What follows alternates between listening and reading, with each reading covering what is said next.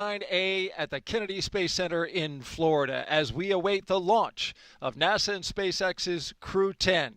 Hey, it's March 14th, Pi Day, and we are ready to fly away.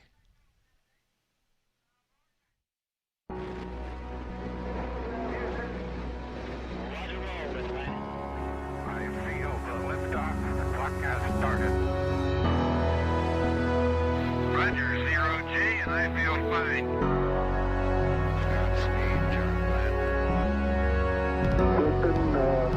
Tranquility Base here. The Eagle has landed. Rocket Tranquility, we copy you on the ground. New possibilities are opening up for scientific cooperation between countries. 1-0. Liftoff. American return to space as Discovery clears the tower. Discovery, go and throttle up. Discovery, roger. Go for deploy. Roger. Nice to be in orbit. We have followed in their footsteps to get us where we are today.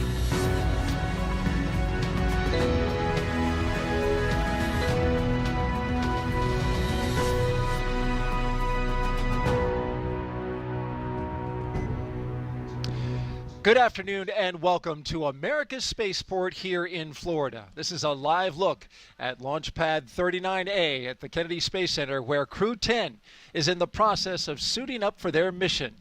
The second attempt, today's T0, is 7:03 p.m. Eastern Daylight Time.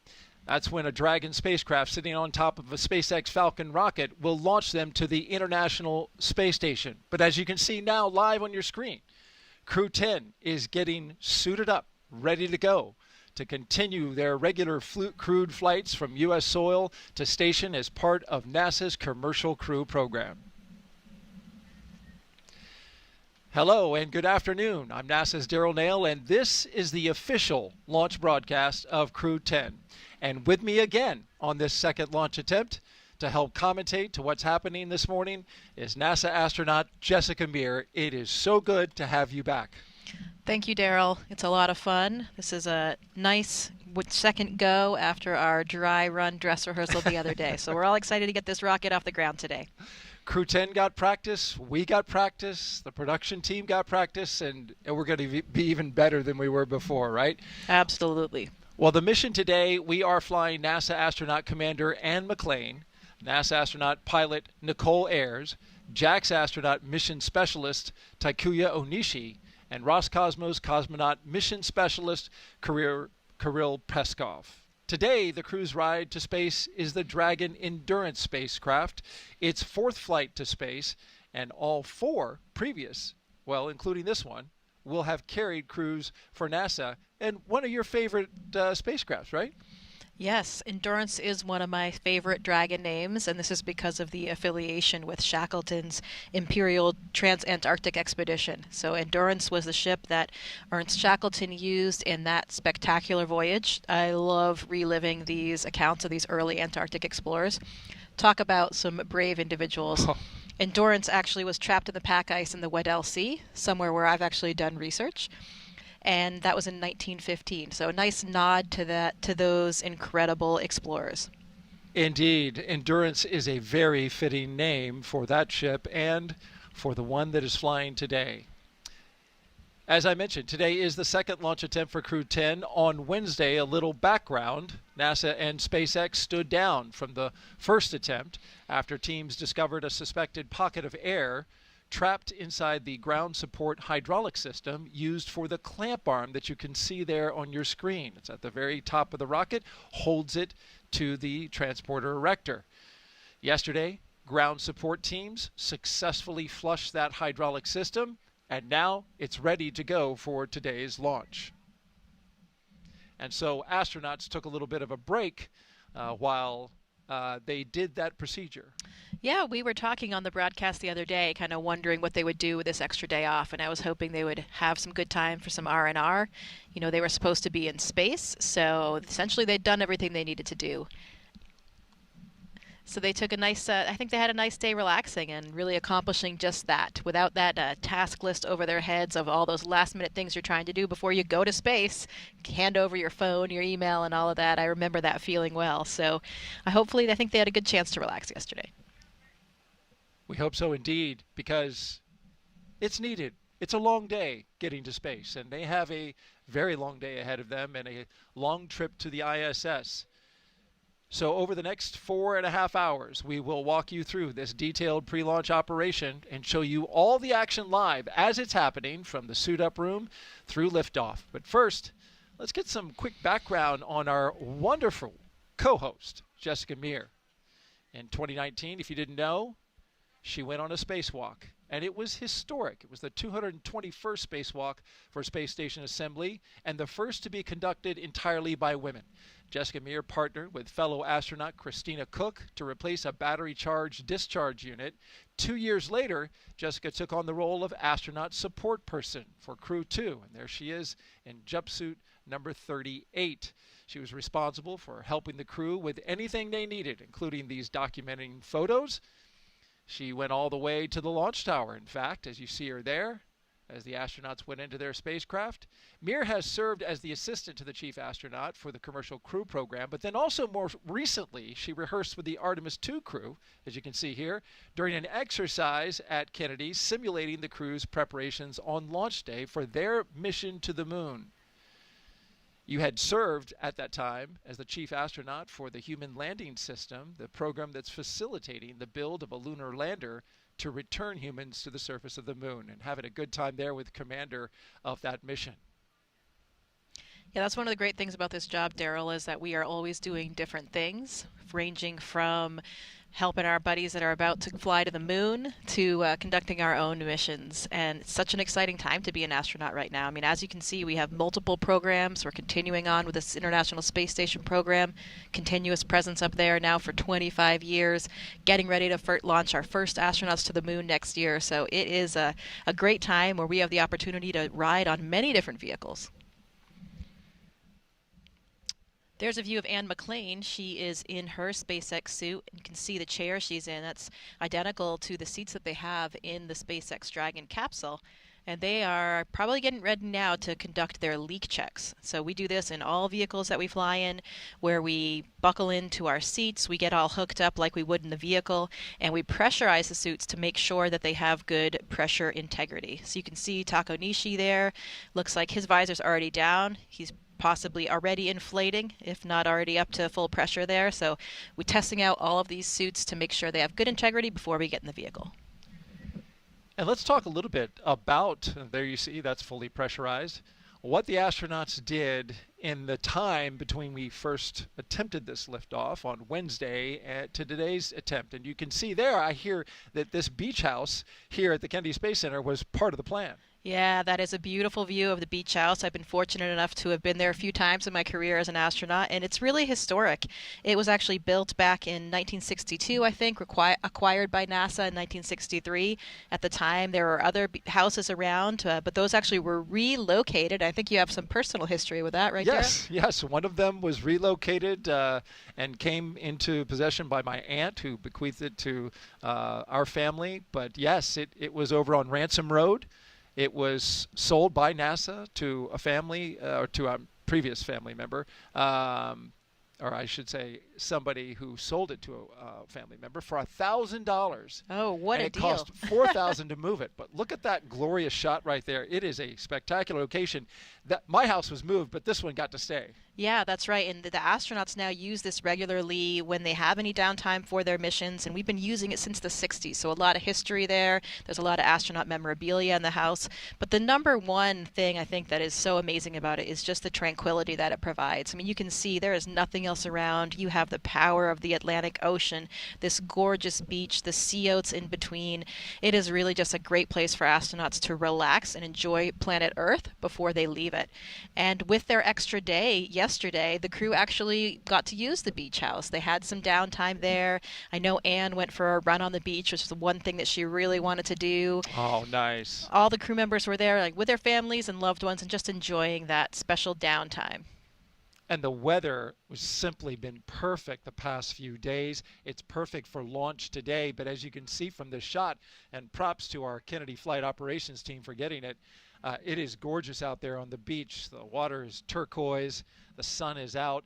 We have a few more clouds today, but that isn't going to cause too much of a problem. So let's talk launch weather since we're on the topic. And for launch today, it couldn't be any better. 95% go for liftoff. The only concern that we have is cumulus clouds, and that's with the introduction of some moisture that came into the area that we didn't have on Wednesday. A little bit of influence. We got some southeast flow, so it shouldn't be too much of a problem again by the fact that we are 95% go. Back into the suit-up room. We are, as we see Anne completing her pressure check, and now she's up and on her feet. Before the astronauts got into the suit-up room, a number of things had to happen. They had to get their medical checks. They got a briefing from SpaceX and NASA before walking out here, but more importantly, they had to get breakfast, and I heard it was a delicious one. It was. Anne reported that they had French toast this morning, among some other items. I think we may even have a picture of that. We do there indeed. It is. There it is. So I think they had a very, very delicious breakfast prior to getting out here today. People are very curious about what the astronauts like to eat right before they get into a spacecraft, so thank you for getting us that crystal clear image. Yeah, and last night they had another ultimate dinner. We talked about the one on Wednesday. This one was, last night's was butter lemon chicken with mashed potatoes and green beans. Anne said it was very delicious. This is the food segment of our program, folks. We appreciate you listening in. I'm just fully hungry after listening to all that. And it's pie day. I mean, dessert. Pie day. We're talking Absolutely. about it all. So this suit room where they are conducting their leak checks right now is actually pretty historic. I think you could have seen in the previous view there's a picture of an Apollo astronaut doing a pressure check or getting ready to do one as well. So that's one of the nice things about this quarantine facility. The suit room is located right in that same building. It's so historic and so inspiring for us as astronauts as we get ready to embark on our mission, especially when it's your first mission and you see the faces of all of these astronauts going back decades and then knowing the things that they accomplished, the barriers that they broke. It's really inspiring to be kind of part of that lineage. And I love that sort of tradition that we keep going. You know, it makes it so much more special when you can connect it to the decades of explorers that have come before you. You know, as we always say, completely true, we are riding on the shoulders of giants. And you can see that throughout this room, throughout the whole quarantine facility. With a T-minus 4-hour situation awareness briefing. We're currently counting down to a T0 of 23:03:48 UTC. 19:03:48 local time. The crew are currently getting suited up with leak checks completed at ONC. The advanced team's at the pad opening the side hatch to prepare for crew arrival.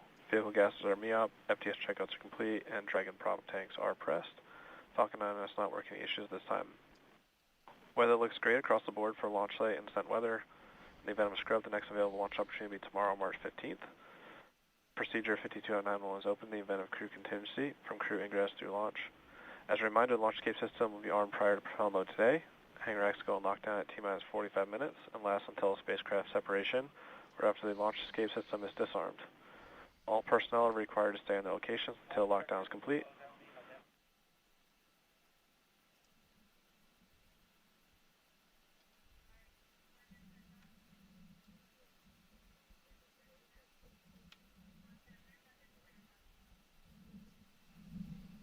MD on countdown 1D and report on Dragon Health. And there's Dragon is healthy, tracking no issues. There's one of the photos I was talking about, Daryl. You can see the historic suit report room. on Falcon9 Health. Falcon9 is healthy, not tracking any issues. All right, this will conclude the T-minus 4-hour situational awareness briefing unless there are any other questions. And Daryl, just over Talk's head, you can see one of those photos that I was talking about. Countdown, suit donning, and checkouts complete, on schedule. The chairs have changed a little bit. You see some really comfortable lazy boy type chairs, though, in that photo. And it looks like Bob Crippen and John Young. Maybe their first shuttle flight. I mean, it would have to be. Yep, looks like a shuttle suit, and I think we saw an Apollo. There was an Apollo image over the other side of the room. And before it runs out, it is 3:14 p.m. Eastern Daylight Time, and it's Pi time and Pi Day at the same time. Just want to note that for all of our Pi fans out there. Happy Pi Day, everybody. 3:14. Well, it's kind of perfect. This is the image you were talking about. Looks like Neil Armstrong. Yeah, I think it's Neil Armstrong in that one. So another iconic image, and those are the kinds of things that really inspire you when you're in there getting suited up yourself. Absolutely. Holding that spherical helmet, which, Pi plays a role in, right? Everything that's circular. I mean, big role in aerospace. Absolutely. If we're talking about fuel tanks, or you're talking about cylindrical rockets. Oh, I'm sure that all the NASA geeks watching right now know exactly what Pi entails. Do you count yourself among that crew? I mean, I guess by default, right? So we got a good report from the launch director there that you heard not too long ago. Everything is running on time. They got the advanced team out at the pad. They're opening up the side hatch to get that ready for astronauts to ingress. The weather, as he mentioned, just perfect for launch. Weather is good also in the ascent corridor, an area that runs up the eastern coast along the Atlantic. Conditions are good as there in case the Dragon needed to come off the top of the rocket in the case of an emergency and then splash down along that ascent corridor trajectory.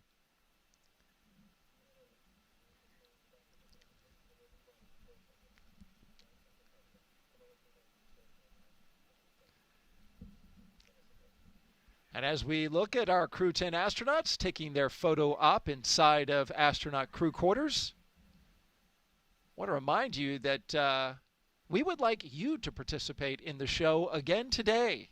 And if you want to do so, just ask your question over the next 4.5 hours, and you can get it in on X, Facebook, YouTube, or Twitch. Send your question with the hashtag AskNASA. And we look forward to looking at all those questions and funneling them in to Jessica Meir, who has a rich experience in spaceflight, along with her current training as an astronaut. Okay, time now for the traditional card game. It's a tradition to try and get rid of any bad luck. Yesterday, they played what appeared to me to look like high-low, just a simple card game dealt out to the astronauts, and the chief astronaut, Joe Acaba, on the left, plays it with the crew. Yeah, I believe it was high card that they played last time. I haven't heard that they were going to change the game, but we're never quite sure because they do change it for different crews. And the history here, there are a few different versions of it, but the one that I think is probably most correct is that they play until the commander loses. That way we make sure that this crew gets all their bad luck out of the way. You can see Joe Acaba is dealing out the cards here to the crew.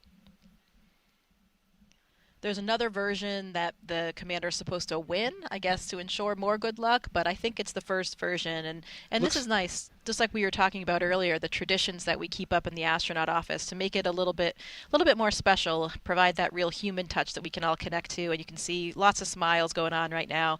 The shuttle astronauts used to play these games all the time, and I'm assuming this tradition maybe goes back even to the Apollo times, but I'm not certain about that one, at least shuttle. Fist bumps all around from the chief.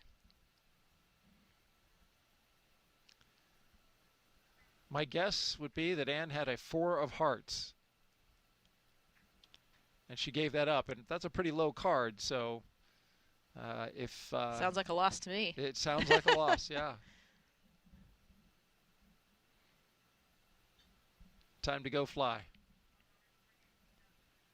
Well, you could really see it in that shot, and seeing all their faces, that moment of levity, a break from, hitting these milestones at specified times. You have a little time that's literally on the schedule to relax a little bit and have a moment of levity with your crew and with the chief. Core on countdown, LIO seals removed, and installation complete. On schedule.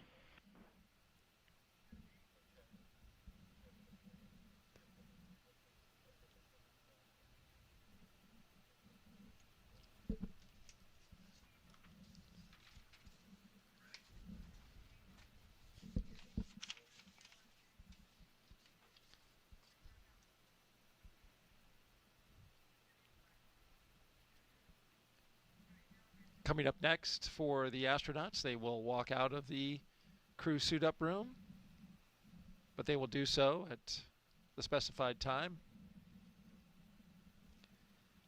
While we are out at the pad, I want to talk about something that is new for this mission.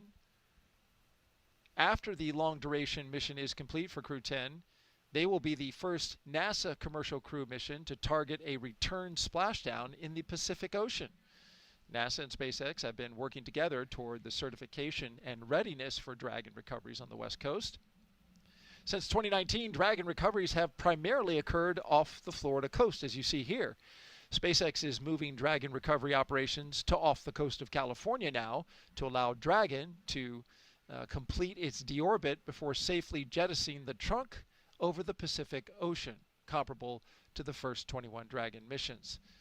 Crew splashdown locations are on the map that you see here near Los Angeles, Oceanside, and San Diego.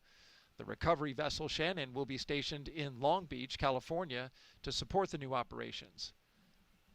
To establish this capability, it not only improves public safety, but NASA and SpaceX worked for months establishing new sites to do this, along with a laundry list of other things like obtaining regulatory approvals, performing engine assessments, and updating flight rules.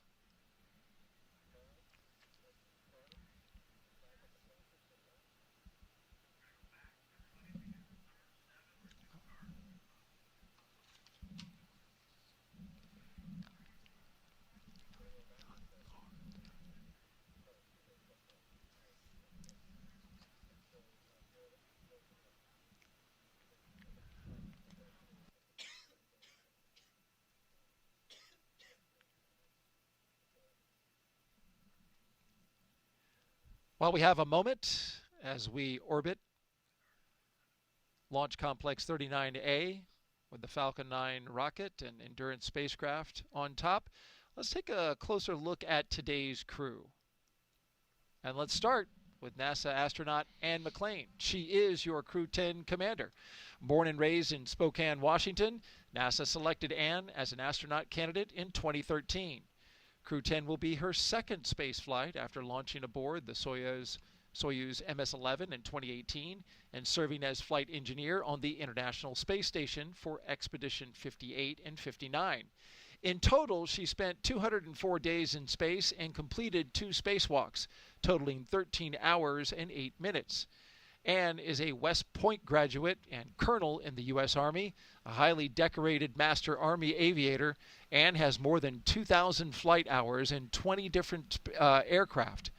Anne is also an avid rugby player and former member of the USA Rugby Women's National Team. She currently lives in Houston, Texas, with the rest of the astronauts.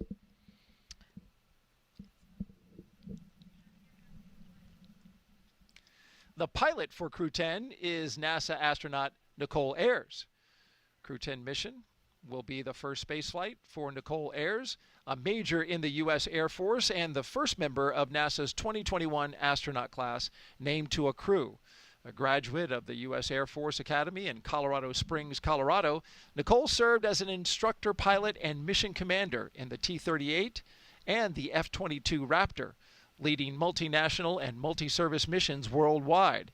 She has more than 1,400 total flight hours, including more than 200 in combat. Nicole has a twin and was born in San Diego, California. To the mission specialist now. This will be the second mission to the space station for JAXA astronaut Takuya Onishi. After launching aboard the Soyuz MS-01 mission in 2016 and spending 113 days in space as a flight engineer for Expeditions 48 and 49, Onishi received a Bachelor of Engineering degree in Aeronautical and Space Engineering from the University of Tokyo, and soon embarked on a career in aviation with All Nippon Airways in Tokyo. He was selected as an astronaut candidate by JAXA in 2009, and during his stay on the space station, he became the first Japanese astronaut to capture the Cygnus spacecraft in space. When he's not training, Onishi enjoys flying, playing the saxophone, movies, and hiking. And last but certainly not least, this is mission specialist and Roscosmos cosmonaut Kirill Preskov. It is his first trip to space. Before his selection as a cosmonaut in 2018, he was a co-pilot on the Boeing 757 and 767 aircraft for Russian Airlines. Assigned to a test cosmonaut in 2020, he has additional experience in skydiving, zero-gravity training, scuba diving, and wilderness survival. And as you probably noted by me reading their bios there, that all four, we mentioned this on Wednesday, are certified pilots, military pilots, and pilots in private aviation. And that is impressive for a crew these days. Yeah, and it certainly is that we have all four pilots, and I like how you highlighted that. You know, we have 2 military pilots, 2 commercial pilots. It's something that the crew talks a lot about. I think it really helps them in their communications. You know, they all already speak the same language, and a lot of them, each of them have really remarked upon that. It kind of gives them this really synchronous way of communicating, and they're all in lockstep with each other. I think that helps them operate very efficiently together as a team. I know it has throughout their training, and I know that will carry over into their vehicle and on the International Space Station as well.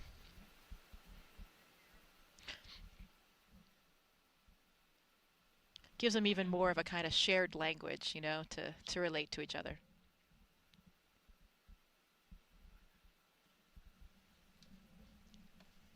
And so for these 4 pilots, how long have they trained together for launch, and how much training does that involve? Well, typically we get assigned about 1.5 to 2 years before the mission. Sometimes that's a little bit variable. Sometimes the commander and pilot will get assigned first and start a little bit earlier because they have a little bit of additional training for the vehicle. But about that amount of time, and that is when, you know, we're doing everything from vehicle to space station training.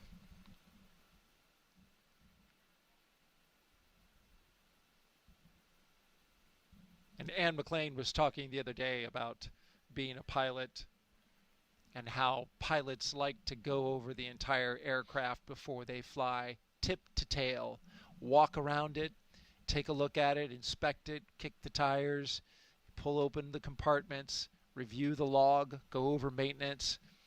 But that's not something that can be done by the NASA astronaut today. You guys rely on a support team, hundreds and hundreds of people, if not thousands, across NASA and SpaceX to get ready for this moment. Yeah, that's a huge part of the process, and it's something that we become accustomed to, where we get to know these teams on a personal level. We know the people, we get to know the hardware, and through this very intensive training regime that we have, we develop a lot of trust in both the hardware and the people, all the ground teams that are keeping us safe. We know that safety is NASA's and SpaceX's #1 priority. And so you develop this camaraderie with the people. You know that everyone is ensuring safety in everything that you do from launch day, and really watching every minute of the day on the space station to make sure things are operating correctly. So yeah, as Anne kind of mentioned, for these pilots, it's a little bit different, where, you know, they have really put their eyes on every piece of hardware and checked it on their own. Now they're using that trust that they have. But thankfully, to the way that we operate, the incredible relationship that we have with the SpaceX team, we have that level of trust and integrity between both partners, and we know that they will be watching all those factors. And that's a good thing, because as an astronaut, we have so many different things. We really have to compartmentalize our brains. We're switching back and forth between a spacewalk training and then doing a spacewalk, capturing a vehicle using the robotic arm, fixing the toilet on the space station, and then doing an experiment. So we're doing so many different things all the time. There's no way that we can be experts really at any one. And so you become this kind of dabbler, a dilettante on all of them. And what you do is rely on all the people on the ground to help you through that process and make sure that everything goes as smoothly as possible. And we appreciate all of those people who have really spent a lot of time, long hours, weekends, nights, working to prepare this mission for launch. We move you now to looking live outside astronaut crew quarters, where family, friends, and some media have gathered to document Crew 10 as they walk out of their living quarters and then into their vehicles. 3 Teslas all lined up with that license plate.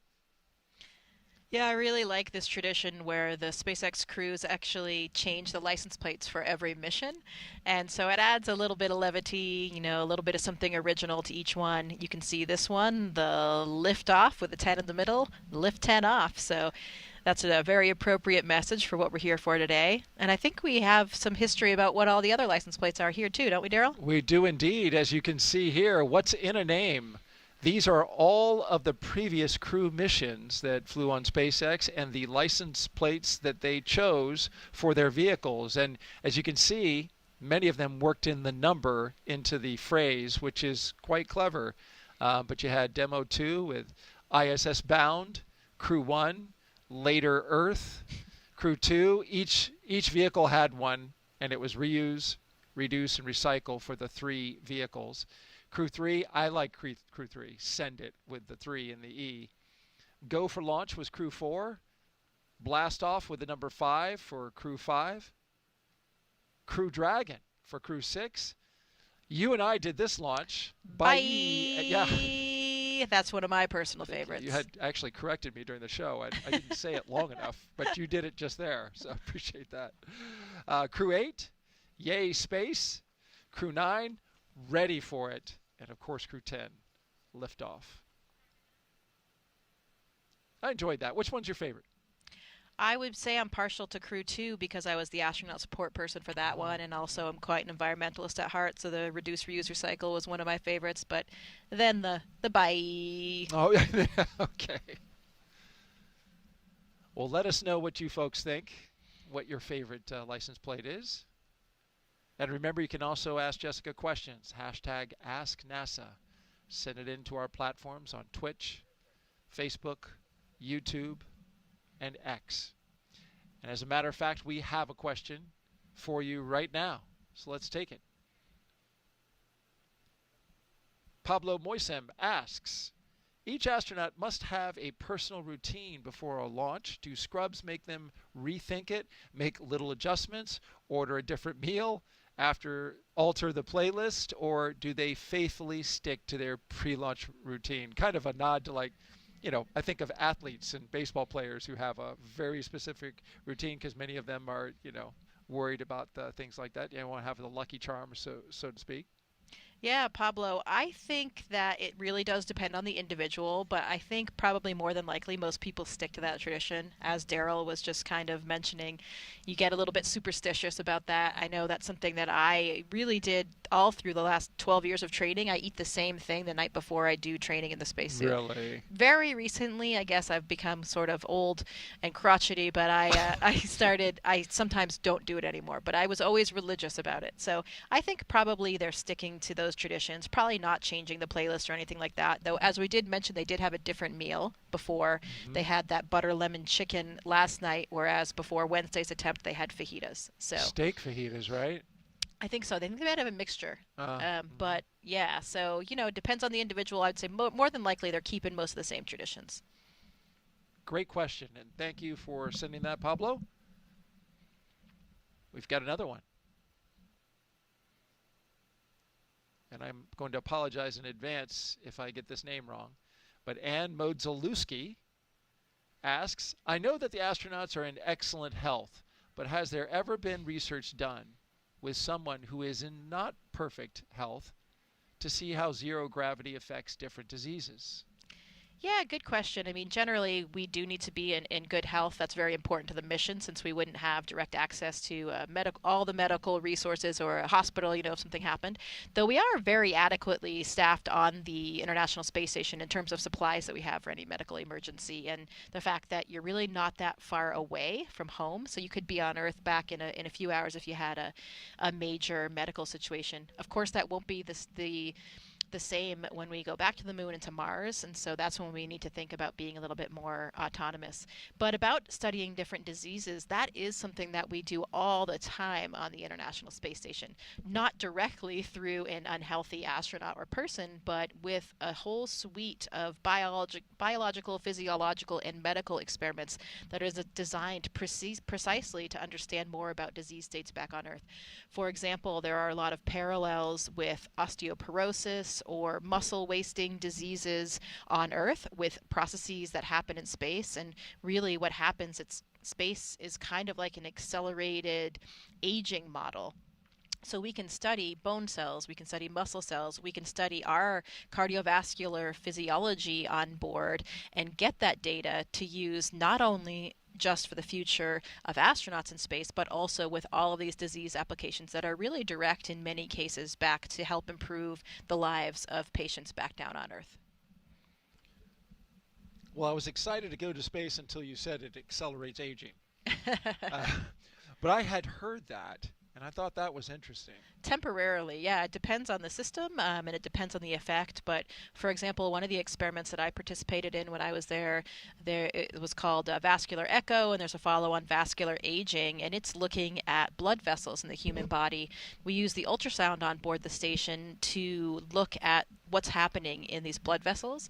And what was found on some of these previous studies is that the blood vessels actually get thicker and stiffer, the walls of the blood vessels, equivalent to about 10 to 20 years of aging in only a 6-month time period. So really important that we understand these kinds of things and start unraveling the mechanism behind it so that we can keep astronauts healthy. But then, as we just mentioned, a lot of corollaries to aging back down on Earth as well.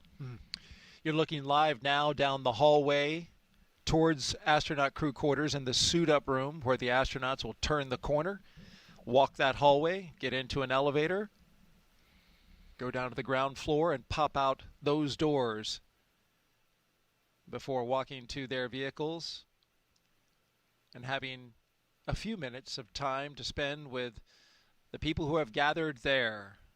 Special guests, VIPs, family members, loved ones, and the press. And we can see in the middle of the screen, I do believe, we have our acting administrator, Janet Petro, there. Yeah, I see Vanessa Weish as well. She was very recently the director of the Johnson Space Center, and now she's the deputy for the administrator.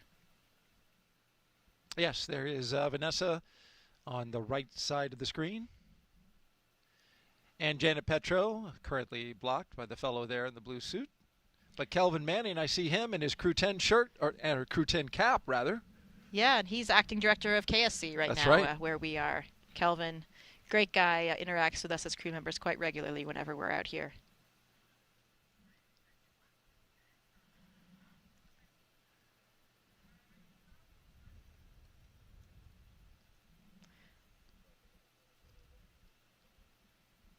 I think we saw Casey Swales there as well. She's a NASA Deputy Associate Administrator. And they are all right down there. That's a wider view outside the U-shaped ONC, as we call it, Operations and Checkout Building. The caravan departs from this location. You can see towards the back and at the top of your screen the SWAT vehicles, the 3 astronaut vehicles, and then at the front, security gives them an escort across the Kennedy Space Center. It's about a 20-minute drive to the launch pad. We've got some folks also here visiting as part of NASA's social program. And there they are waving. I think they turned around and waved. But a great group of folks here who are social influencers who have come to document what's Core on happening. countdown, advanced team work complete, ready for crew arrival. Commencing crew walkout and ONC departure. And here they On come. schedule. Walking down the hallway, Crew 10. Leaving the astronaut crew quarters, going into the elevator amidst some applause and revelry. That was astronaut Kjell Lindgren just on the other side of the elevator door. He is the acting director of the Flight Operations Directorate. So that's the directorate that resides above the astronaut office, the flight director office, all the flight controllers. And Kjell actually flew on Dragon as well himself back on Crew 4. He did indeed. And he and his fellow crewmates all came out to Kennedy sometime after their launch and did a meet and greet with everybody who works out here. And it was really a special time to get close to the astronauts, ask them questions, take pictures. For the people who support the launch operations here at the Kennedy Space Center, I know that meant a lot to the people who went out and saw Crew 4 when they visited here.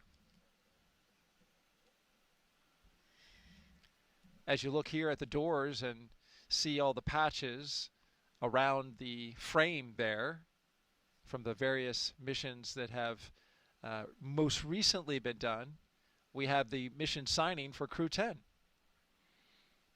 That was Anne McLean, and here's Nicole Ayers, Takuya Onishi, and Kirill Peskov. Yeah, I think that happened last Friday, and from that image you saw outside, the Crew 10 patch was actually the bottom left in that image you'll see when they come through the doors. That sticker was placed on Tuesday evening by Anne and Nicole. You can see the bottom left over there. But another great tradition, because you can see all the stickers there. There's certainly way more mission stickers than we've had Dragon missions, and that's because we see all the historical ones as well. Loads of shuttle mission patches there, and another one of these strong traditions that really bond us as astronauts and really add another element of what makes the things that we do unique and makes us all connected. Jessica, when you eventually fly, I dare you to put one right there smack dab in the middle of the NASA meatball. Okay, challenge accepted, Daryl. Challenge accepted. All right. There you can see Haley Esparza and Katie O'Neill walking out. They gave a little fist bump, and they're getting ready to pump up the crowd. They are SpaceX employees that really are the key liaison for SpaceX with all of the things that astronauts do. So two incredible women that we know very, very well in the astronaut office that are really essential to all of the SpaceX operations.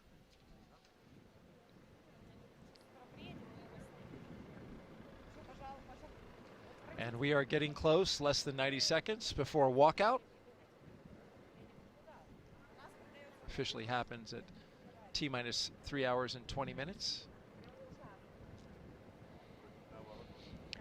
So among the crowd, we mentioned some of the VIPs earlier, and then we have a few loved ones there as well to see the crew off. So that last moment to wave to your spouse, to your kids, to whomever you have there supporting with you. And another special moment right before you get into those vehicles and make your way to the launch pad. And here they come. Crew 10 taking their first steps outside as they prepare for their journey to the International Space Station. From left to right, Kirill Peskov, Nicole Ayers, Anne McLean, and Takuya Onishi.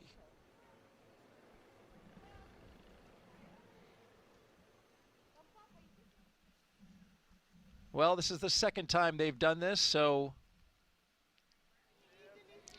when you do something a second time, does it have the same feeling?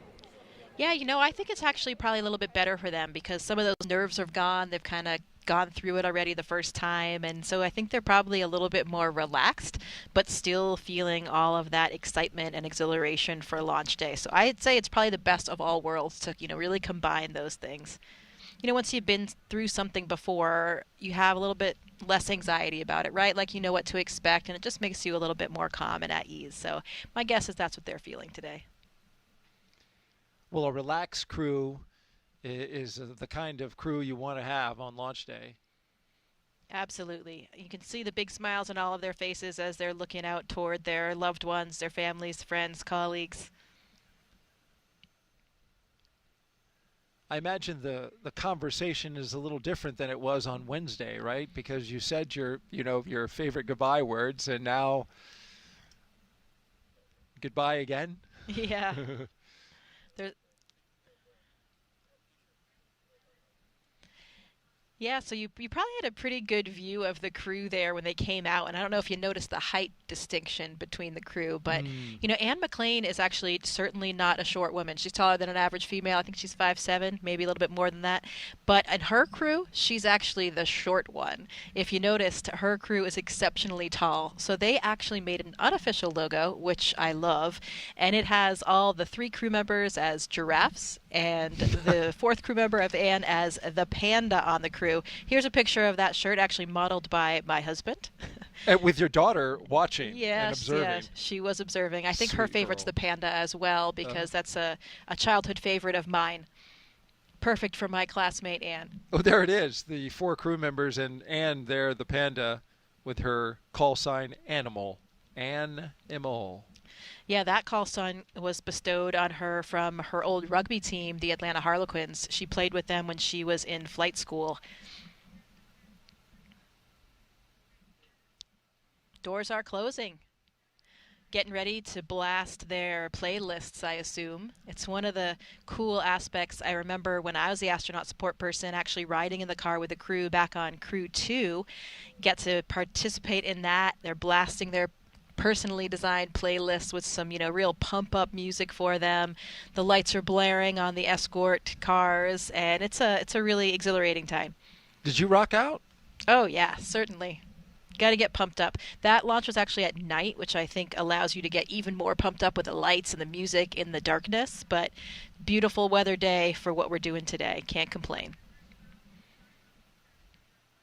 Speaking of the weather, Daryl, I'm glad we have such a sunny day, because on that walkout, not sure if you knew about this, but Nicole Ayers, call sign Vapor, she is actually very anti-umbrella, stemming back to her days in the Air Force. I guess it's an Air Force flight, an Air Force jet pilot thing, where they're too tough for umbrellas, so they have to really stick it out no matter what the conditions are.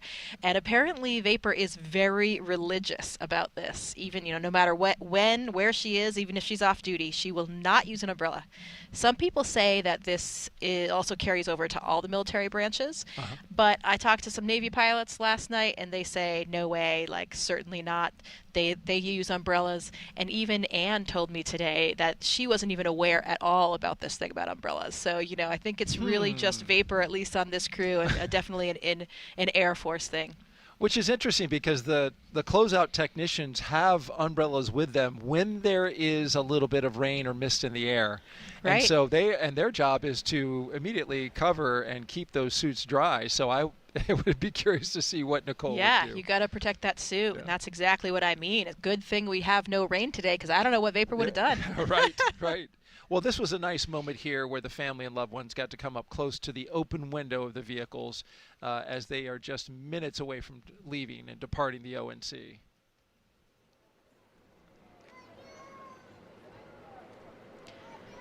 In the first vehicle, you've got the closeout lead and 2 suit technicians. In the second one, the commander and pilot, along with a flight surgeon. And in the third, the 2 mission specialists. They're getting a wave out the window as they drive off.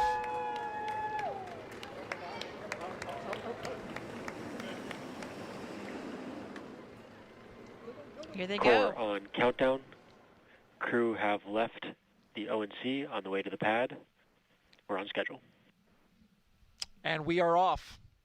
The crew on their way to Space Launch Pad 39A. Driving away from the Neil A. Armstrong Operations and Checkout Building. This begins the 20-minute drive with a full security escort across NASA's Kennedy Space Center, including, they'll get ready to do a drive-by the VAB, as we all know. I think once we see them get going on the other road here, they're going to get up to 65 miles per hour or so, which I think they're cruising along and in pretty close proximity of each other. That's more than the posted speed limit. I just want to let you know. Special day, absolutely. I know we don't really speed when we drive here at KSC, right? You're too No, afraid you don't of want getting to do pulled that. over, but this is a special You'll day see that for guy on your tail. I'm sure Anne loves the helicopter escort as well. She's a helicopter pilot, so sweet sounds of home. And as they get up to speed here, I bet she's really jamming out. Anne's mom told me that back in high school, Anne accumulated so many speeding tickets that she almost had to do some defensive driving courses. So she has a need for speed. Oh, spilling the tea on the Commander. I like it. Speaking of Anne, let's find out more about her in her own words. Here now, Commander Anne McClain. When I get asked why we explore, oftentimes I think, what would our society look like if we didn't explore? What would our society look like if we didn't ask what was over the next hill, what was across that ocean, and for us now, what's beyond our planet? My name is Colonel Anne McClain, and I'm the commander of NASA's SpaceX Crew 10 mission to the International Space Station. I was 3 years old when I first told my family that I wanted to become an astronaut, and I'm fortunate that no one of my family told me that it was impossible to do. They all said, that's going to be a lot of work, and they were right. But they were ready to support me every step of the way. They reminded me of my dreams if I started to get discouraged, because it is a long and challenging road. One thing I knew about becoming an astronaut is that not a lot of people get to do it. It was important to me to choose a career that I was going to love and be fulfilled in, regardless of my selection to becoming an astronaut. So I chose to serve my country as a helicopter pilot and an officer in the United States Army. I still am an active duty officer in the Army. It's something that brings me a lot of meaning to be able to serve the American people in that manner. And it's something that I would be doing still every day if I was not fortunate enough to wear this blue suit. This is my second flight to the International Space Station. I think on your first flight, there's a lot of unknowns, right? You don't know how it's going to feel to go to space. You're very focused on making sure that you know your stuff. On this flight, as the commander, I'm really focused on building a cohesive crew. So over the last year and a half, I've had the pleasure of working with my crewmates on Crew 10, Tak, Nicole, and Kirill. We've shared a lot of meals together, we've traveled together, we've done some tough sims together, and they are three very special people to me. And now we get to go launch to space and do this incredible mission with our good friends. The International Space Station is a proving ground for a lot of technologies for deep space exploration, but it is also a national orbiting laboratory where the U.S. can work with universities, research labs, other countries to develop things that benefit us on Earth, everywhere from cancer research, Parkinson's research, materials research, and at the same time, we're looking at the things that we're going to use on Mars and future moon missions.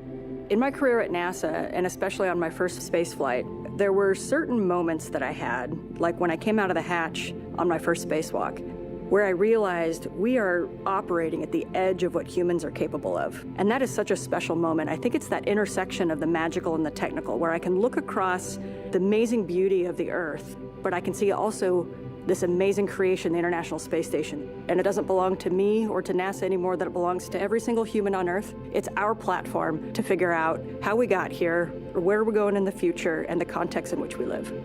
Our goal is to be a beacon of hope for all of humankind, so that people can look and say, this is what we can accomplish when we work together. The next member of Crew 10 we'd like to hear from now is pilot Nicole Ayers. Space exploration is so important for humanity. You know, we learn so much as we get further away from Earth. Every time that we make a further step, we learn something and we learn how to adapt, and that is so important to humanity. We are explorers, each and every single one of us. My name is Major Nicole Vapor Ayers, and I am the pilot on NASA's SpaceX Crew 10 mission to the International Space Station. As a little kid, I always wanted to be an astronaut from the time that I was about knee-high. Growing up in Colorado really inspired me to go explore. I loved exploring in the mountains and learning how to camp and hike and live in a weird and exciting environment. Growing up as a twin is probably my favorite part of growing up. You have this built-in best friend to get in trouble with, to go exploring with. We grew up right there in Colorado Springs. We got to see the Thunderbirds fly over the Air Force Academy every year, which really inspired me to become a pilot in the Air Force. I always had an affinity for the sky and for space. Being next to the Air Force Academy kind of was the natural path for me. So I was a very serious little kid who set my goals really high and worked really hard and never got bumped off that path. I got my wings in August of 2014, and then I flew F-22s in Alaska, got to do some great flying up there in the mountains. I had a no-notice 6.5-month deployment. From there is when I moved down to Houston to start my job as an NASA astronaut. Crew 10 is a group of pilots who are going to space together to execute science and maintenance. We are about to launch to the International Space Station for a 6-month rotation aboard the orbiting laboratory. We've got a great group of humans who are funny and caring and kind and also wicked smart and capable and efficient. Our major goal is to get to the space station, execute the mission as well as we possibly can, and then come home still funny, kind, and caring about each other. Doing science in space is so important because here on Earth, there's gravity and it's a force that holds things down, and in space we can remove that force. And so we get a glimpse into processes and forces and structures that are too small or too weak and they can't actually flourish here on Earth. Long duration spaceflight is so important for human research to figure out how humans adapt and what happens to your body in microgravity. We get to learn how hardware and plants react in space, and we get to put them in this environment that's pretty harsh. You know, we're outside of the atmosphere, and now we don't have the protection of the atmosphere. What happens to those things, and how do we fix them, and how do we better prepare our people, our hardware, our food, our water systems for that deep space exploration? Throughout all of our training, it's been apparent to me that there is a massive humanity that gets us to space. It takes a village to get us there. The International Space Station wouldn't be where it is today without the international cooperation, and it's just blown me away with how many people it takes to get to space. From Crew 10, we just want to say thank you. And you see them passing the VAB now, where we just had a big major milestone in the NASA Artemis program. Engineers finished stacking the twin solid rocket boosters on the inside of that very building that you see there for Artemis 2. The big rocket doors there. And there you have the view of those twin solid rocket boosters, 177 foot tall. They provide most of the 8.8 million pounds of thrust needed to launch 4 astronauts on a 10-day lunar journey. Since November, crews have used a massive crane to lift and assemble 10 booster segments, each packed with avionics and motors that will safely detach after launch. With the boosters now complete, the focus shifts to integrating the SLS core stage in the coming weeks.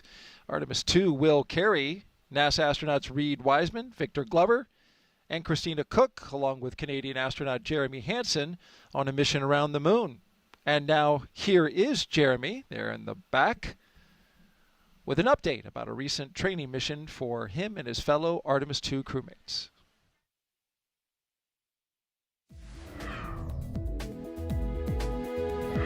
Hey everyone, I'm Canadian Space Agency astronaut Colonel Jeremy Hansen, mission specialist for the Artemis 2 mission. I'm here at the Johnson Space Center here in Houston, Texas, where we normally do most of our training. But every once in a while, we like to change it up a bit. Reed, Victor, Christina, and I recently spent several days in Iceland, trading in our spacesuits for hiking gear to study its geology and surroundings. Why Iceland? Well, as you can see, it has a similar landscape and terrain to the moon, with various volcanic rocks like basalts and breccias, and has limited to no vegetation. The Nordic island has been a lunar training site for NASA astronauts since the days of the Apollo missions. My crewmates and I teamed up with scientists and geology experts to explore the huge boulders, formations, and volcanic craters across the lava fields. During our journey, we stopped at various spots to discuss what we observed. Some of the really fine material is compacting into what's like the glue holding this together. And even tested different types of tools to collect rock samples. Although we won't be landing on the moon during our mission, this field work and navigation practice will allow us to make informed observations when passing the lunar surface and pave the way for future Artemis crew training. And that's your Artemis Moon Minute. For more Artemis updates, scan the QR code on your screen that you see right here. There it is. Scan that QR code or visit nasa.gov/Artemis2 to get the latest updates as we get escorted across the Kennedy Space Center. Security leading the way. There they go. They're up to top speed now, I bet. You got a little construction they're coming up on, but and it's a two-way road, but there's no problem there. They've already pre-cleared it for them to go by. Another interesting note that we get to see when we have a daylight launch is those crawler tracks that you see just to the top of the screen. You know, those two rock-bedded crawler tracks, that's where the SLS rocket and Orion spacecraft will slowly march its way out to the launch pad, the giant crawler transporter.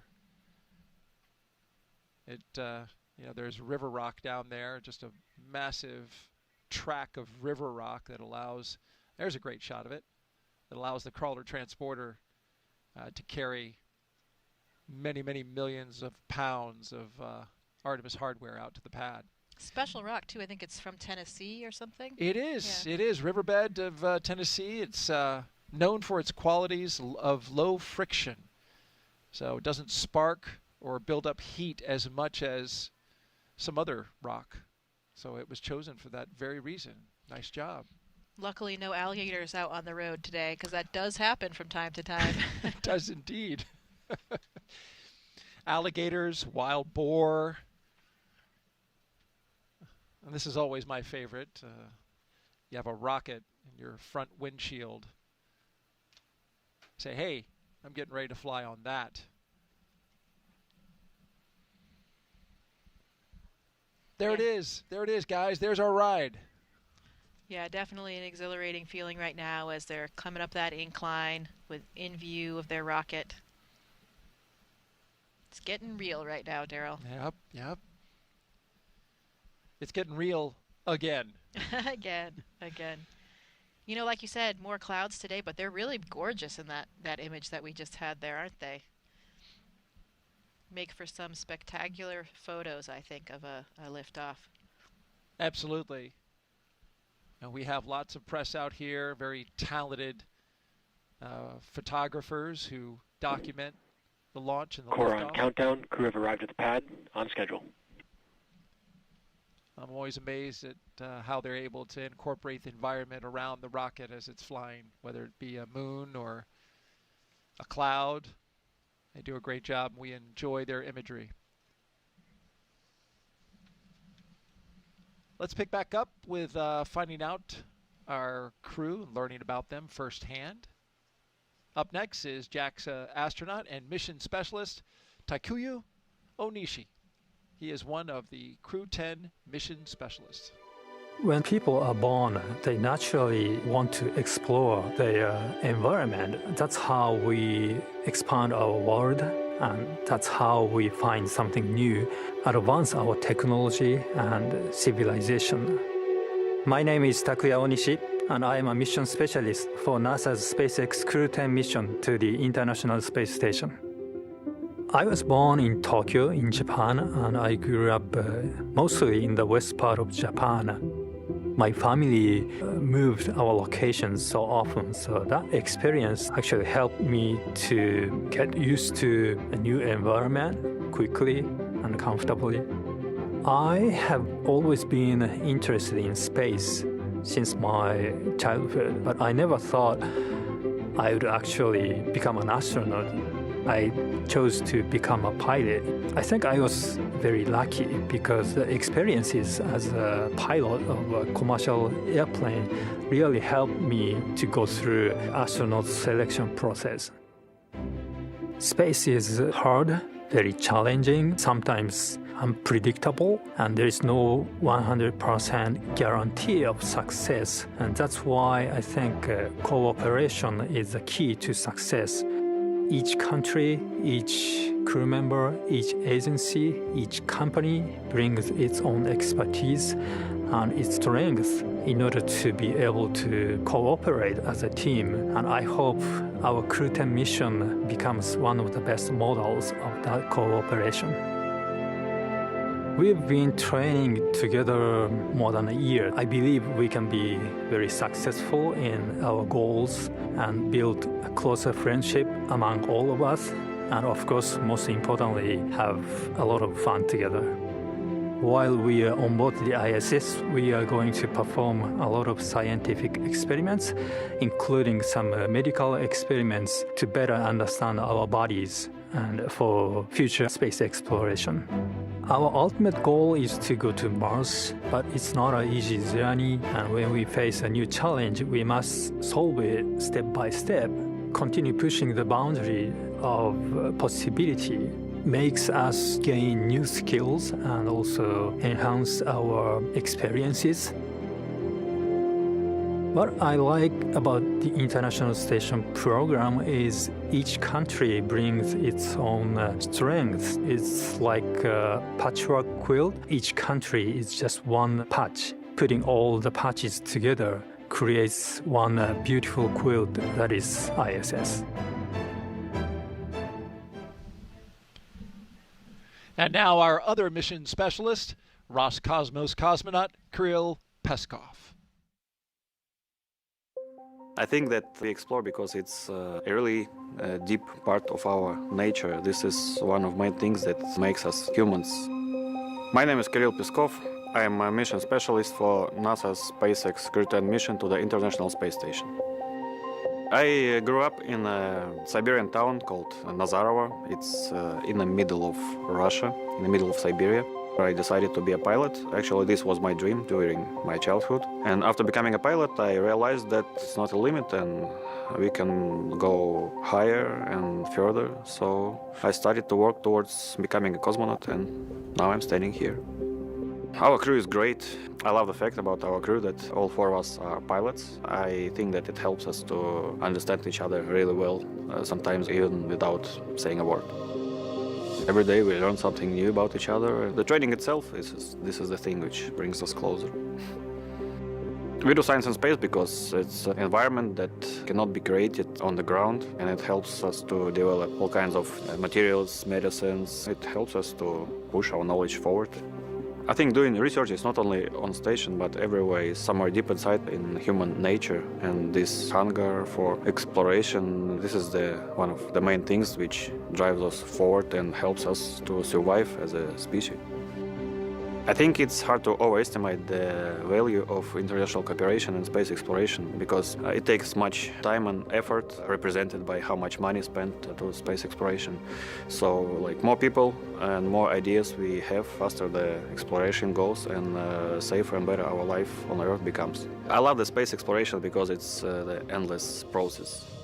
When I became a cosmonaut, I was surprised how big this team is. The team who makes these flights possible. It is like thousands and millions of people, and what I would say is to say thank you, not only for airspace industry agencies, but also for all the people who are involved in creating something and in different kinds of research. You are making the world better.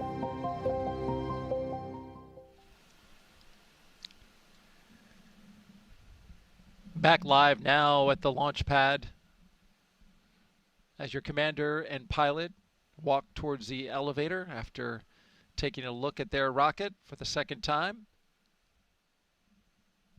Heading up the launch tower. Getting into that special elevator, and I'm not sure, I'm guessing maybe Anne will get to push that button, but it's the best button in the elevator because it says space. No floor number, just space. And today, she means it. Yeah. I always love that image of the crew members leaning back and looking up at their rocket, really appreciating the gravity of what they're about to do and how tremendously powerful that rocket is there in front of them. The elevator will take them almost several hundred feet up the launch tower, and they'll pop out right there. And then they'll have to walk a couple flights of stairs to get to the very top where the crew access are. Of course, this is historic hardware here, this launch infrastructure, as the elevator doors open. That was a fast ride. There they are. A little wave from Anne McLean. Almost at the rocket. Still some stairs to climb. That's right. The last climb.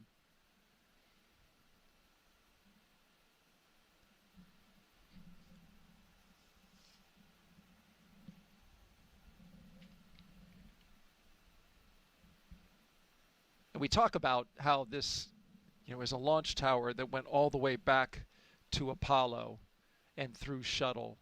So that's why this, slight modification where the elevator doesn't quite go to the spot of this taller rocket where the spacecraft is and where the door and the hatch are. But a lot of history at these pads, both 39A and 39B,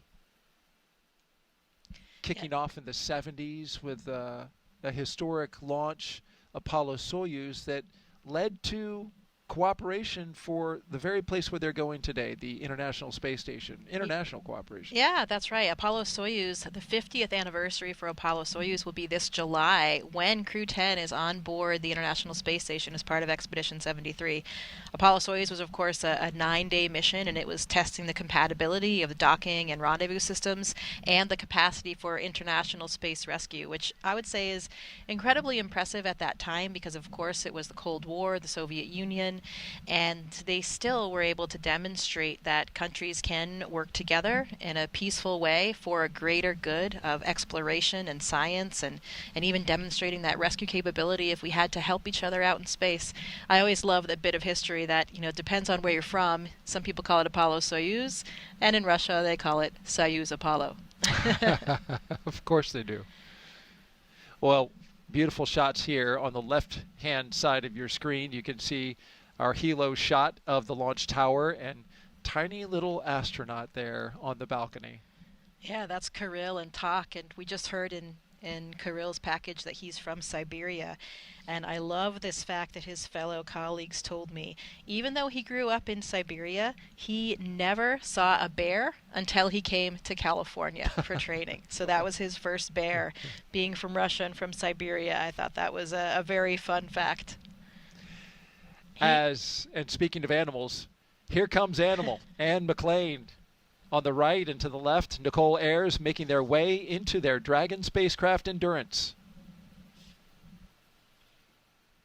They signed the patch yesterday, so no need Core on to countdown, sign it crew in again. the white room.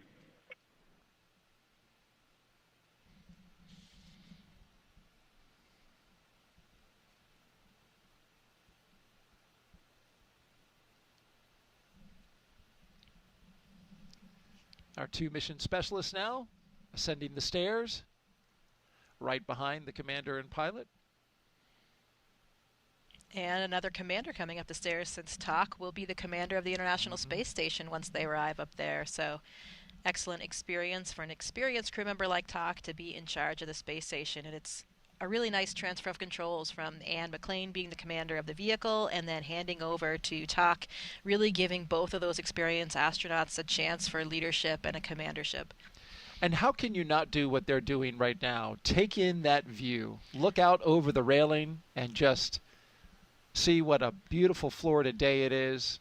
It's an incredible view from up there. Usually a little bit windy, but man, every time I've been up there looking out, you can see the whole coastline, all the other launch pads, the VAB, really the entire Space Center, and it is simply gorgeous. Maybe that wind is why one of them is standing a little off from the rail.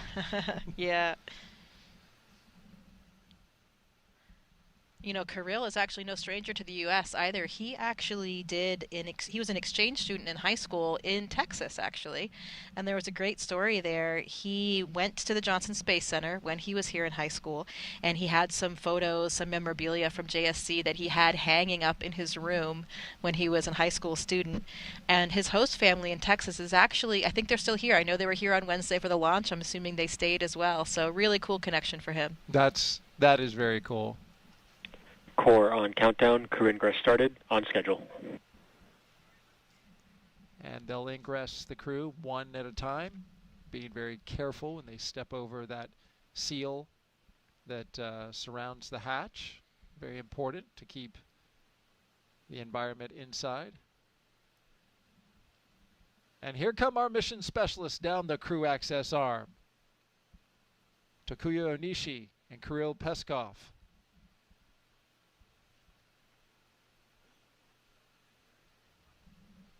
We can see them on both sides of your screen there, from the outside and the inside. Love that shot.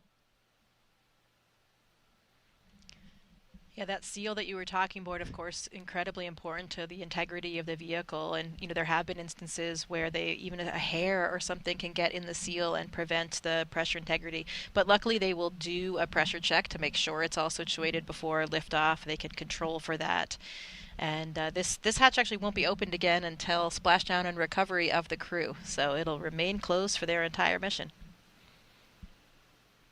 Yeah, that's a great note there, because it's such a big deal when they close that hatch to know that that door is going to be shut for months before it's opened again. While our commander and pilot are getting buckled in, why don't we take a social question? We've been taking them throughout the show. We thank you for submitting them. Chloe Bokeli asks, Jessica, what is your favorite part about the ride up to the International Space Station? Well, it is an incredibly dynamic ride.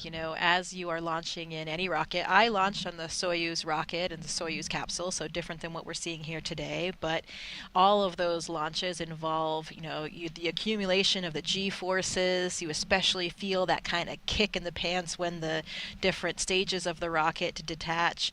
But I think my favorite part was, only about 8 minutes, then you're in space. Everything in the capsule starts kind of lifting up, even anything that was on the floor, little bits of dust or anything that was dropped. Your pencil, your arms start lifting up, and everything is weightless. And I remember looking over at my crew. Oleg Skripochka, my commander, he had flown before, so it was familiar for him. But Hazza Ali Al-Mansouri, the very first astronaut from the United Arab Emirates, it was his first flight, just like mine. And I remember looking at him, and his eyes were enormous, and both of us were just thinking, wow, this is it. We made it to space. Wow. My journey to space was only 6 hours, or to the space station was only 6 hours. Now the Soyuz actually often does what's called a 2-orbit rendezvous, and they're there in only 3 hours.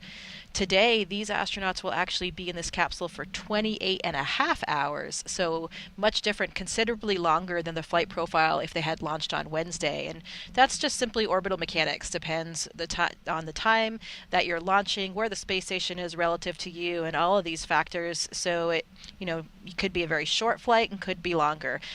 Really, that just kind of showing they'll have quite a bit more time to acclimatize to weightlessness. They'll probably have some really incredible views to look at, whereas, for me, it was all very, very fast. I never even got out of my seat. How about that? But they'll actually have a sleep period up there. They'll get out of their seats and suits pretty soon after they're in space. They'll go to bed for a while, and then they'll try to, get some rest and then wake up refreshed for the next day when they will be docking to the space station.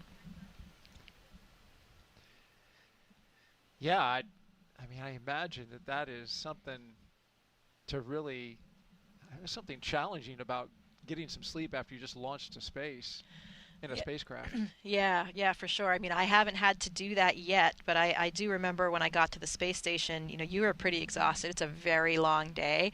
But your head is just going through so much. You have this whole new mapping of new neural networks as you're starting to navigate in a three-dimensional volumetric way of space, and it is very, very stimulating. I think my memories of those first few days are a little bit hazy just because of that. So it'll be interesting to see. I know we talked about that a little bit on Wednesday with Anne and Talk, both experienced astronauts. Generally we see the veteran astronauts emerge, and they look a little bit more graceful. I think because they've already had those neural networks formed. Even if they haven't used them in many years, they're already there. Whereas the rookie astronauts, Nicole and Kirill, they'll probably be a little bit less graceful as they kind of navigate and all of those mechanisms start coming into fruition. That 28.5-hour transit to the International Space Station will put this crew on course to arrive at the International Space Station at 11:30 p.m. Eastern Daylight Time tomorrow, Saturday, March 15th.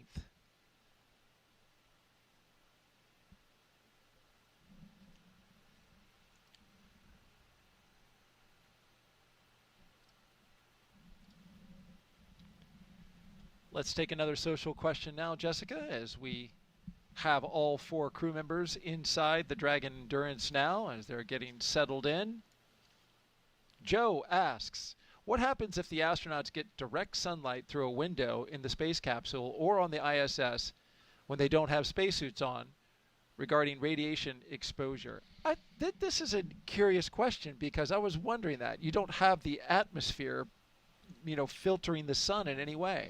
Yeah, so some of the windows on the space station actually do have like a UV protection built Makes into the sense. window, just like, in your car or other types of windows, but some of them do not. So that's actually, my crew, I remember from training in Russia for the Russian segment, there are 2 of their windows that actually don't have that UV protection, and in training they really emphasize that to you so that you remember that, and you take some precautions if you do use those windows.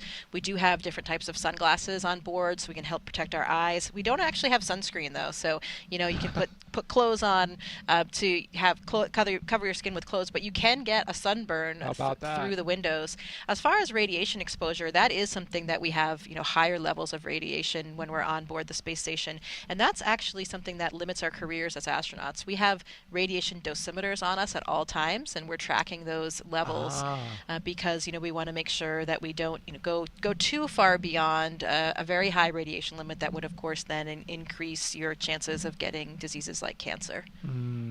That makes sense, and they use, I think, a metric, comparatively speaking, for how much radiation you get for like how many dental x-rays you could get in a lifetime. Like it's a fair amount of radiation, so that's why they keep track of it. Yeah, and the limit basically just is a certain threshold beyond which your chances of getting cancer are increased by a certain % over the general population. So it's pretty conservative, but it is something that we track regularly because it is a concern. Of course, it'll be a much larger concern when we go back to the moon and eventually onto Mars. There we will be experiencing, on those journeys, we'll have much higher radiation levels than we do have in the low Earth orbit of the space station. So that is a very big topic of research in terms of human health and physiology and how to protect the astronauts.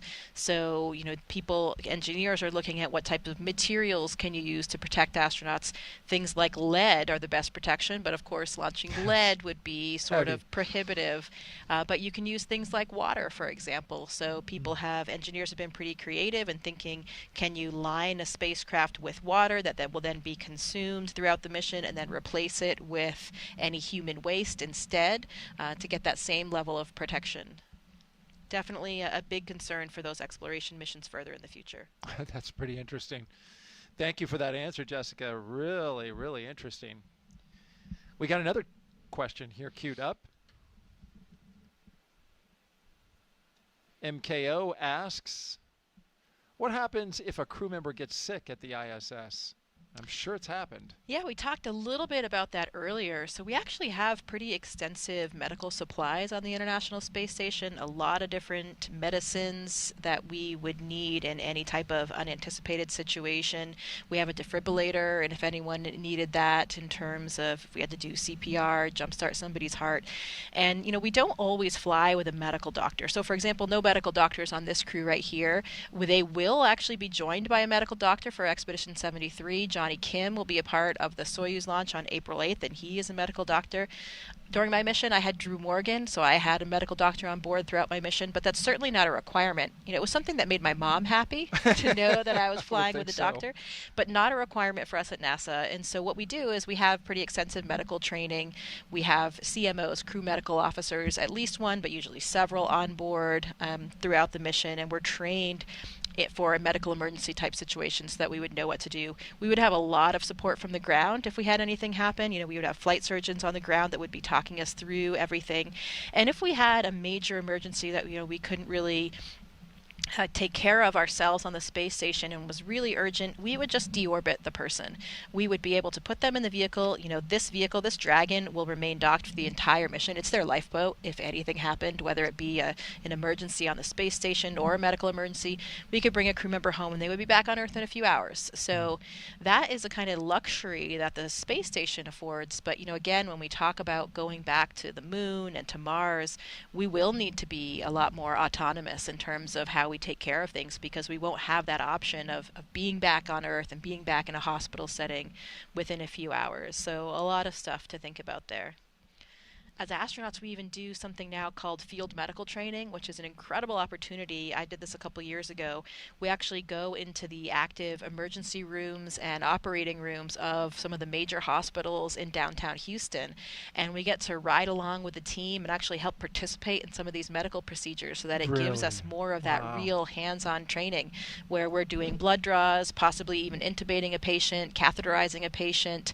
So it's a really exceptional opportunity for us to get those hands-on training skills, because sometimes, you know, in order to really have that confidence that you can do something like that, you have to do it. You have to have that muscle memory and that exposure. So just a testament to some of the different unique kinds of training that we receive as astronauts that can really help us throughout the mission.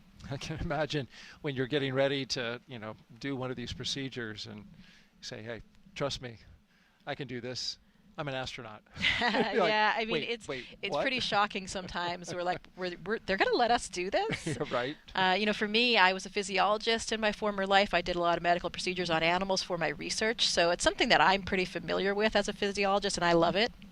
I really appreciate those types of opportunities. But then, you know, sometimes the test pilots that we fly with, for example, some of them have very little exposure to that world and, you know, might not be so fond of it. So it's nice to be able to expose everybody to that. You know, when I did my field medical training, I did it along with Matt Dominic, who is a pilot, of course. And so it was a really nice juxtaposition of our very different skill sets from our former lives, and it was a great opportunity for us to work together and to learn a lot from that experience.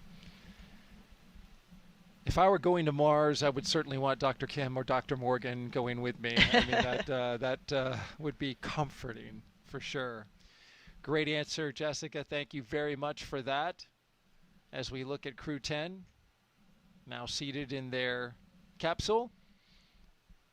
Up next for them, we'll be rotating those seats up. I should say articulating their seats upwards so they can get into a heads-up position. A fist bump from the closeout crew to the flight crew as they make their way out of the capsule to begin evaluating the seal around the hatch. You know, we had a beautiful shot outside during the daytime as we look at the crew there huddled. We've been showing you the beautiful shots outside during the daytime, but there was a really cool shot last night during the blood moon. Check this out. Now this is time-lapse, as you can see the shutter capturing the moon as it went by the Falcon 9 rocket and the Dragon spacecraft. So you can see in the middle there where it was a total eclipse, a total lunar eclipse. You know, this is where the sun, the moon, and the Earth are all aligned, and the moon gets into the darkest part of Earth's shadow, and it gets that reddish look. And look at that! Like, what a shot that was. Yeah, that is absolutely gorgeous. And we haven't had a total lunar eclipse visible here since 2022. How about that? So really a beautiful view that we had here throughout the U.S. and other places of this blood moon. Okay, Dragon, Crew 10, good afternoon. We're in 4 knot 100. We're complete through 1.3 and 1.4. We're ready for comm checks. SpaceX copies and stand by for umbilical comm checks.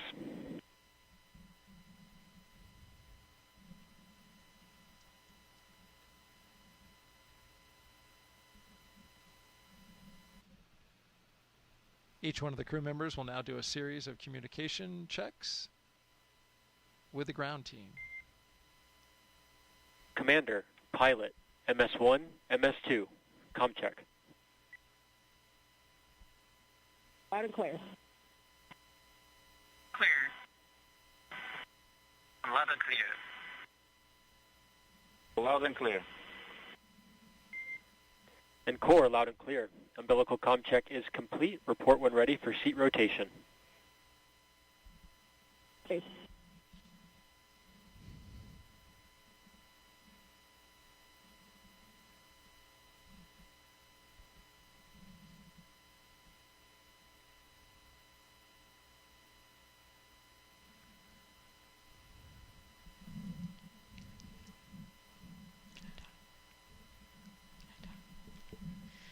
So you can see Nicole Ayers is reaching up there to the displays above her, and once their seats rotate back, Dragon, step 1.7, ready for seat rotation. SpaceX copies will report when initiating.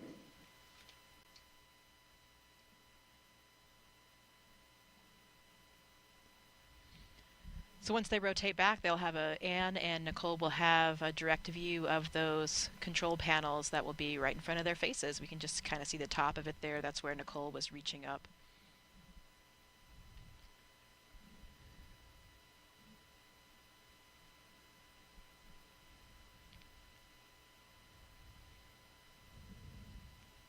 So they're all strapped in there with their seat belts and their 5-point harnesses, and even their boots have a little, kind of like a guide that they can slide onto. Slot. Yeah, it's a little slot, exactly. It slides onto the corresponding part on the little footrest.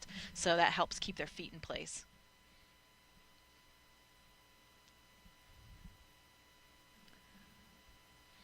They have what's is that a paper checklist of some sort up there in the upper Yeah, left they've hand? got some different checklists, and then they have on their left knees, they have what's called the satchel. So they have a few different things that they might need in those early phases of the mission in there, and they also have their crew tablets so they can be following along with procedures and different phases of the mission. Just like a pilot to have a paper backup, though. Always. Always. Redundancy is key. Yeah. I think that's... Dragon, SpaceX, initiating seat rotation. Copy. I think with that cue card that we see there is probably their launch cue card, which has kind of their key trajectory and the key phases of that, the different corresponding abort sites if they would need to abort anywhere along there. And we'll actually hear them call out those different phases as they initiate the launch profile. And there they are rotating back to that position. You have a better view there of that display panel.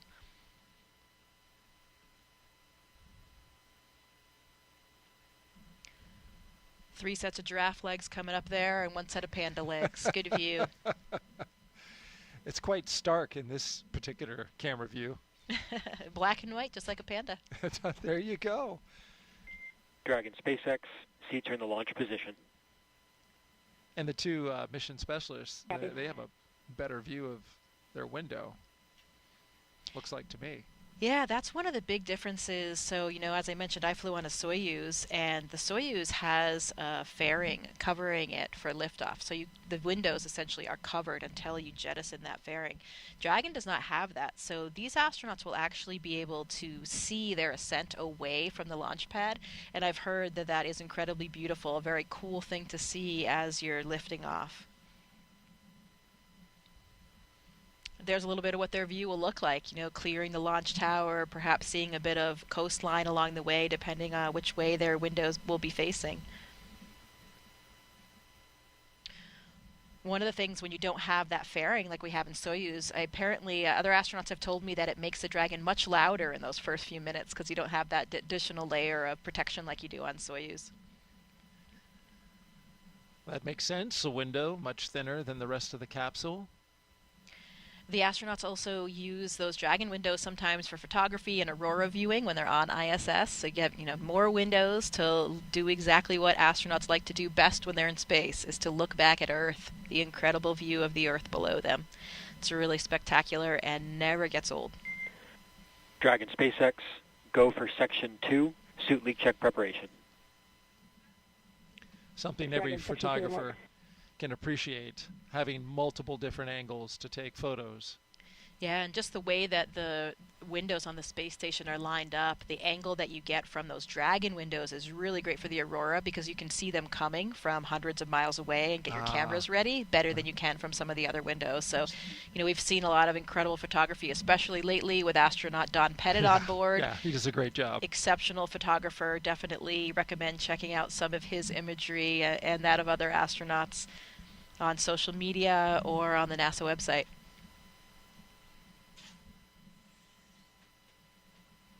The cupola, does that look straight down? It does, generally. In the attitude that we generally fly in on the space station, the cupola is facing directly down, and there's some other windows that are facing directly down as well. And then there are some that are kind of looking out at the sides, the ones that are in the Japanese module. So you get a few different vantage points.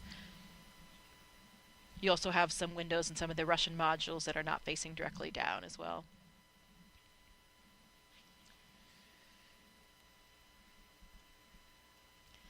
Taking photographs in space is not easy, though, so extra props for Don's incredible photos. Matt Dominic also took a lot of exceptional photos. Really, most astronauts do, but those two really kind of stood out.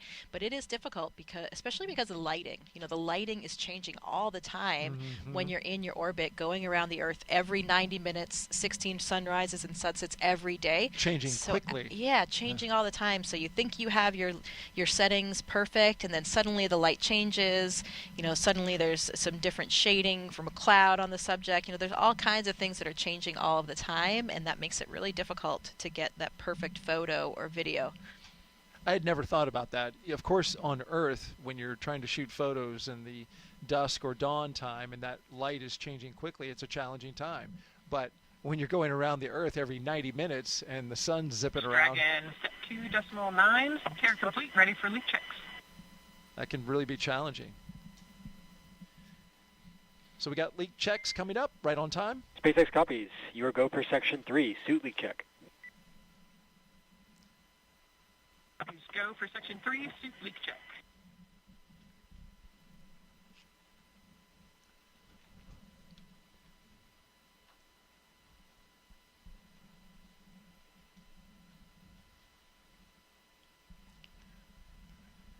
So we saw those leak checks earlier. Now one more round just to make sure things are good, their integrity is good now that they're strapped into their seats, because of course these suits are the things that will protect us if we had any depressurization of the vehicle for any reason.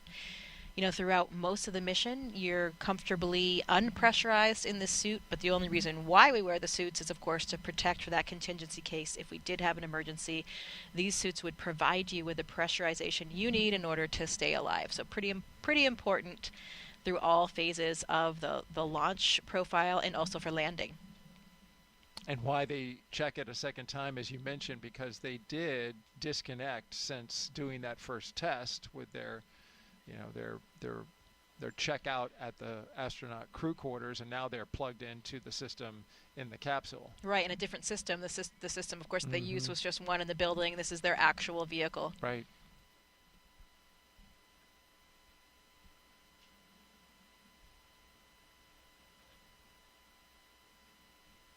If you're just joining us, it is T-minus 2 hours and 27 minutes and counting until Crew 10 launches to the International Space Station as part of NASA's Commercial Crew Program. As you can see there, Crew 10 is strapped into their seats inside Dragon Endurance, waiting for their seats to lift off and take them spaceward.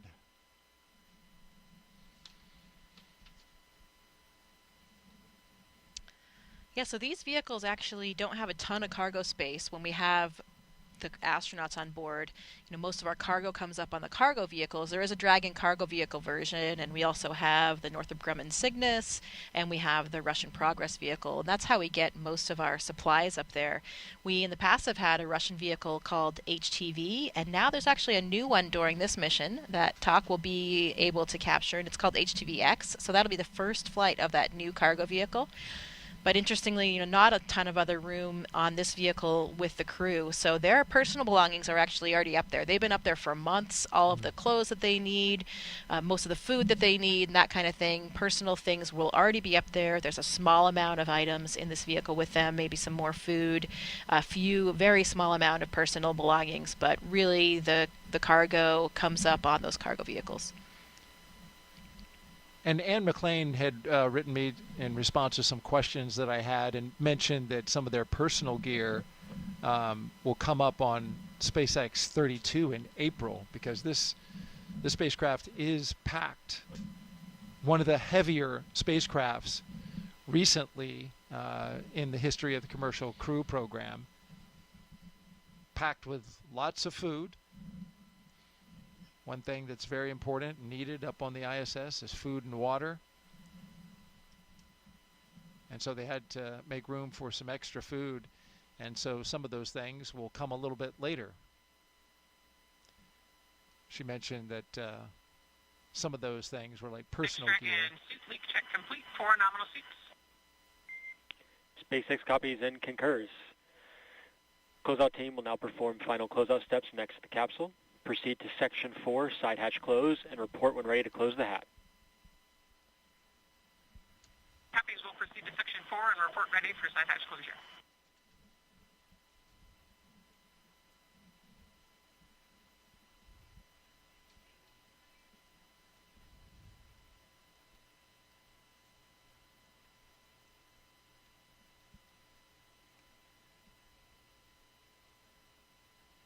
And McLean said that she packed some shirts from sports teams. Dragon SpaceX, we got a question for MS2. Would Seat 4 like their Valsalva installed for launch?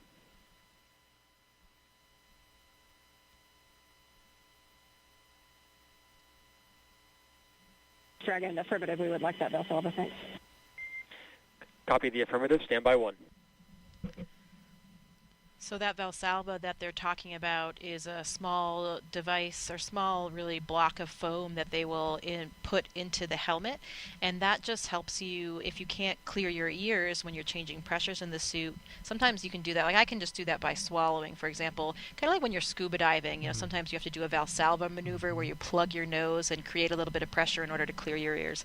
So that's what they're talking about in spacesuits. In all types of pressure suits and spacesuits, we often have these Valsalva devices. So you can lean your nose up against that device in order to block it and then get that pressurization that you might need to clear your ears. Ah, interesting.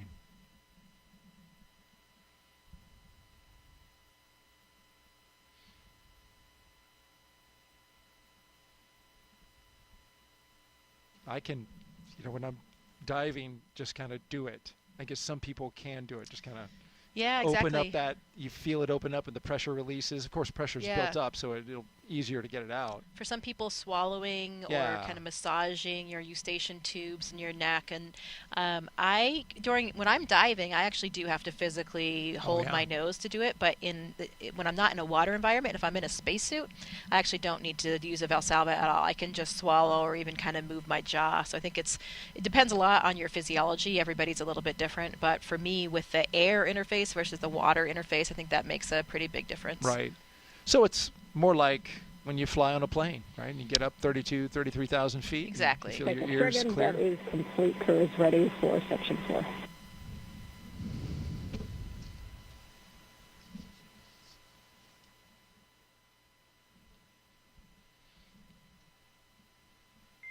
Core copies will be with you in Section 4.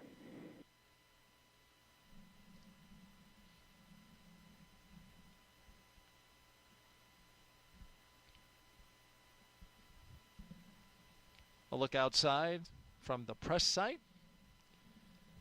A historic site itself for the fact that that countdown clock. And Dragon SpaceX, for one more ask following that install for Valsalva, we'll look for affirmation that crew is go for hatch closure.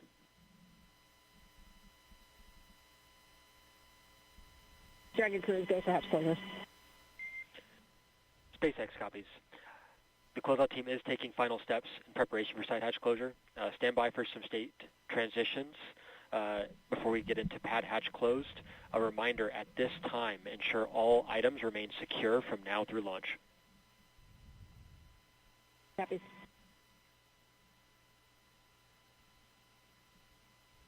And there they are removing the protective cover for that seal, so they're now ready to do an inspection of it and then get the hatch closed. This is the second launch attempt for Crew 10. There was a launch opportunity on Wednesday, but we stood down from that one due to some ground equipment. In the interim, though, between that attempt and this attempt, the astronauts had some extra time on their hands, and we were talking earlier about them going out to the beach house and, of course, having a variety of experiences for the crew. It's a time to relax, maybe a time to tell a few stories about their time in space between the two veterans, Sam McLean and Yeah, I think Takuya? one of the biggest things is really just appreciating and enjoying the elements on Earth. And it may be something that Ann and Talk thought more about than Nicole and Kirill, because sometimes you don't really think about it until you've experienced it. But, in space, one of the things that you miss the most is just the feeling of the breeze on your cheeks, the sound of the wind as it rustles through the leaves, the feeling of the warm sun on your skin. Those kinds of things you don't experience with like you do down here on Earth, and you suddenly realize how much you miss them. Mm-hmm. So hopefully out there yesterday at the beach house, they were taking that time. Certainly was a beautiful sunny day, and it was breezy on the beach as well. Yes. So hopefully they were thinking about that. It's not something that really occurs to you until you don't have it anymore. I remember from my mission, or even from when I used to do research in the Antarctic, when I would come home, there's also this very distinct smell of life on Earth. And of course, it's not something that we notice every day, because it's always there, so it's just part of all the background. But suddenly when you don't have it, and then you come back to it, it becomes very, very strong. So I remember coming back from the Antarctic, the plane would touch down, and in the Antarctic it's this cold, austere environment with no natural things growing outside. So when you land again in New Zealand, there's this really powerful smell. And it's just the smell of life. I think it's like the smell of the humidity in the air and all forms of life that are growing that you don't notice until you have it removed. And then it lasts only for a few minutes, so you really have to appreciate it. Like somebody will point it out to you, because then it's gone. And it's just full in the background again, and you don't notice it anymore. I had that experience coming back from the Antarctic, like I mentioned, also when I did a caving expedition with the European Space Agency in Italy. The same kind of thing. You didn't have any of those smells in the cave, and you come out, you're overwhelmed by it. Your sense of smell is just overwhelmed by it, and it's so fleeting, and it's gone. And the same thing coming back from space, where you're suddenly back, you land, the capsule door opens, and it's this overwhelming smell, once again, of just life. How about that? For all the excitement of going to space, it's oftentimes these things here on Earth that just give you such a feeling of nostalgia once you come back into it. And that smell of life that you're talking about, that is fascinating.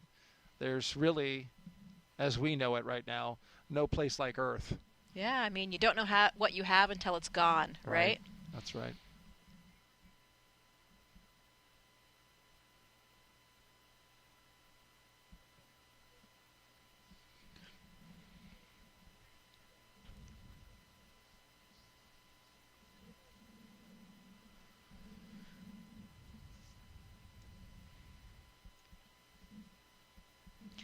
I'm thinking about the crew in there and what are they thinking about right now? And maybe they're taking some time to think about their family members and loved ones that are friends and family that are here today for the launch. And there's a lot of special people here today that I know for all of these crew members.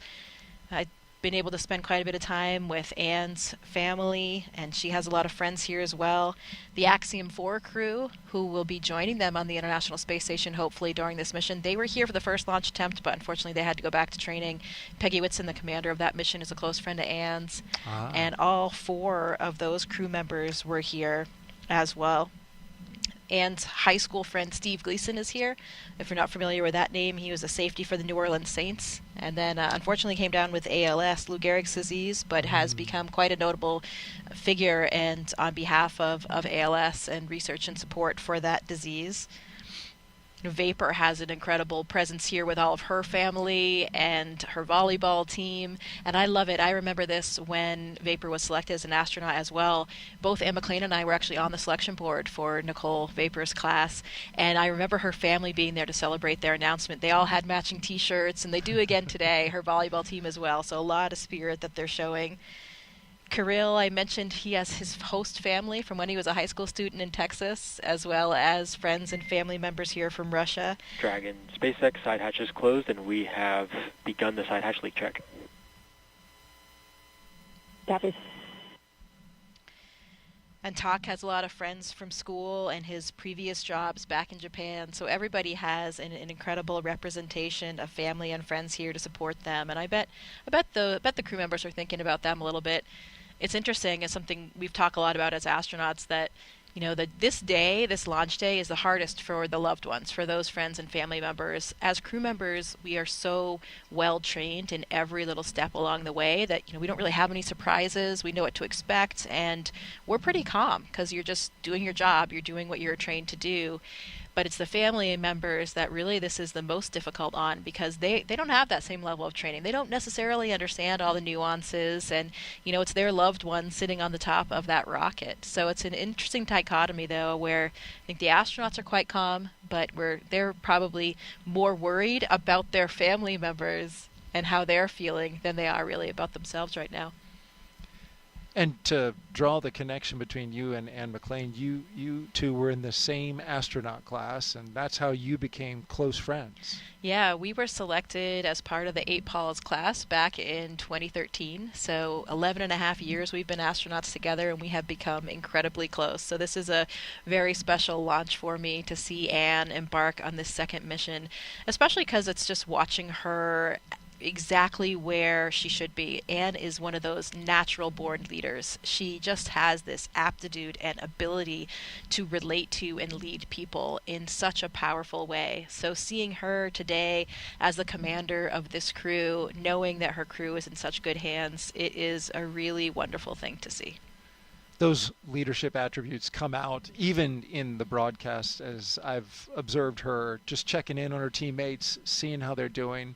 And when she answers questions in press conferences, she has a strong command of how to communicate, and she communicates really well. And that's a key to being a good leader, is to be able to have strong communication skills. Yeah, she absolutely does. And when we talk about the crew maybe thinking about their family members, I bet Anne right now is thinking about her 3 other crew members and making sure that they are comfortable and safe and have everything that they need. I have seen her do that all throughout the training profile and throughout her time here at KSC leading up to launch as well.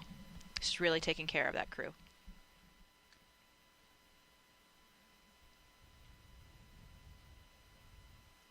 From inside the capsule to outside of it, there at the press site, see the countdown clock, a historic site. It's on the National Historic Register, in fact. With the flagpole blowing and the nice breeze going. Weather conditions for liftoff today, they're fabulous. There's your forecast. We are 95% go. Winds are coming 7 to 12 miles per hour out of the south-southwest. Temperature is a mild and comfy 70 degrees. The only concern for that 5% resides in the cumulus cloud rule, and that's because we have a little more moisture in the air than we did 2 days ago. But really, as you can see outside, not a lot of cumulus clouds. You've got those high stratus clouds, but there you see some off in the distance over top of the ocean, but those seem to be pretty thin. Not expecting a lot of moisture in those, so that all bodes well. There's a beautiful shot. The sky is open and clear for this liftoff right now. It's green, of course. We'll be looking again at the weather, as in fact even more closely as we get closer to launch. Dragon SpaceX, comm check.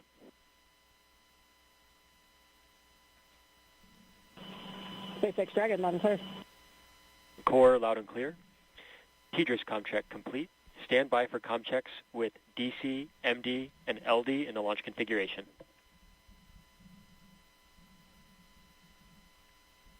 Dragon D on countdown 1, comm check. DC Dragon, loud and clear. DC loud and clear. Stand by for comm checks with MD. Dragon MD on countdown 1, comm check. MD Dragon, loud and clear. MD loud and clear. Stand by for comm check over Dragon to ground. Dragon MD on Dragon to ground, comm check. MD Dragon, loud and clear. MD loud and clear. Stand by for comm checks with LD. Dragon LD on countdown 1, comm check.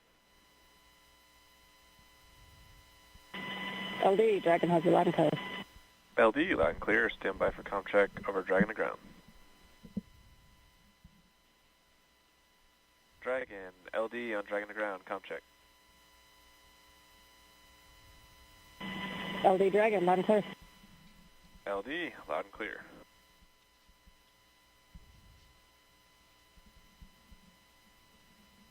Dragon SpaceX, launch configuration, comm checks complete.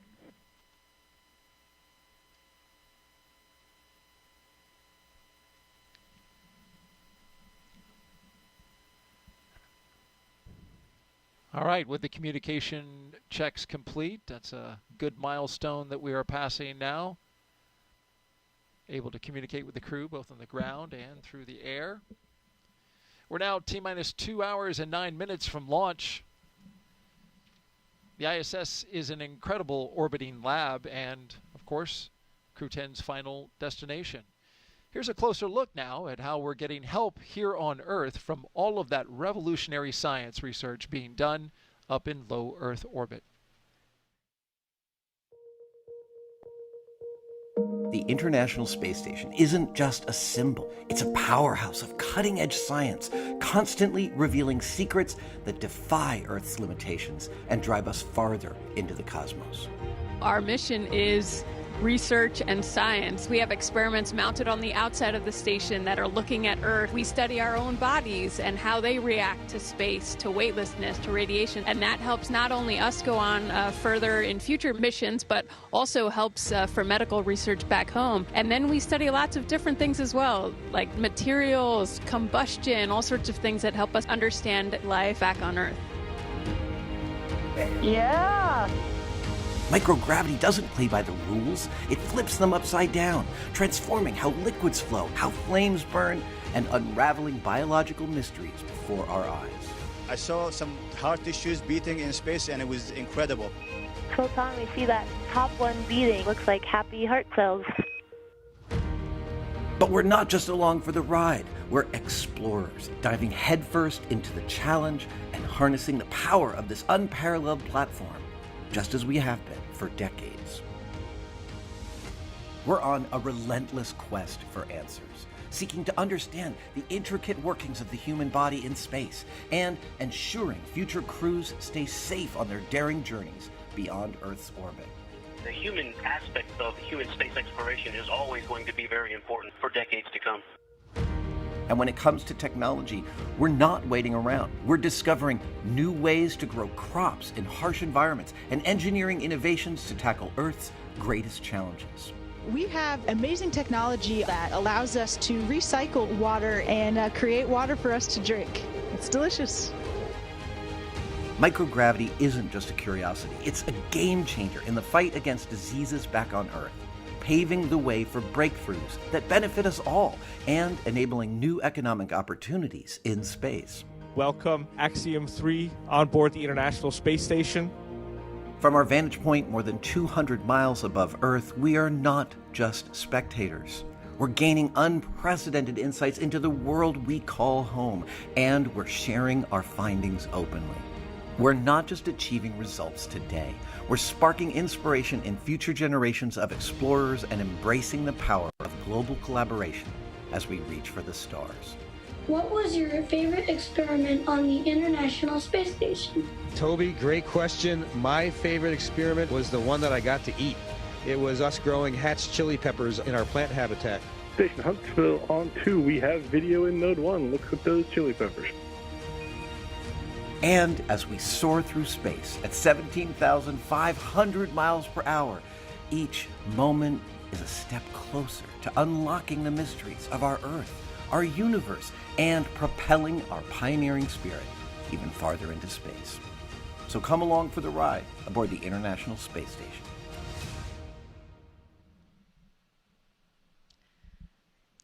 Seeing that video brings a lot back of a lot of fond memories of my mission. We didn't grow peppers, but we actually grew Mizuna lettuce during my mission, and that was something that I very much enjoyed because you had something green and growing that you were taking care of.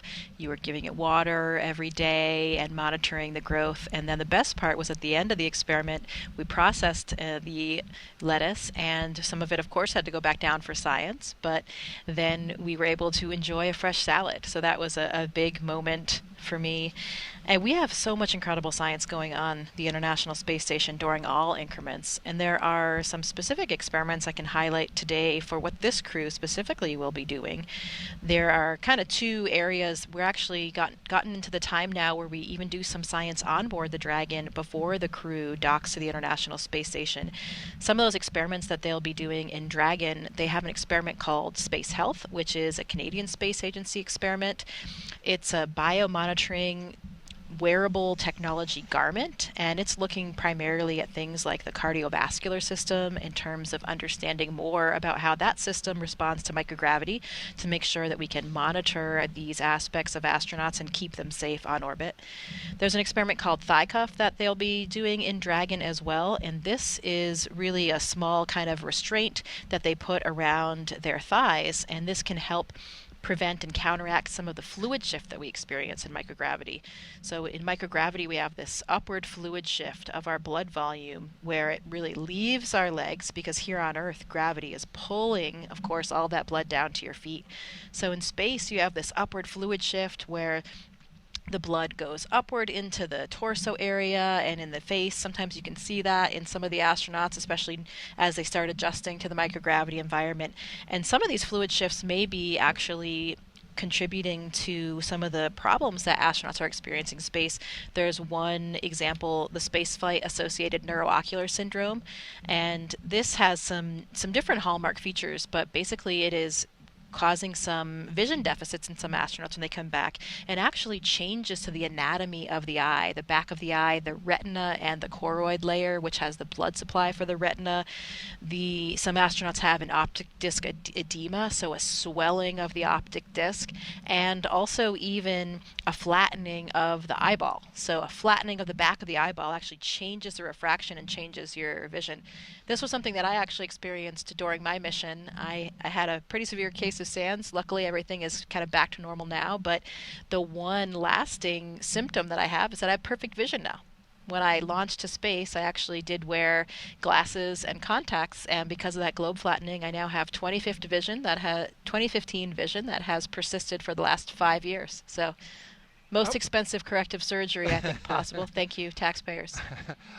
When you mentioned that on Wednesday, it really kind of surprised me that it fixed it. But then I thought about it, and for most people who know, I wear glasses. For people who also wear glasses or contacts, you can have an astigmatism, which is an irregular shaped eyeball. And I was wondering since then if that's what ends up happening. Does it then take that irregular shaped eyeball, which is more like a football, and kind of make it more into a basketball when you go to in terms of your case and getting not better? Not necessarily. In terms of my case, it's not like it's causing an astigmatism, and I didn't have an astigmatism. No, but I'm saying reversing it. Yeah, well, I didn't have an astigmatism to begin with. I That's see. Different than just being nearsighted or farsighted. Okay. So I'm not sure actually if we have any data on people that experience SANS that have an astigmatism. That's an interesting question on how it would affect that overall shape. This is kind of just a flattening of the back of the eyeball that's normally round, so it changes that refraction, which of course changes, your prescription and changes your vision there. This crew on board Dragon will also participate in an experiment called Immunity Assay, and this is a new way to monitor health and immune function with a blood sample. So most of the time, historically in space, we take blood samples and we have to send them back down on Earth to be studied by scientists to evaluate them for all these different parameters, for example, immune system parameters. This is actually an in-flight assay that would allow the data to be collected in flight without going back down to the ground. So could be really important in terms of physiology and medical research, and also direct health of the astronauts as well. Yeah, because when the blood comes back down to Earth, instantly gravity is then a factor. So studying it in that microgravity environment while it's up there, yeah, right? The blood sample itself, the parameters that they're looking at, they won't be changing anymore because it's not in the human body anymore. But you're right, now we are keeping the experiment a little bit more clean since we're never exposing anything back to that 1G environment. When the crew is on the space station, a few of the experiments they'll be participating in, one is the CIPHER study, which is a really large, comprehensive physiological study that has been kicked off in recent years here at NASA, and it's really a multidisciplinary study looking at both physiology and psychological components, and it's comparing different duration missions as well, and will be really important for that comprehensive physiology. For example, applications to SANS like we talked about. There's an experiment called Drain Brain 2.0 that's really looking at blood flow between the heart and the brain in space and how that changes with microgravity. It involves a special neck collar that the astronauts will wear. And there are some particular flammability experiments, combustion experiments, one called Sophie Mist that the astronauts will be participating in. This is something that we do quite frequently, combustion experiments in space, because if you think about it, of course, even flames burn differently when we don't have this natural air motion and convection caused by gravity. This particular experiment is looking at different models for flammability that can be used on future space missions and has terrestrial applications for combustion models as well. So lots of different types of science, really engaging and really important, not just for the future of astronauts and future space exploration, but direct applications to disease states and other factors back down here on Earth. The burning stuff in space sounds like fun. It is fun. Don't worry. It's very well contained. Oh, you're just not taking a match. We have, yeah, definitely. We have a special facility where it's a very contained environment in a glove box where we do these types of experiments, so we can make sure that we keep the astronauts in the space station safe. Oh, that's important. We are at T-minus 1 hour and 59 minutes and counting from liftoff of the Falcon 9 rocket and Endurance Dragon spacecraft from Launch Pad 39A here at the Kennedy Space Center. Crew 10, as you can see here, currently inside Dragon. So far, Crew 10 has completed their comm checks to make sure they can communicate with the teams here on the ground. Their seats have rotated from their upright to their reclined launch position, which allows them to see and access their display panels. They have also completed their suit leak checks to make sure that their spacesuits are working properly. We also heard verification that we have a good side hatch leak check, so that's good.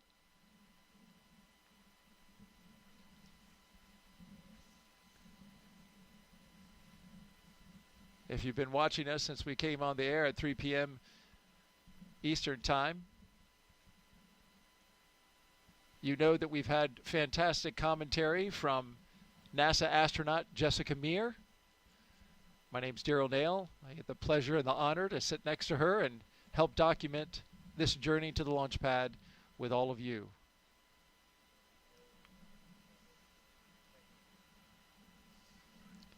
Let's go over the crew so you have a sense of a little bit about the folks who are inside the capsule today. We'll start with our crew commander, Ann McClain. This NASA astronaut is a West Point graduate and U.S. Army colonel who has spent 204 days in space and completed 2 spacewalks. She's a highly decorated Master Army aviator with over 2,000 flight hours. Post-ingress briefing.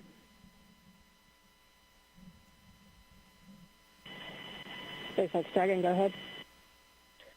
Good news. At this time, we are tracking no issues with Dragon or Falcon proceeding with launch today at this time. So I have no updates for you, but we'll continue to keep you up to date if anything happens. Otherwise, the closeout team is performing their final steps in the White Room before they depart the pad. How copy? SpaceX Dragon, copy, no issues. Great work to the team.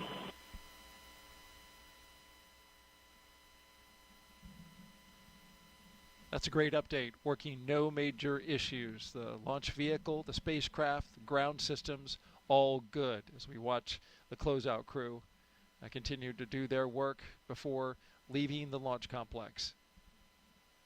And just to wrap up on Ann, she's a former rugby player and a pretty good one from what I hear. She got the nickname Animal. Yeah, she is pretty tough. We talked earlier about her need for speed, and I think that leads into the story we told on Wednesday that I have to retell about how she has a particular inclination to operate vehicles in complex situations. And this one goes back to high school, where she apparently ordered a pizza so large it could not be transported in the car. So she and her friend got in the car, they put the pizza on top of the car, and Anne, as the driver, natural commander seat of course, had her left arm up on top of the car to hold the edge of the pizza box and her right hand on the steering wheel, and her friend had her right hand up on the other side from the passenger seat. So Anne is really ready for anything, I would say, in terms of transportation and complicated vehicle setups. And where in the world is it that you can order a pizza that's as big as the roof of a car? Spokane, Washington, apparently. Apparently so, right? Wow. Colossal something, I guess they were called. Okay. Well, it's a good thing it didn't come off the roof, because it sounds like it would cover an entire windshield. So good job, Anne. Hey, let's talk about our Crew 10 pilot now, NASA astronaut Nicole Ayers. She's a U.S. Air Force major and graduate of the Air Force Academy. Nicole has flown the T-38 and the F-22 Raptor, logging over 1,400 flight hours, including 200 in combat. This will be her first space flight, making history as the first astronaut from NASA's 2021 class to fly. And she has said that that is very special to her. She feels humbled by it, and she's flying stuff up into space for her fellow classmates in honor of her being able to go first. You know where she got her call sign, Vapor? I do not. It's an interesting story as well. You know, she's an F-22 pilot, and apparently is one of her early flights, and I think she had a formation flight with her colonel or something as her on-wing, so big deal flight. She got ready to start the aircraft, and suddenly as she was doing so, there was some kind of smoke building in the cockpit. So her training kicked in, and she was abort, abort, abort, quick, you know, ready to leap into action and abort that engine start. And turns out it was just condensation. So that's how she became known as Vapor. The vapor that condensated onto her glass inside the cockpit. Well, it's as good a nickname as any. I thought you were going to say that she pulls really hard G's and creates a vapor trail, and that's where I thought you were going. Well, that with too. Oh, that works as well. She is a jet pilot. Yes, she is indeed. Let's move on to our mission specialist now, Takuya Onishi. He's our JAXA astronaut on board. He's returning to space for his second mission. A former commercial pilot, he spent 113 days aboard the space station in 2016 and then became the first Japanese astronaut to capture the Cygnus spacecraft. When he's not training as an astronaut, he enjoys flying, hiking, movies, and playing the saxophone.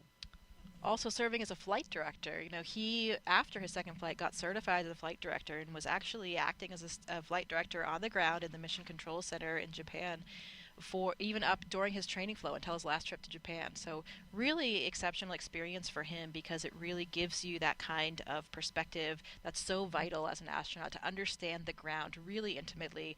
A lot of us as astronauts work as Capcoms in the Mission Control Center, talking to the astronauts from the Mission Control Center, and that affords that as well. But being a flight director is even more impressive. So well done for Tak for keeping that up. He even has an asteroid named after him. You mentioned that before, and I'm still very curious at how that came about. We'll have to dig that one up. Yeah. But, you know, you mentioned his qualifications, which flows into his upcoming assignment as ISS Station Commander. Those are some great qualifications, the fact that he has seen it from both sides, both in space and on the ground. The second mission specialist is Roscosmos cosmonaut Kirill Peskov, a former airline co-pilot. This will be his first trip to the International Space Station. Trained in skydiving, zero gravity, scuba diving, and wilderness survival, he's ready for the challenges of space. Not a man of very many words, but when he does speak, he's very succinct, very clear. Kirill, we talked about the fact that he had never seen a bear until he went to California, even though he grew up in Siberia. But another great fact that I came across from his colleagues was that, in this region in Siberia, it's very close to the Mongolian border, which is an incredible part of the world, where I actually had the opportunity to go to do some research to study bar-headed geese in Mongolia, and it is a very special area. But one of the things that's special about that area is that they do a lot of throat singing. It's this old traditional form of singing that's really deep and guttural from the back of the throat. I won't even try to do it because I can't, but if you've never heard it, you should definitely Google it and see. But apparently Kirill does throat sing. He can do it? He can. So I wonder if he's doing any of that for them in the capsule. I've heard this, just so happened to have heard it, and I was fascinated by the sound that they make with their throat in this singing. It's really pretty cool. At first I was like, oh, whoa. But there was a very popular commercial on TV in which they had some of that throat singing, and that's where I first heard it, so I had to go look it up. It is very cool. That is pretty cool, yeah.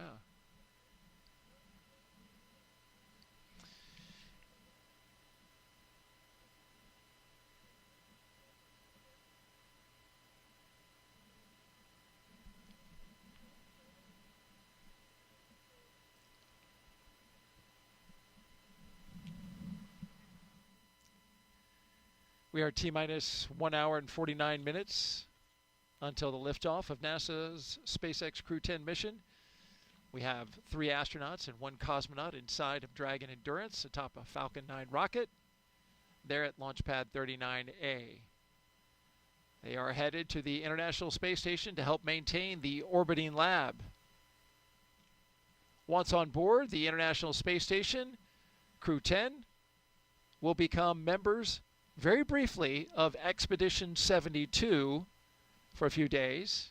And there you see the members they'll be joining, Crew 9.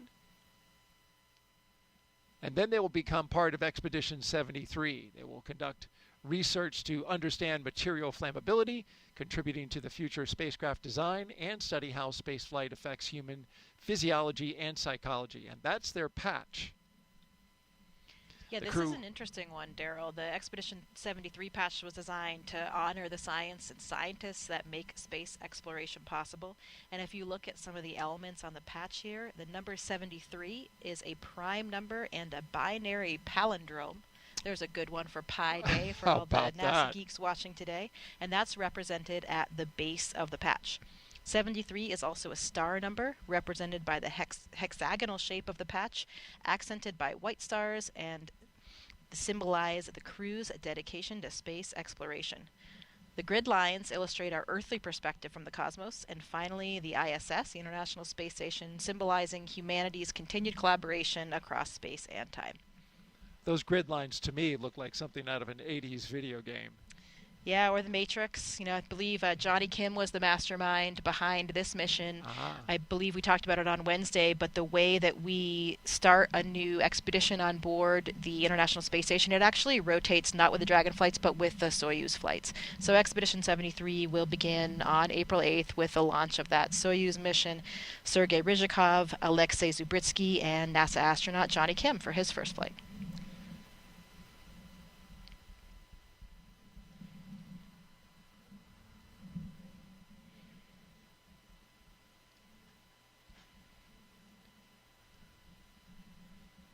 While we have a moment, let's take another social question. Let's see. Landon Davidson asks, how long does it take to readjust to gravity on Earth once you return? Well, Landon, like all things physiology related, there is a bit of individual variation, so different humans experience it a little bit differently. For me, it was interesting when I went to space, I actually adjusted very quickly. Even though, as humans, we've never evolved without gravity, I felt really comfortable and like I was at home. Some astronauts do experience space motion sickness, though, for those first few days, where they may feel a little bit queasy, even a little bit nauseous, maybe even vomiting a little bit. But that's normal and usually resolves in the first few days. And most of that most of these effects are really due to your neurovestibular system. So your inner ear, we have these semicircular canals and some other organs that are actually gravity dependent in terms of how they work for your neurovestibular system, which is of course responsible for spatial awareness and balance and those types of things. So that system goes a little bit haywire when you first experience microgravity, and then once again after you've adapted to that and you come back down to Earth. So when you come back down to Earth, you don't feel great. You literally feel gravity, kind of like the bully on the playground that has their hand on your head and is pushing you down. You feel the weight of gravity when you're sitting down, like you just feel heavy. You go to get up from sitting on the couch. I remember having some lower back pain that actually persisted for many months. I just felt really stiff, like I was suddenly 80 or 90 years old and I couldn't, quite straighten out my back. But overall, astronauts generally adjust pretty quickly. In those first few minutes and even hours, you're a little bit like a drunken sailor when that neurovestibular system is really kind of readjusting.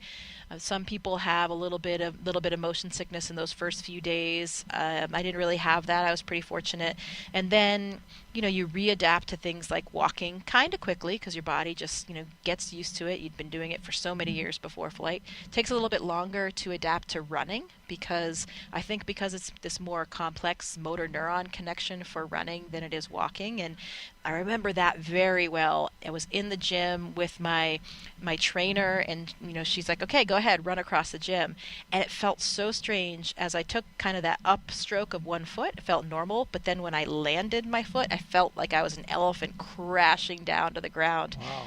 And, we run in space on the treadmill every day, every other day, and so you're used to running, but you're not really used to running at your full body weight because in weightlessness we have a harness that we use to hold us down on the treadmill, but we usually only run at about 75% of our body weight.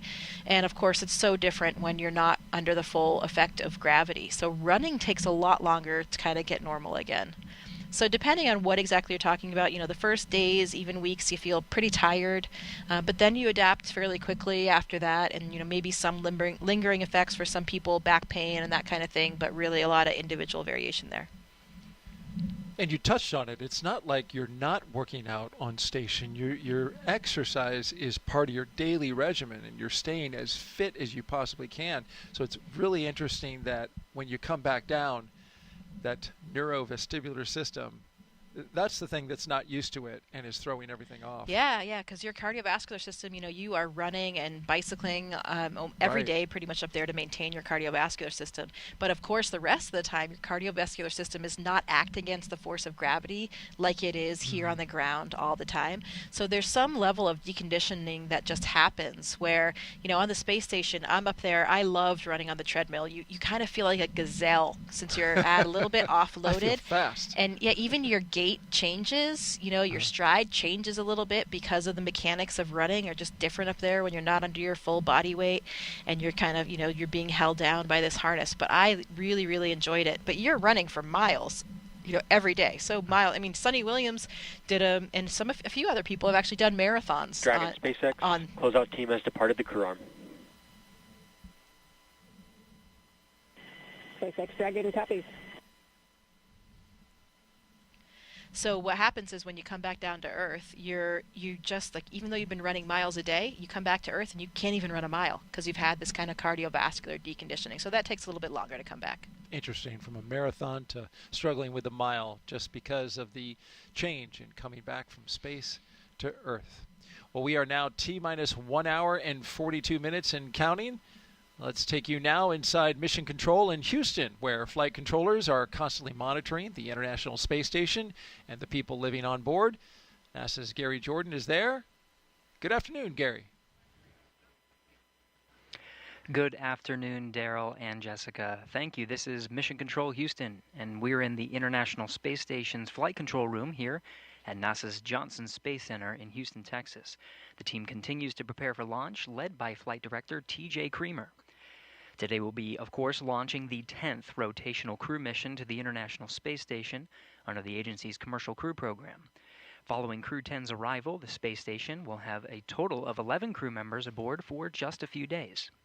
4 of those 11 crew members include the Crew 9 cadre, with NASA astronauts Nick Hague, Butch Wilmore, and Sonny Williams, alongside Roscosmos cosmonaut Alexander Gorbanov. During the next few days, Crew 10 will go over handover procedures with the off-going Crew 9, including a safety briefing and orientation. Then the new crew will jump right in to help advance scientific knowledge and demonstrate new technologies. After a few days of handover activities, the members of Crew 9 will prepare for their undocking and return to Earth. Direct handovers between crews allow for continuity of the activities and helps to ensure a continuous U.S. presence on the space station, which is now at 24 years and counting. Ahead of Crew 9's return, NASA astronaut Sonny Williams turned over command of the space station to Roscosmos cosmonaut Alexei Ovchinin. In just a few weeks, NASA astronaut Johnny Kim and Roscosmos cosmonauts Sergei Ryzhikov and Alexei Zubritsky will join the on-orbit crew. Shortly after the departure of the Soyuz MS-26 with NASA astronaut Don Pettit coming home will mark the commencement of Expedition 73 led by the new commander, JAXA astronaut Takuya Onishi. All of this, of course, coming up after today's launch. We continue with the countdown, and with under 2 hours before launch, we'll send it back to Kennedy. Daryl?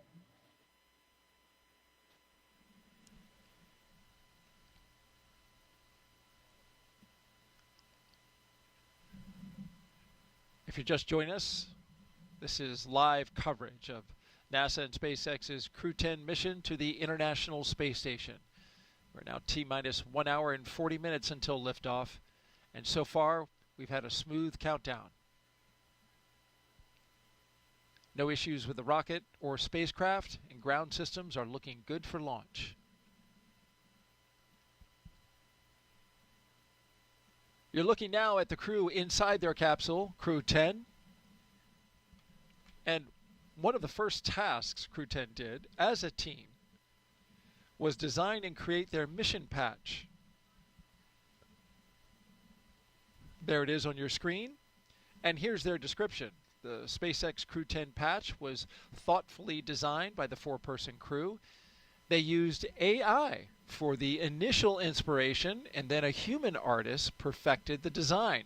So as you can see, as you're looking at there, it's a 10-sided patch with the Roman numeral X boldly in the center, representing the ascent and descent that they will do. It's also representing the 10th operational flight of the Dragon spacecraft. Notice the Dragon with its wings fully out in full flight. That's a nod to the 4 crew members who are all professional pilots. The stars are red, white, and blue for the flag colors of each crew member's home country, and the brightest stars represent the crew's closest family members and support system. It's a lovely patch. And it was interesting, Nicole Ayers was asked about it. She said she kicked off the design of the patch when she and her husband initially used the AI image generator to come up with some ideas, but it was really just to kind of kick off some ideas, and she took those then to the human artist, who then was able to artfully design that Crew 10 patch. And I really like that X in the middle and how it's got them ascending into space and then returning to space. It's a good one, and you can see it there represented on the flagpole just below the American flag. Flies the Crew 10 patch on the CCP flag. CCP standing for Commercial Crew Program.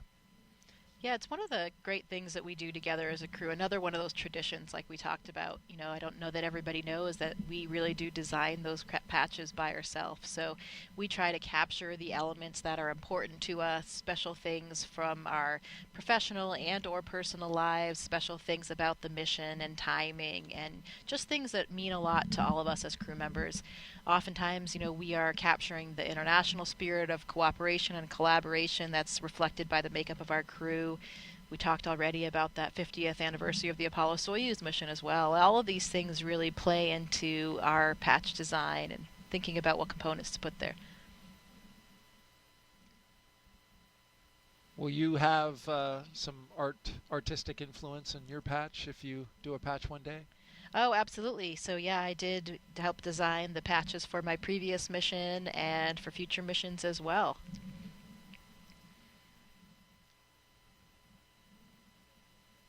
Crew 10 is also allowed to have some personal items, as you well know, Jessica Meir, astronaut with NASA, joined us here on the broadcast. They get to take them with them for their stay, their extended stay in space. And for this crew, here's a few things that they will be taking up. Anne McClain, her and her crew were able to pack some personal gear to meet them on the ISS. It's going up on SpaceX 32 in April. She packed some sports team shirts, and those are from the schools she attended, along with some holiday gifts for the crew. Commander McClain said, most importantly, she was able to pack a memento for multiple people who worked on this flight to support her either personally or the mission as a whole. Those items will be returned to their owners after flight, and they include things like pins, necklaces, and rings. It's neat to have some jewelry that's flown in space. Takuya Onishi, he's having a lot of pictures of his family, friends, and colleagues sent up. He's also flying some banners from elementary schools he participated in when he was a small kid. Yeah, it's always fun to bring a few of those personal affects from home. You know, one of the things as astronauts that's so important to us is being able to share this mission. You know, and this is not just for us as individuals or even just for us as a crew. This is really a mission for everybody. Everybody at NASA and all of our partner agencies, all of the people of our countries, really all of the citizens of the world. So we try to bring up things to represent that, whether they're from, you know, universities that we attended, different organizations we belong to, things that really represent all of the different people who helped us get where we were and where we currently are on the International Space Station, and to really bring it back to them, to tie it to them as well, to share the mission and remind everyone that this is truly for them and for all of humanity. And just add a note about Nicole. She said she's taking items from alma maters and the Air Force volleyball team, which you mentioned. Some of them are here today. Yeah, they are. She's also taken a bunch of pictures of her friends and family so she can keep them close. And since she's the first person from her astronaut class to go to space, she's also taking up something for her classmates, the Flies, of course, Group 23. But she didn't want to say what it was. She wants it to be a surprise. But she said that she's getting nothing but love and support from her classmates. Yeah, absolutely. I know that they are all so proud of her today. So excited for her. I never forget that first moment when you see your first classmate launch. It really does feel different. You know, you get to know all of the other astronauts and cosmonauts that are flying, and every launch, of course, is very special when it's one of your friends or colleagues. But it's a little bit different when you see your own classmate, because it just makes it more real for you. You know, your classmates are like your friends and family, and they started at the same time as you, and it just gives this extra dose of reality of, you know, wow, I didn't just become an astronaut. We actually are going to have the chance to go to space now. So very exciting day, I know, for all of the Flies.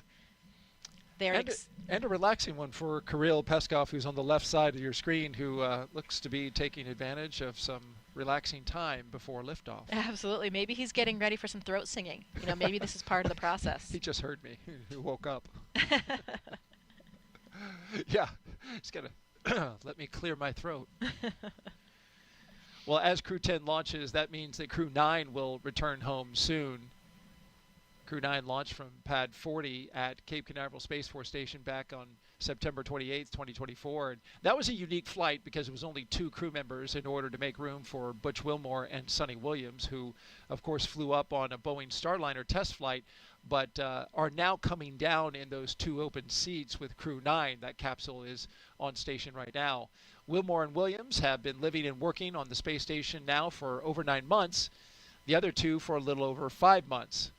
Once Crew 10 arrives, there will be what's called a direct handover for 4 days, which is going to be shorter than usual.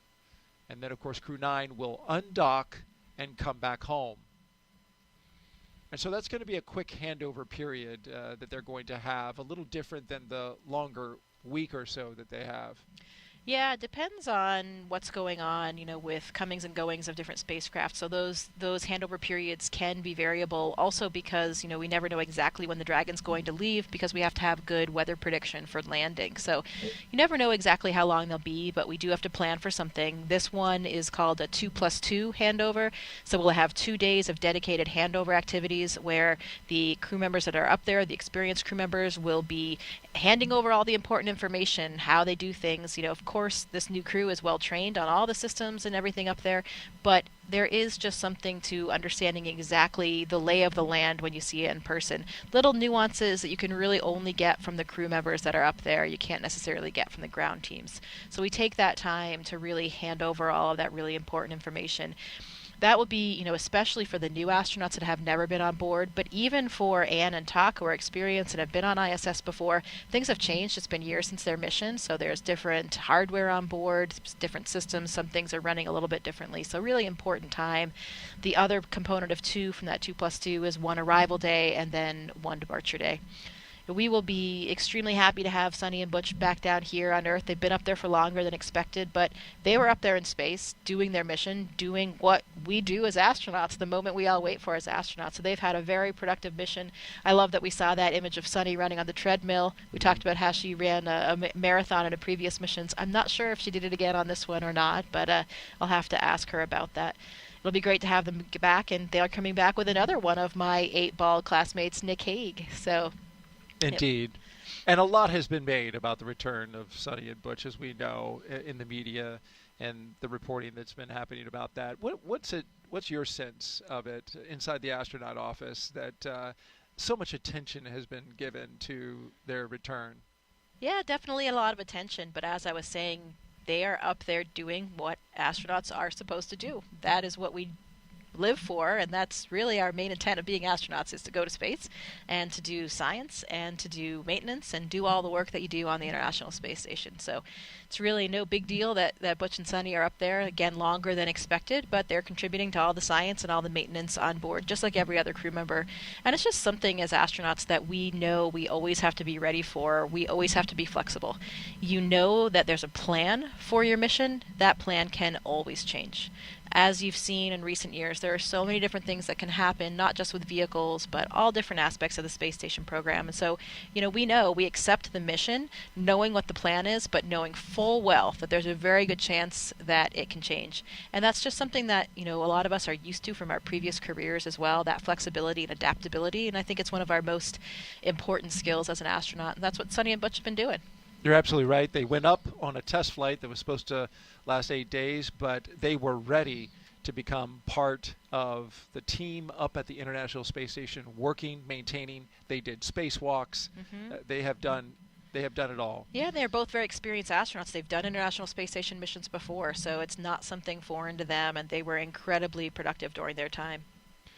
All right, quick social question. We want to get another one up. We had a question come in from Swamp Smoke, who asks, what's one thing about living in space that no amount of training on Earth can fully prepare you for?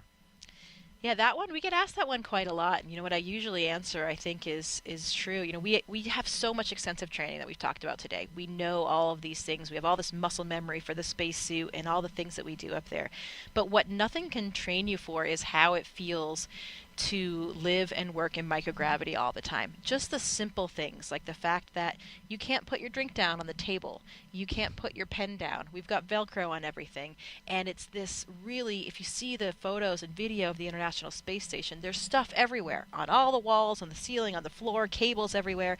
So if you take your drink bag and you Velcro it to a wall because you're up on the ceiling working for one moment, and then you go to a different location, you're on the floor or one of the walls, suddenly you're like, wait a minute, where did I put that drink bag? Because everything blends in this three-dimensional space, and your brain just isn't used to that. Here on Earth, look at us right now. Everything that we're using or looking at is really right down on this desk. We just put everything down, it stays there. We are not using any of this three-dimensional space above our heads or behind us or on the walls.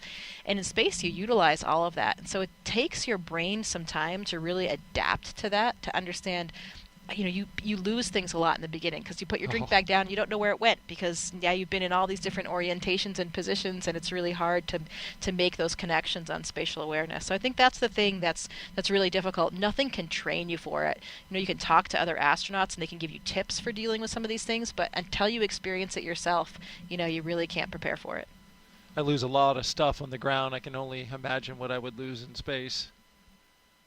Thank goodness that my wife helps me track it down, along with these little Bluetooth reminders of where my keys and my wallet are.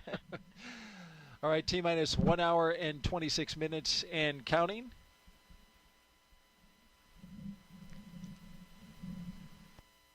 Crew 10 getting ready for their mission to the International Space Station, and there you see them from left to right.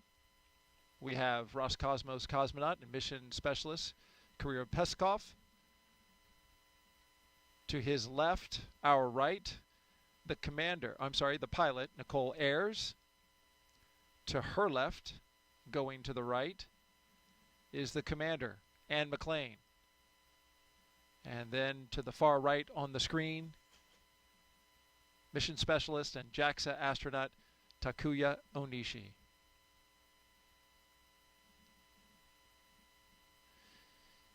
Up next, we'll be looking for the Launch Escape System Health Check.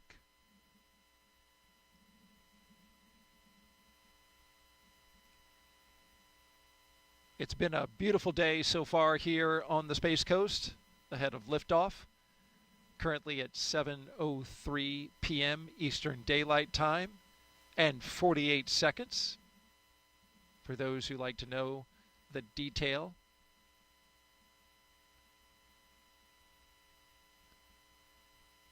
Our journey today began at astronaut crew quarters at T-minus 4 hours when the astronauts began suiting up after a good weather brief, some breakfast, and health checks.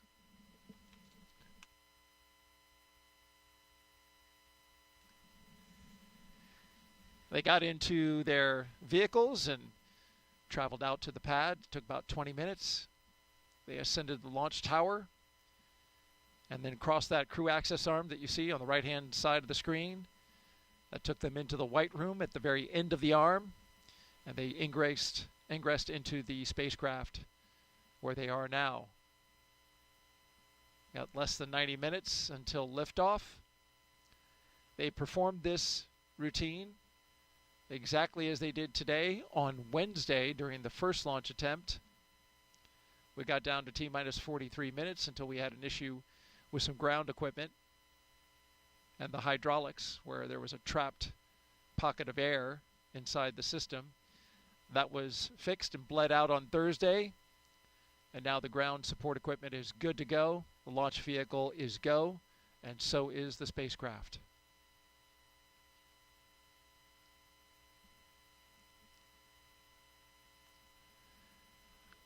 More recently, the umbilicals, you can see those attached. They're across the back of the rocket, actually, and into the transporter erector. They provided some comm checks through those. We did some suit leak checks for the astronauts inside the capsule. We also did some comm checks, completed those. And the closeout team closed and sealed the hatch right after they got a leak check of its own inside the capsule to make sure that nothing would leak out. There you see it there. And that side leak hatch check is good.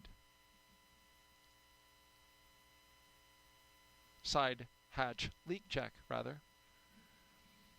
Also a final check for FOD, which is foreign object debris. The closeout team carefully examined the area around the seal for the side hatch, and they have since left. They cleared out of the blast danger area, and now the only 4 people who remain inside the perimeter of Launch Complex 39A are right there on your screen. The crew for Crew 10.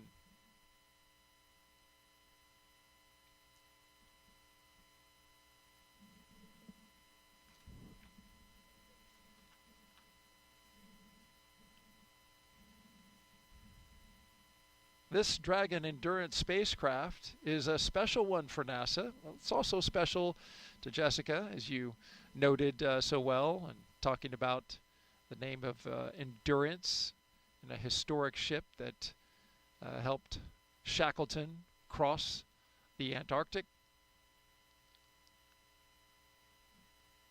The Dragon spacecraft Endurance will take Crew 10 to space today in its 4th space flight.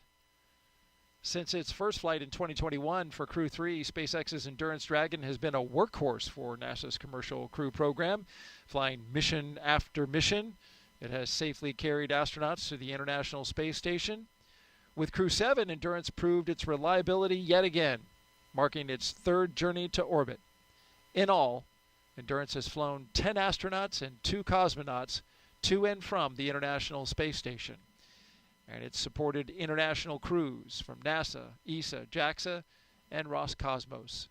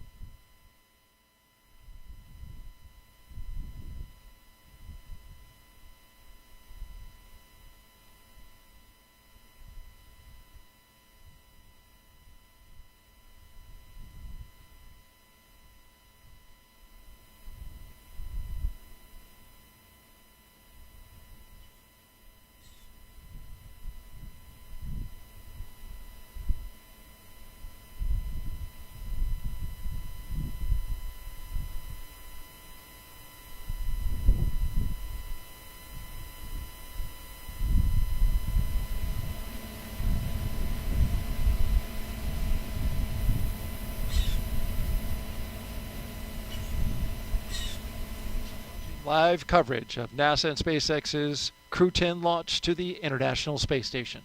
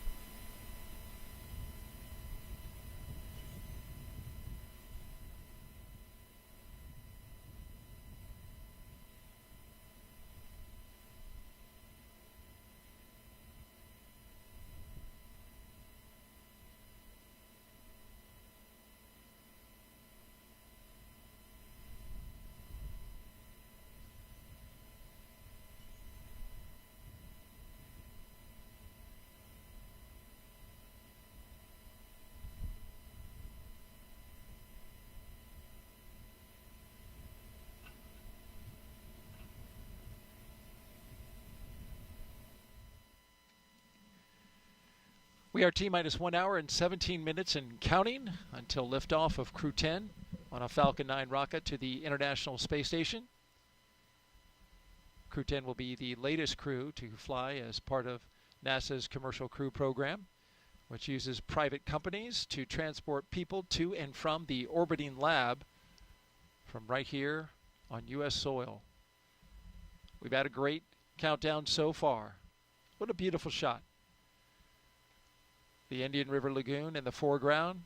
In the background, the Falcon 9 rocket and Endurance spacecraft with Crew 10 on board.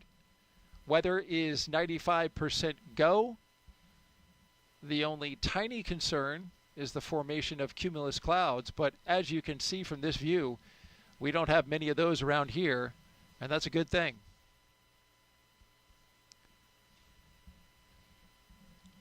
Excitement is starting to pick up as we get closer and closer to liftoff, and Jessica, it's been a good day so far. Yeah, absolutely. The weather looks perfect, and much to Vapor and other Air Force jet pilots' delight, no need for umbrellas today. That's right.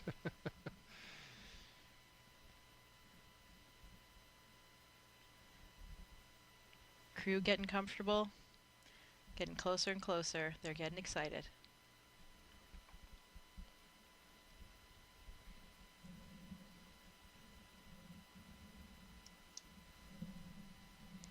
You know, Daryl, it's been 5 years since the Demo 2 mission, which was the first crewed mission of SpaceX, and that was an interesting timing.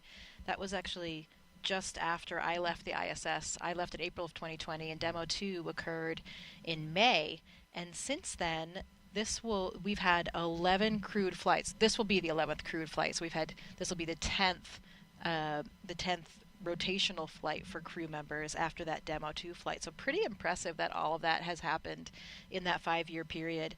And another fun fact, the Demo 1 mission, which was of course the mission without a crew for that very first test of the Dragon and docking to the space station, that was when Anne McClain was on board for her first mission in 2019. So she played a very crucial role of getting in Dragon and doing all of those checkouts after that vehicle had docked to the space station. So pretty cool full circle story here of Anne being up there for that first uncrewed mission, and now in Crew 10, the 11th crewed mission in the last 5 years. So pretty impressive. How about that? She saw the first Dragon come up, and now she's on board the 11th. And for you too, right there at the beginning, you know, we're on our 10th operational mission, as you mentioned, and now when you look back, you think about just being right there at the beginning of the Commercial Crew Program when that Dragon docked at the ISS. It was really exciting for, you know, the entire country was so thrilled to have the ability to fly to space from American soil again. Yeah, it was really wonderful to resume that aptitude to send rockets and with crew members on board from American soil again from here in Florida, and of course still trading off regularly with our Russian counterparts with Soyuz flights. So we're still continuing to fly American astronauts on the Soyuz, and as you see, we have a Russian cosmonaut on the Dragon today. So really nice that we maintain this spirit of international cooperation on board the International Space Station.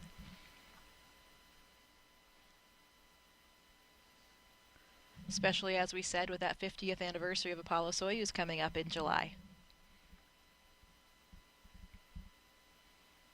Another spectacular view. I think it's going to be a very beautiful launch day for all the people on the ground here in Florida.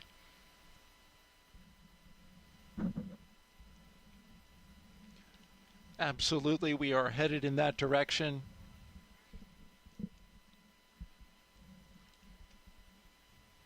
And hopefully so with the weather, because the weather gets a little iffy once we get into the weekend. So this is a prime opportunity to go. Just like that prime number 73 for Expedition 73. That's right. Let's grab another quick social question, Jessica. We're with Jessica Meir, NASA astronaut. Mohammed Therick asks, apologies if I didn't get your name correctly, what lessons from the Crew 10 mission will influence future astronaut rescue and contingency planning for the ISS and beyond? You know, I think for that one, there isn't really And this is Launch something... Control on countdown. For crew awareness, we'll be commencing with fuel bleed in approximately 2 minutes. Expect some pressing and venting from the vehicle. And we can see the venting and that fuel bleed that's happening right now as it comes off the transporter erector. Sorry, go ahead. Yeah, so we talked a little bit earlier about how whatever vehicle you launch on, that vehicle remains docked to the International Space Station as your lifeboat, essentially as your rescue vehicle. Even though you launch and you're not going to land for 6 months or more, you have that vehicle there at all times in case anything happens on the space station, anything happens to a crew member, though we needed to get the crew home safely. So we always have that rescue capability. From time to time, as you've seen in the last few years, we do have various situations emerge. If there's a technical issue on a certain vehicle, for example. And so we do what we do best here at NASA, and that is adapt and reevaluate and replan. And to me, that has always been the most impressive thing of working at NASA. When I am most impressed about NASA, it's when we have these challenges, because you see NASA rise to the occasion and do what we do best. Readapt and be flexible. And that's the same thing for all of these rescue missions. You know, we will replan and do whatever we need to do.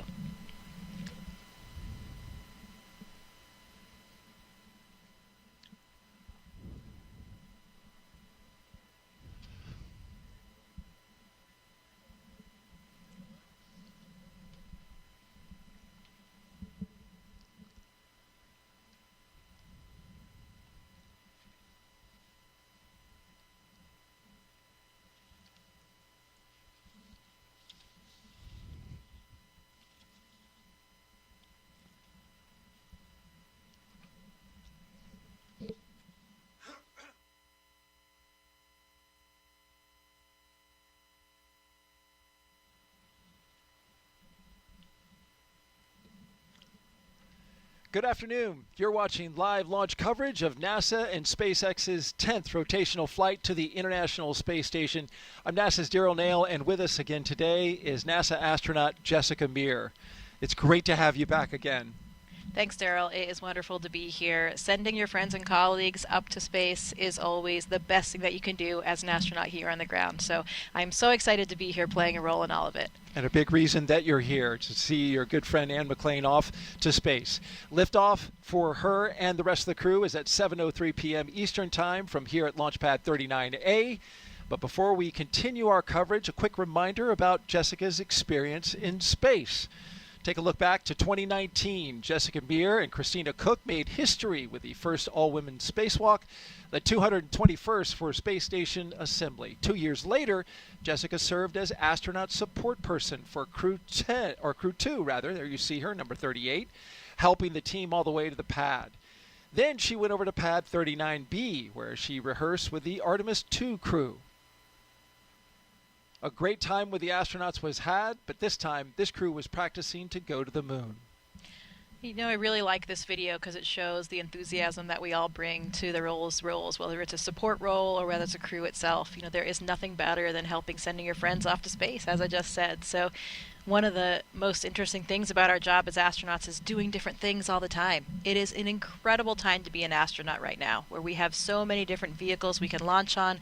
The Soyuz, like I launched on, the SpaceX Dragon that you're watching here today. Soon, hopefully, coming up next year, the Artemis 2 vehicle will launch and send our first astronauts to an orbit around the moon. So it's a very exciting time for us. We certainly have a lot to look forward here on the Space Coast and for the United States space program. Some background, though, on today's launch attempt. It is the second launch attempt for Crew 10. On Wednesday, NASA and SpaceX stood down from the first attempt after teams discovered a suspected pocket of air trapped in the ground support hydraulic system used for the clamp arm that you can see there on your screen. It is wrapped around the Falcon 9 rocket and holds it to the launch arm. Yesterday, ground support teams successfully flushed that hydraulic system, and now it is ready to go for today's launch. The crew had a little bit of break while they worked on that.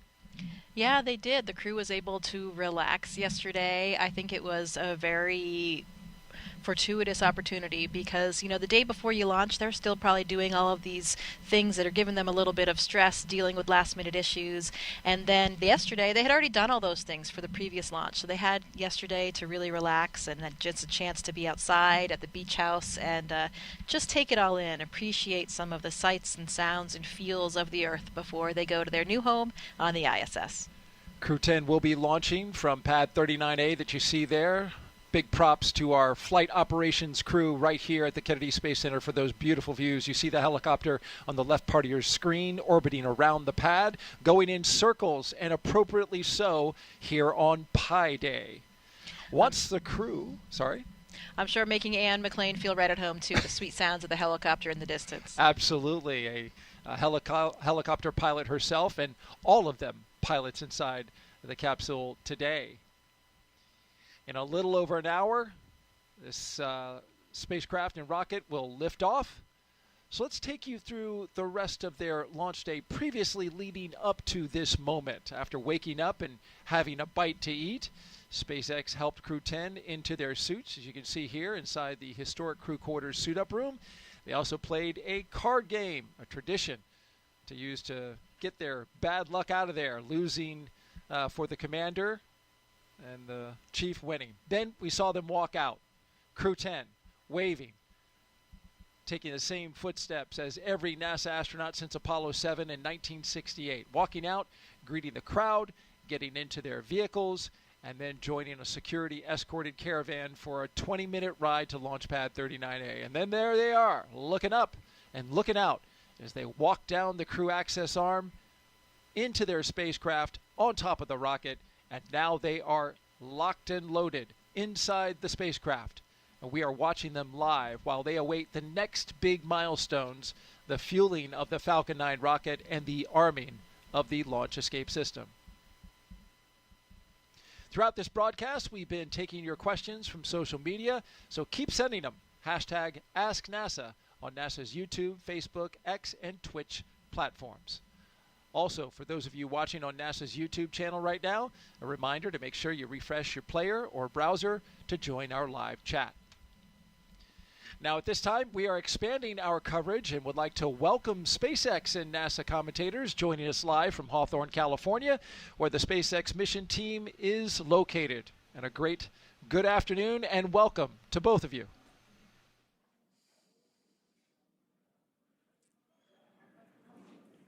Thanks, Daryl. I'm Jessie Anderson, a Senior Production Engineering Manager here at SpaceX. And I'm Anna Schneider with NASA Communications. We are excited to be joining you once again from Mission Control here in Hawthorne as we count down to liftoff of Crew 10 just over an hour from now. Of course, Crew 10 is our 10th operational mission with SpaceX, flying astronauts for long-duration missions to the International Space Station. Crew 10 will have 2 first-time flyers on board, as well as a veteran NASA astronaut and a veteran Japan Aerospace Exploration Agency, or JAXA, astronaut. And the multinational crew represents 3 different space agencies, with NASA, JAXA, and Roscosmos all represented. Today's crew will fly aboard the Dragon spacecraft named Endurance, which previously flew the Crew 3, Crew 5, and Crew 7 missions. Overall, this will be Dragon's 46th visit to the space station and its 14th human spaceflight mission to the orbiting lab, which includes NASA's Commercial Crew Program missions and private astronaut missions with Axiom Space. We're also celebrating the 23rd anniversary of the founding of SpaceX today on March 14th, which also is Pi Day, a celebration of the mathematical constant pi. Now, over the last 3+ hours, Crew 10 has been going through the detailed process of getting ready for their mission to the International Space Station. So let's go ahead and take a moment to introduce you to the crew. In the commander's seat is NASA astronaut Anne McLean. She's making her 2nd trip to low Earth orbit. The Spokane, Washington native and U.S. Army colonel was selected by NASA as an astronaut in 2013 and has spent a total of 204 days in space, completing 2 spacewalks totaling 13 hours and 8 minutes outside of the orbiting laboratory. Next to McLean in the pilot seat is Nicole Ayers, who was selected as a NASA astronaut in 2021. The Colorado native graduated from the Air Force Academy in Colorado Springs and is a major in the U.S. Air Force, and this will be the first spaceflight for Ayers. Serving as a mission specialist is JAXA astronaut Takuya Onishi, and today's flight will mark Onishi's second trip to the space station. He was selected as an astronaut by JAXA in 2009 and has logged 113 days in space previously. To round it all out, the final mission specialist is Roscosmos cosmonaut Kirill Peskov, and he was selected as a cosmonaut in 2018 and will also be making his first spaceflight today. Once on board the International Space Station, Crew 10 will briefly become members of Expedition 72 and then Expedition 73 in April. They will conduct space station maintenance and scientific research to understand material flammability, contributing to future spacecraft design and study how spaceflight affects human physiology and psychology. The crew will also engage with students worldwide via ham radio and use its existing hardware with newly integrated software to test a backup lunar navigation solution. To date, SpaceX has flown 56 crew members to space since the Demo 2 mission in May of 2020, which was almost 5 years ago. Coming up here at T-minus 45 minutes, we'll be listening in for the team to report their readiness for propellant load with a final go, no-go poll. And so far, today continues to be a smooth countdown, and we're looking good for an on-time liftoff at 7:03 p.m. Eastern Time from Launch Complex 39A in Florida. Now, here on the ground, the teams will be staffed around the clock in mission control just behind us to monitor Dragon and the mission, and not just for today, but throughout the entire mission, from liftoff to the Crew 10's arrival at the space station, all the way through splashdown when the astronauts return back home. And on console or headset in mission control, which you can see there on your screen, there are 6 key positions. The mission director is in charge of the room and tasked with making real-time decisions to ensure mission success. The person that you may hear talking to the astronauts is the crew operations and resources engineer. You'll hear us refer to them as the core throughout the broadcast. And there are 4 additional team members focused on vehicle systems, including avionics, navigation and control, software, propulsion, life support, and communication with ground support teams. Now, apart from mission control, our Falcon9 team... Dragon SpaceX, cycling orbit tank isolation valves to equalize low flow pressure. Additionally, I can give you a go to step into Section 5. When ready, report go for launch.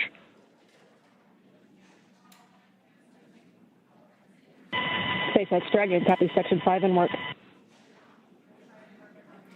Just pausing for some comms between the core and Crew 10. Now, apart from mission control, our Falcon 9 team is currently located in the Launch and Landing Control Center at Hangar X.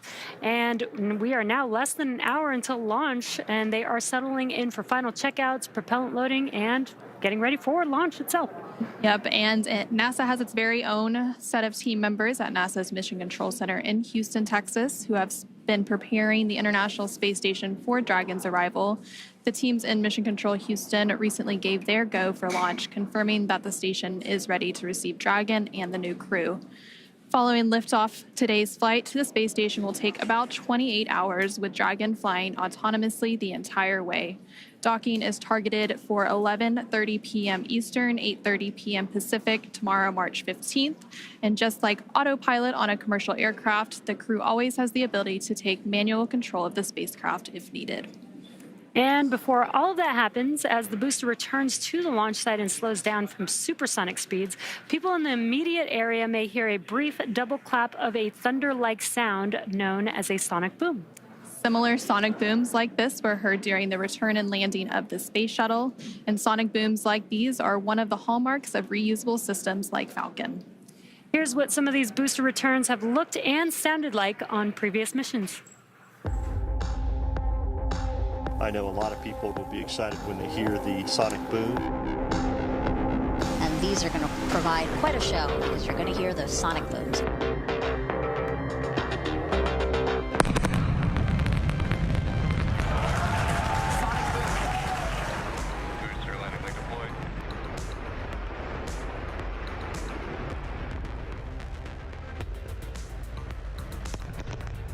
That sonic boom is great for us.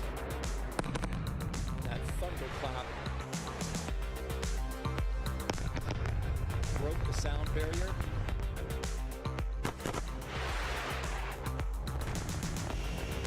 Side booster separation confirmed.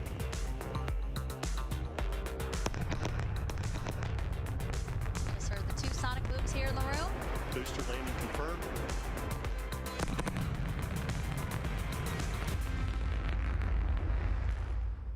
We are now at T-minus 57 minutes and counting to today's launch. While we wait, let's check in with NASA's Gary Jordan at Johnson Space Center to see how things are shaping up at Mission Control in Houston.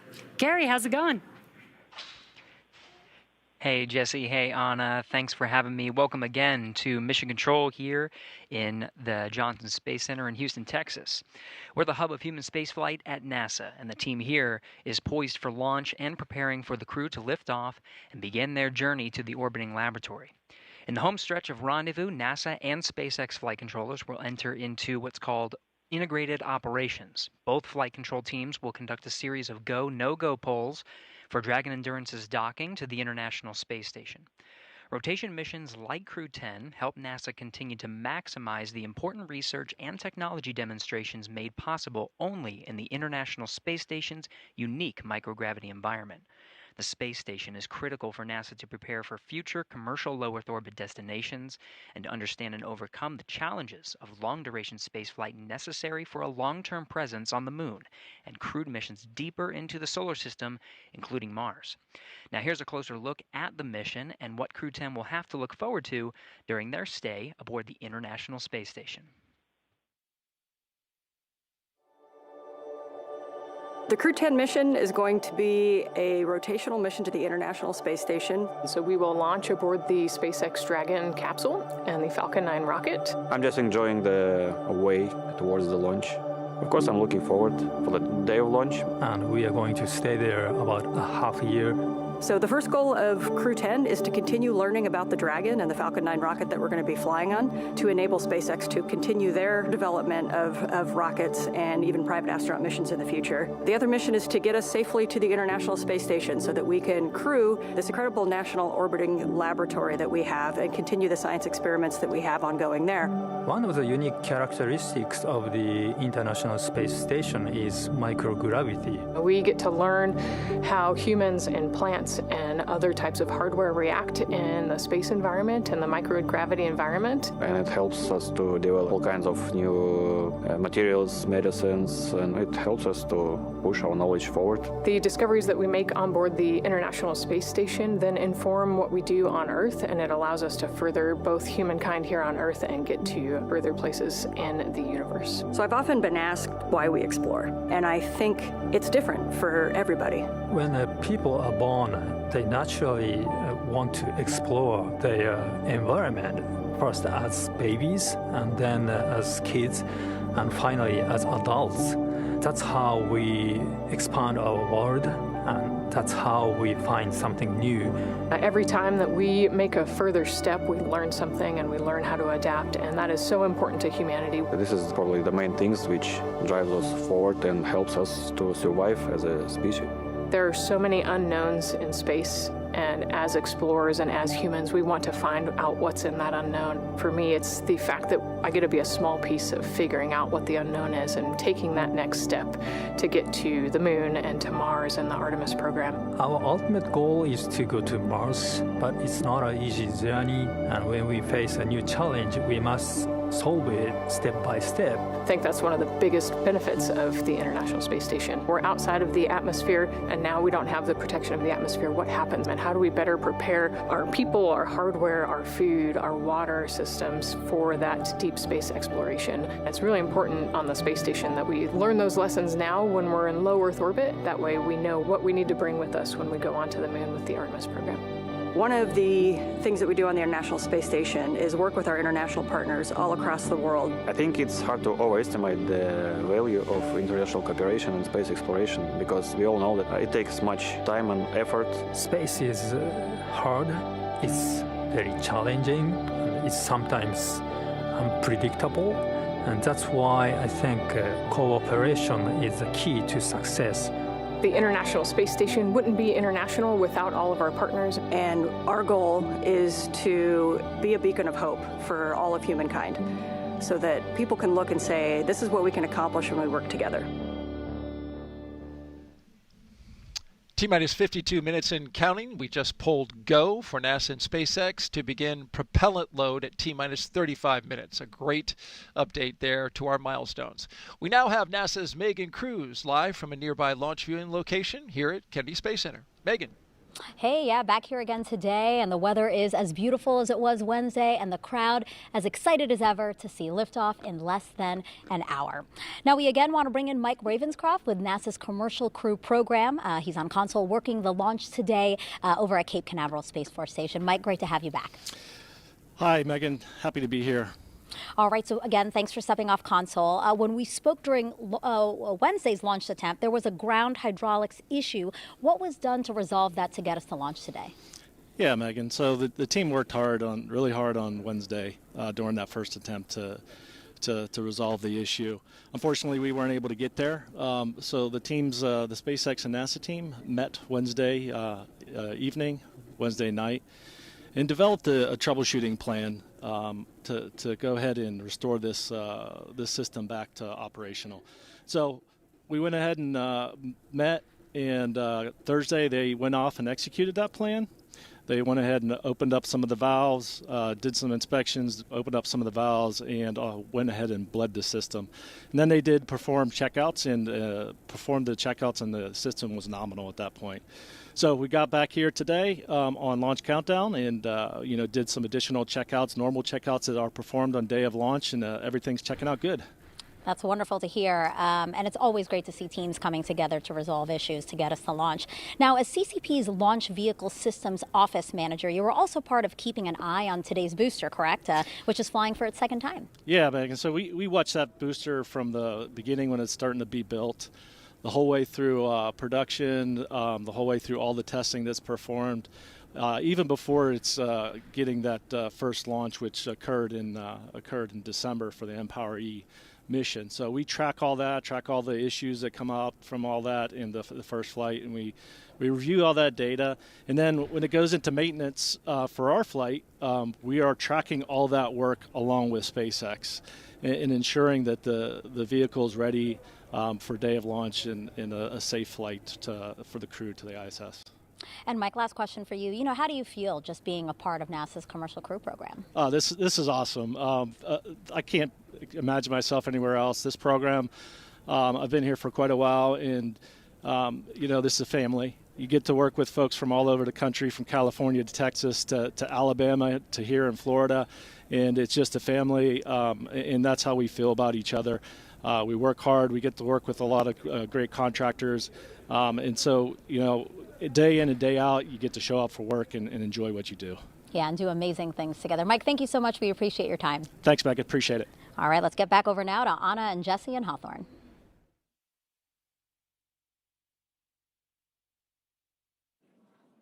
Thanks, Megan. Falcon 9 is the first orbital-class rocket capable of reflight. Together, Falcon 9 and Falcon Heavy have completed more than 450 launches and over 380 reflights. And today, the booster will be attempting to land at Landing Zone 1, which is just down the coast from the Kennedy Space Center in Florida. This will be the second flight of the first stage booster supporting the Crew 10 mission. Rapid reusability drastically reduces launch costs, helps increase launch frequency, and enables a wide array of new government, commercial, and scientific opportunities in space. Lowering the cost of access to space is helping take humanity's next steps into the solar system, whether in low Earth orbit, interplanetary, or even deep space. And when costs are lower, government and commercial customers can launch more missions, which helps accelerate development. This also helps commercial satellite and private research customers afford to launch more projects to space, which helps stimulate innovation here on Earth. All of this to say, reusability is the key innovation that is making space more accessible for the industry as a whole. And just like the first stage of Falcon 9, Dragon is also reusable. The reusable Dragon spacecraft has flown people to the International Space Station 13 times. And as we mentioned earlier, today's crew will fly aboard the same Dragon that previously flew the Crew 3, Crew 5, and Crew 7 missions. But back to today's mission. We are coming up on T-minus 48 minutes to launch, and our teams are carefully moving through the pre-flight process. Now, a lot of preparations have brought us to this point, including a dry dress rehearsal, static fire on Sunday, and an initial launch attempt on Wednesday. Now, we did stand down from that attempt due to a hydraulic system issue, but the teams completed inspections of the ground support hydraulic system used for the clamp arm supporting the Falcon 9 rocket and successfully flushed a suspected pocket of trapped air in the system. Now, all of that hard work brings us to today's launch, and next up in our The team has pulled go for LES arm, propellant load, and launch.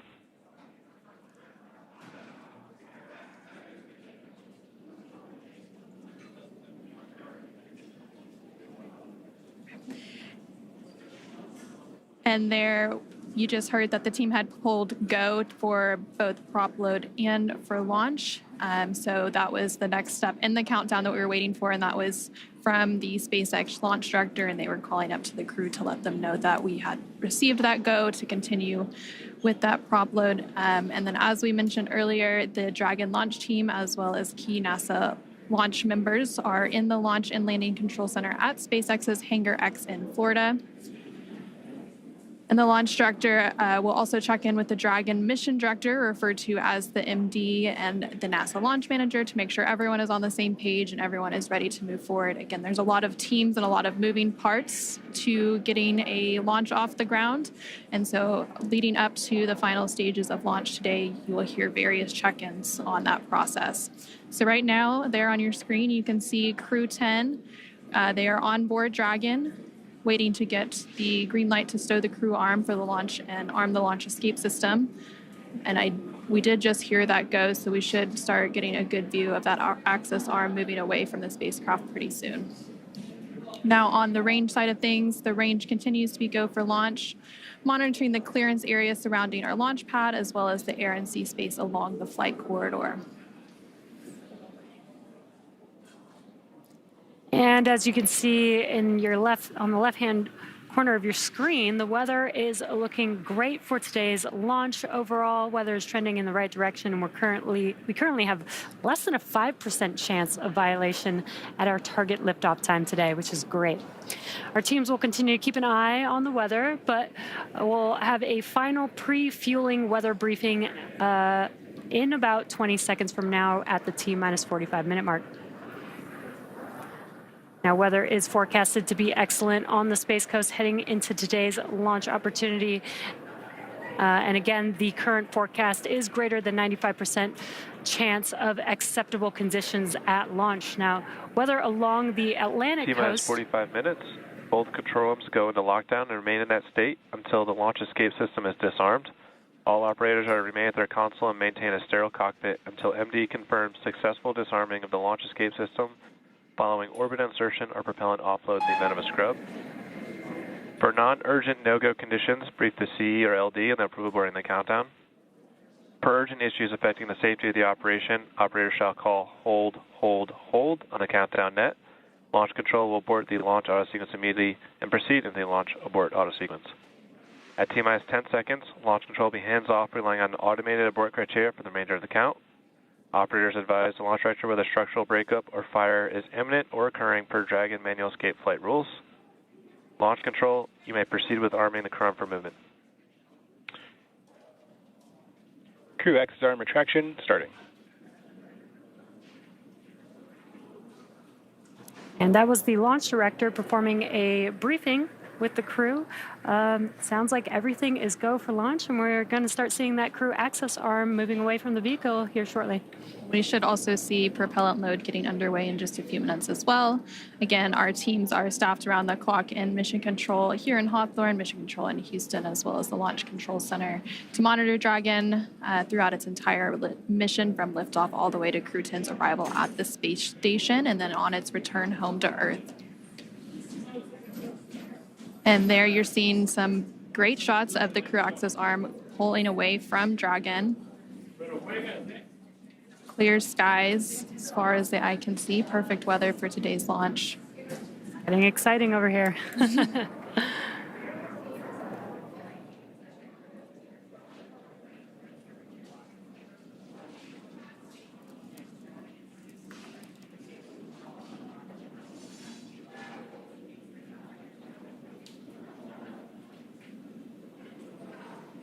Yeah, weather looks amazing over there at pad 39A. You can see that crew access arm still moving. It'll move all the way to that 90 degrees away from the vehicle. Crew access arm retraction complete. And there we just heard confirmation that the crew access arm has been fully retracted. That process is now complete. Again, the next step in our process leading up to today's launch at 7:03 p.m. Eastern, 4:03 p.m. Pacific will be the propellant loading, and that should be getting underway here shortly. In the meantime, let's go ahead and check back in with Daryl at NASA's Kennedy Space Center in Florida. All right, thank you very much, ladies. Back here with NASA astronaut Jessica Meir as we orbit the launch pad, Launch Complex 39A here at the Kennedy Space Center, going in circles on Pi Day. Seems fitting, Jessica. Absolutely, it does. This is the day for it. We've got a few milestones coming up here in the next few minutes. We're going to close our visors at T-minus 39 minutes and then start the process of getting that launch escape system armed. As we just saw, the crew access arm has moved away, so if there were to be an emergency, going through the crew access arm is one option up until the point in which the launch escape system is armed, and then it's off the top of the rocket. Yeah, that's right. That launch escape arm could actually swing back in just about 30 seconds, and during that time, the crew would actually be unbuckling their seatbelts and getting ready to egress, so that timing would work out. Visors closed, arming the launch escape system. Copy, Dragon. You are go for 6.6 arm launch escape.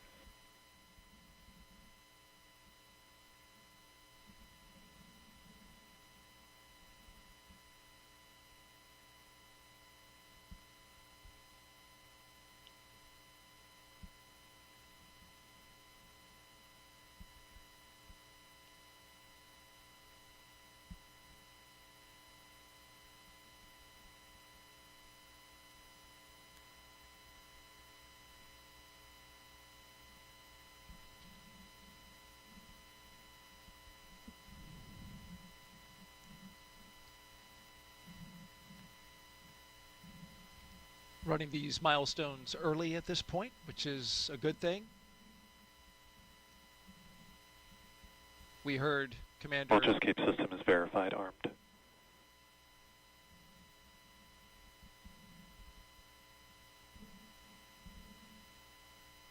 There we have the verification that the launch escape system is armed. A high energy system that could be very much needed in case something were to happen to the rocket. Yeah, that's something that the astronauts on board can actually hear. They can hear it being armed. They get this sort of loud thump that they hear. And of course, that launch escape system, it consists of 8 Super Draco thrusters. It's only used for an abort in this case.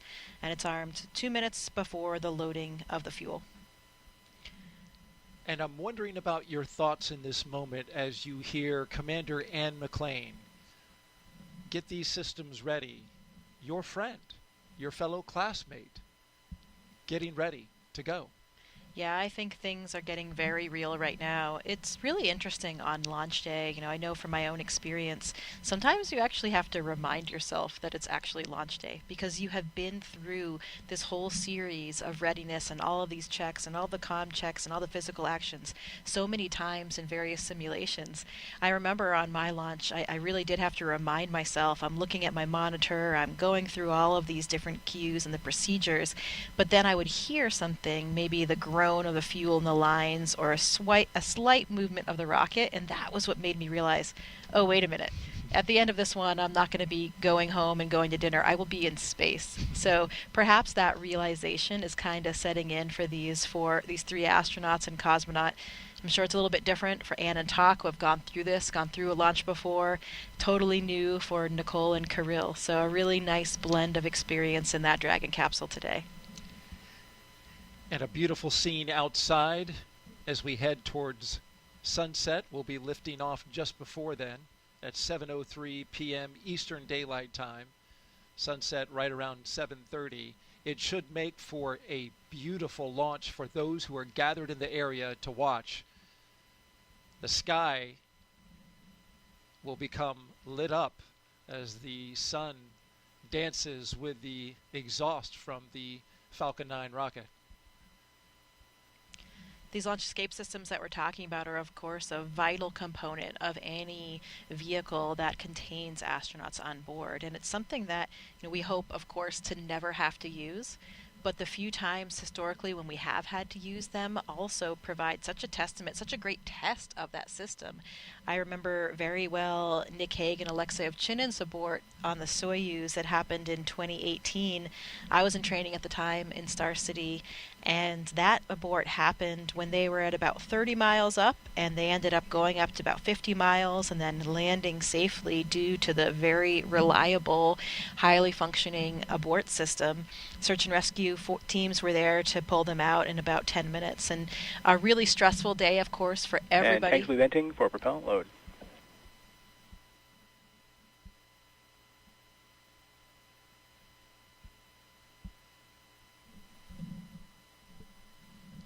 That was a stressful day for everybody on board and everybody on the ground, but again, a really nice test to see that these systems are in place for a reason and they do work.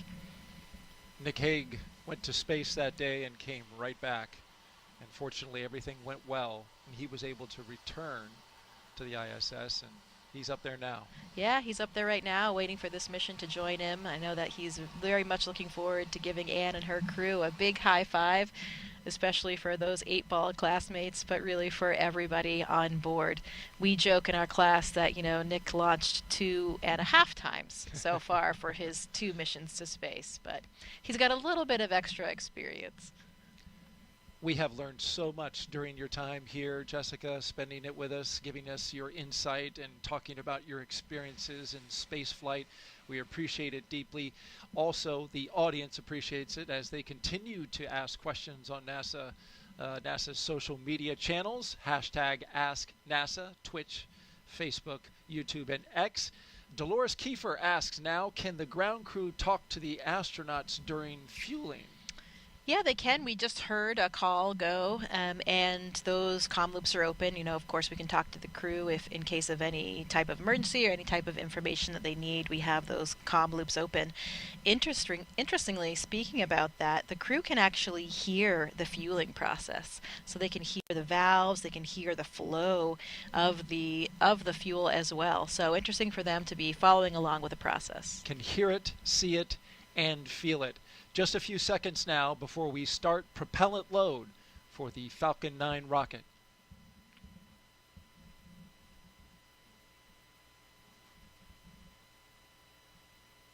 The launch auto sequence has started. And here we go. Tanks are being filled. Prop load is underway. A very dynamic time for the astronauts and the ground crews.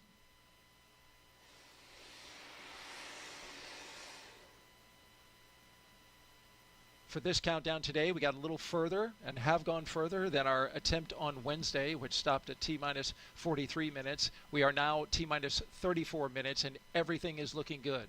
The vehicle is go, spacecraft is go, ground teams are go, and now we are tanking this rocket.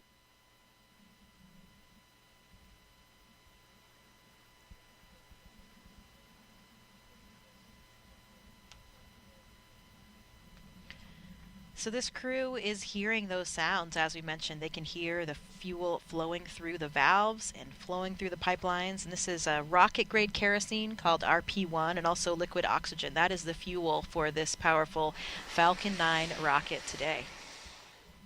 1.8 million pounds of thrust once the rocket takes off.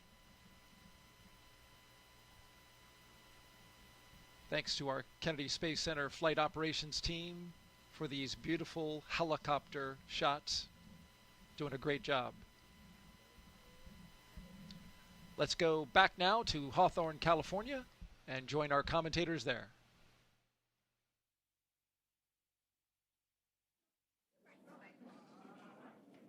We are at T-minus 33 minutes from launch and getting closer and closer to launching Crew 10 into space.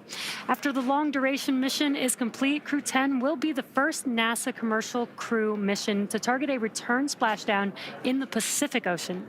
NASA and SpaceX have been working together toward certification and readiness for Dragon recoveries on the West Coast. Since 2019, Dragon recoveries have primarily occurred off the coast of Florida. SpaceX is moving Dragon recovery operations missions to off the coast of California to allow Dragon to complete its deorbit before safely jettisoning the trunk over the Pacific Ocean, comparable to the first 21 Dragon missions. Crew splashdown locations are near Los Angeles, Oceanside, and San Diego.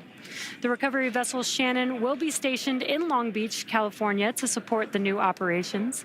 And to establish this capability that improves public safety, NASA and SpaceX worked for months establishing new sites, obtaining regulatory approvals, performing engine assignments and software changes, as well as tabletop exercises and flight rule updates. It'll be really exciting to see Crew 10 come home after they're done with their long-duration mission.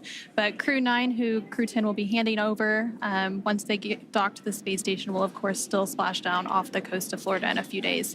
But back to today's mission, let's go ahead and learn more from the astronauts flying today. You know, I often get asked why we explore. Some people explore because it's exciting to ride on a rocket. They like the boom, they like the flying, they like the electronics, they like to go fast.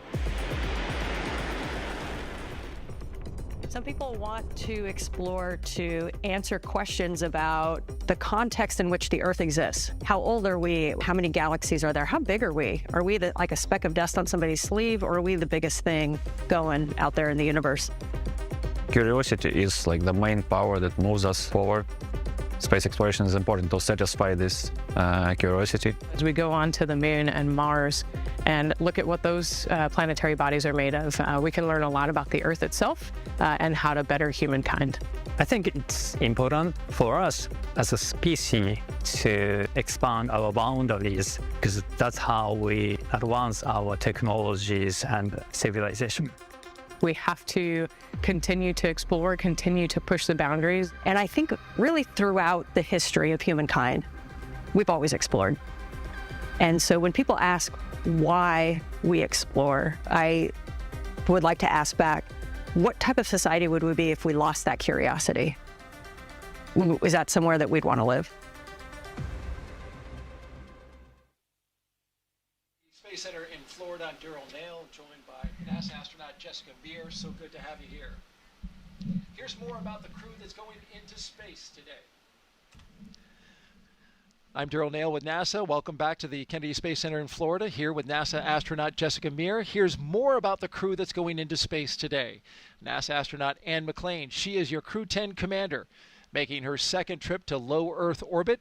The Spokane, Washington native and U.S. Army colonel was selected by NASA as an astronaut in 2013 and has spent a total of 204 days in space and completed 2 spacewalks totaling 13 hours and 8 minutes. She's very competent and, as you've described, a very excellent leader. Absolutely, a natural leader, and it is so thrilling to be here watching her do what she was born to do and leading this crew to space today. Sitting next to her is the pilot for Crew 10, NASA astronaut Nicole Ayers. She was selected as a NASA astronaut in 2021. The Colorado native graduated from the Air Force Academy in Colorado Springs and is a major in the U.S. Air Force. This is her first space flight, and she's pretty excited about it. Absolutely. Takuya Onishi. He is the JAXA astronaut, serving as a mission specialist. Today's flight will mark Onishi's second trip to the space station. He was selected as an astronaut by Japan Aerospace Exploration Agency in 2009 and has logged 113 days in space, and he will eventually be the station commander.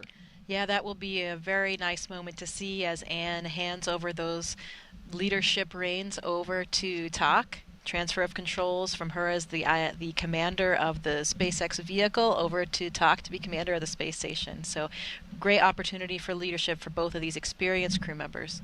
And the second mission specialist is Kirill Peskov. The Roscosmos cosmonaut was selected as a cosmonaut in 2018 and will be also making his first spaceflight today. This is really the ultimate of Kirill's very curious and adventurous nature. I hear he loves to discover all aspects of and areas of Russia and the U.S. now in his SUV, and he is always exploring, so this will be the ultimate of his exploration today for him and for all of his crew. And all 4 of these crew members are pilots. they speak that common language of aviation. That must be comforting to all of them. I think so, and I think it has brought them closer together as a crew. They can almost read each other's minds, they say. Sometimes, they don't even need words, and they have this shared sentiment, this shared language. It makes them a very synchronous, cohesive crew. And for the past year and a half, that crew has been training diligently to be ready to help conduct science investigations aboard station. The crew will perform biomedical research and technology demonstrations over the 4-month expedition. Commander Anne McLean is participating in the Canadian Space Agency space experiment involving heart health. This headband is actually connected to sensors throughout my body, and they are collecting real-time data on my heart rate, oxygen saturation, and my respiratory rate. Imagine the day where you go see your doctor because you're concerned about your heart health, and they give you these sensors to wear, and they get this massive, comprehensive look at your cardiovascular health over multiple days doing multiple activities. Another science investigation on board involves tiny materials inspired by our own DNA that could help be used here on Earth with those people who suffer from arthritis in their knees.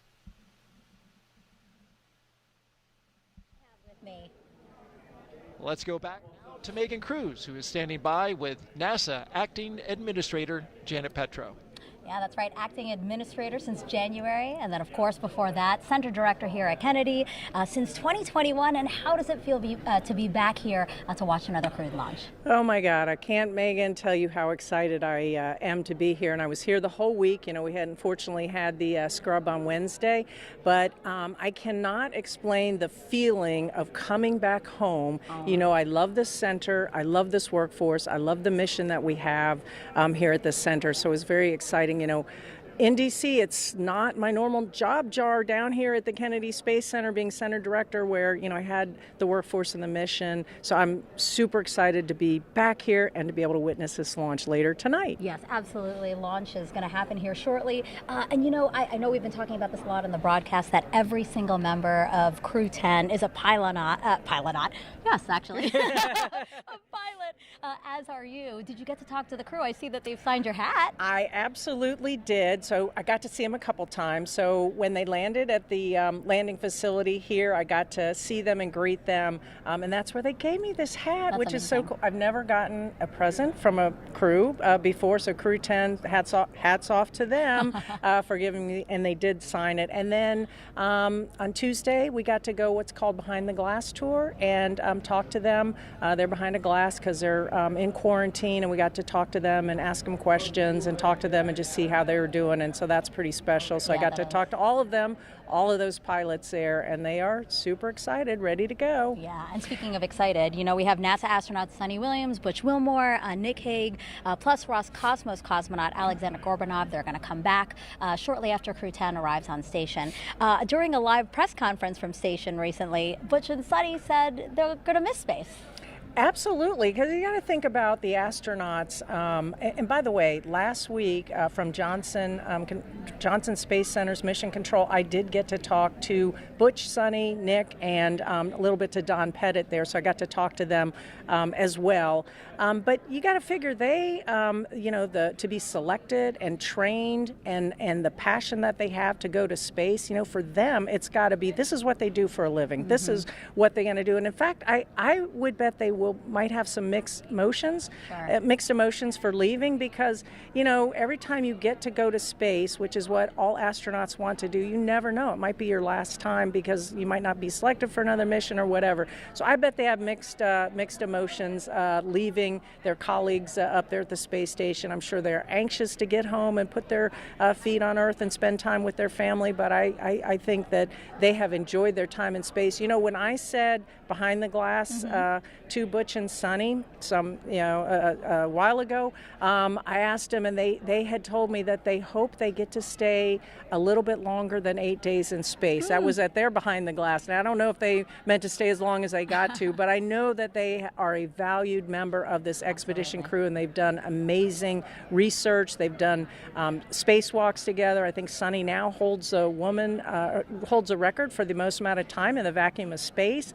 So they have to be very, very very proud of what they've accomplished. They were very much integrated as a crew and did a lot of work on the station, research and science experiments. And so, yeah, I think they're going to miss space. I think so. Well, Janet, no mixed emotions here. It was great seeing you. I'm going to put this in a jar of memories of today because this was wonderful, and we're about to see lunch. All right. Great Thank you, have here, Megan. Janet. All right. Bye-bye. All right. We'll send it back to Daryl and Jessica. All right, thank you both. And just behind them, as you saw in that shot, was the Vehicle Assembly Building, a very iconic building here at NASA, where we recently reached a major milestone in NASA's Artemis program. That's, of course, preparing for the first crewed mission around the moon in over 50 years. Engineers finished stacking the twin solid rocket boosters for Artemis 2. These 177-foot tall boosters will provide most of the 8.8 million pounds of thrust needed to launch 4 astronauts on a 10-day lunar journey. There's a shot of the core stage, which they're starting to work on now. Since November, crews have used a massive crane to lift and assemble those booster segments. They're each packed with avionics and motors that will safely detach after launch. Now, with the completion of that, they're going to focus on the SLS. Artemis 2 will carry NASA astronauts Reed Wiseman, Victor Glover, and Christina Cook, along with Canadian astronaut Jeremy Hansen, on a mission around the moon. So here's Jeremy now with a little more about that.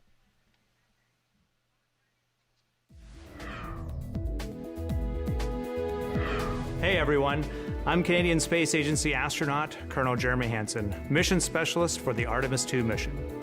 I'm here at the Johnson Space Center here in Houston, Texas, where we normally do most of our training. But every once in a while, we like to change it up a bit.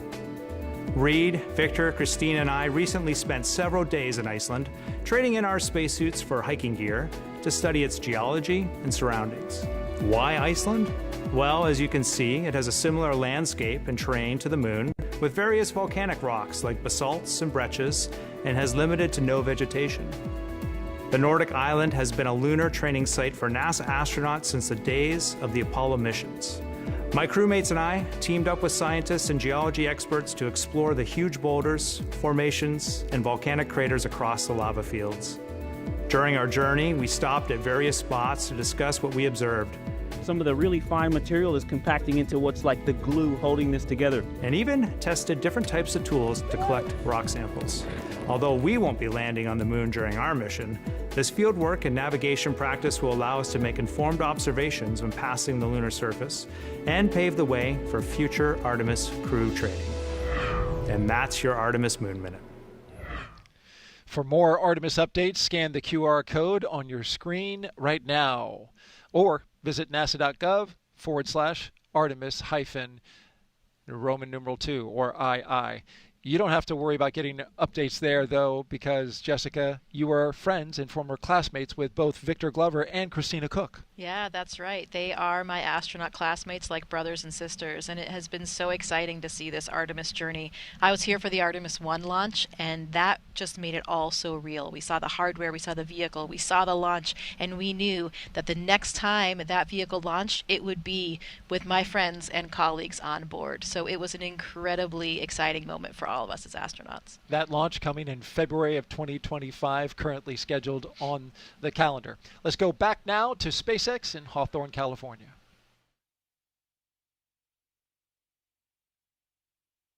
Thanks, Daryl. As we continue to count down, let's take a closer look at the vehicles that will be taking Crew 10 to the International Space Station today. Falcon 9 is a two-stage rocket developed and manufactured by SpaceX, known for its safe, reliable, and cost-effective access to space. It's also the first orbital-class rocket capable of reflight. And sitting at the top of Falcon 9, Dragon and its trunk stand over 26 feet tall. There are 2 windows on the spacecraft, plus one underneath the nose cone. The nose cone opens shortly after launch to expose the forward bulkhead thrusters and docking mechanism that will connect with the space station. Dragon's trunk holds solar cells, which power Dragon while it's in free flight, and the trunk can also carry unpressurized cargo. Now, Dragon has played a significant role in advancing our future in space by safely transporting crew to and from the space station. There are currently 4 Dragon spacecraft supporting human spaceflight missions that have docked to the station. There you can see them on your screen. That is Endeavour, Resilience, Endurance, and Freedom. Now, designed to be the safest spacecraft ever flown, Dragon is capable of carrying up to 7 passengers to and from Earth orbit and beyond. And Dragon has 16 Draco thrusters that can be used in space to help navigate the spacecraft to its destination, each providing 90 pounds of force. That doesn't include the 8 Super Draco thrusters used for an abort, which are no longer active once the crew is in orbit. Dragon has flown 49 times, with 15 human spaceflight missions since 2020, when Dragon became the first private spacecraft to take humans to the International Space Station.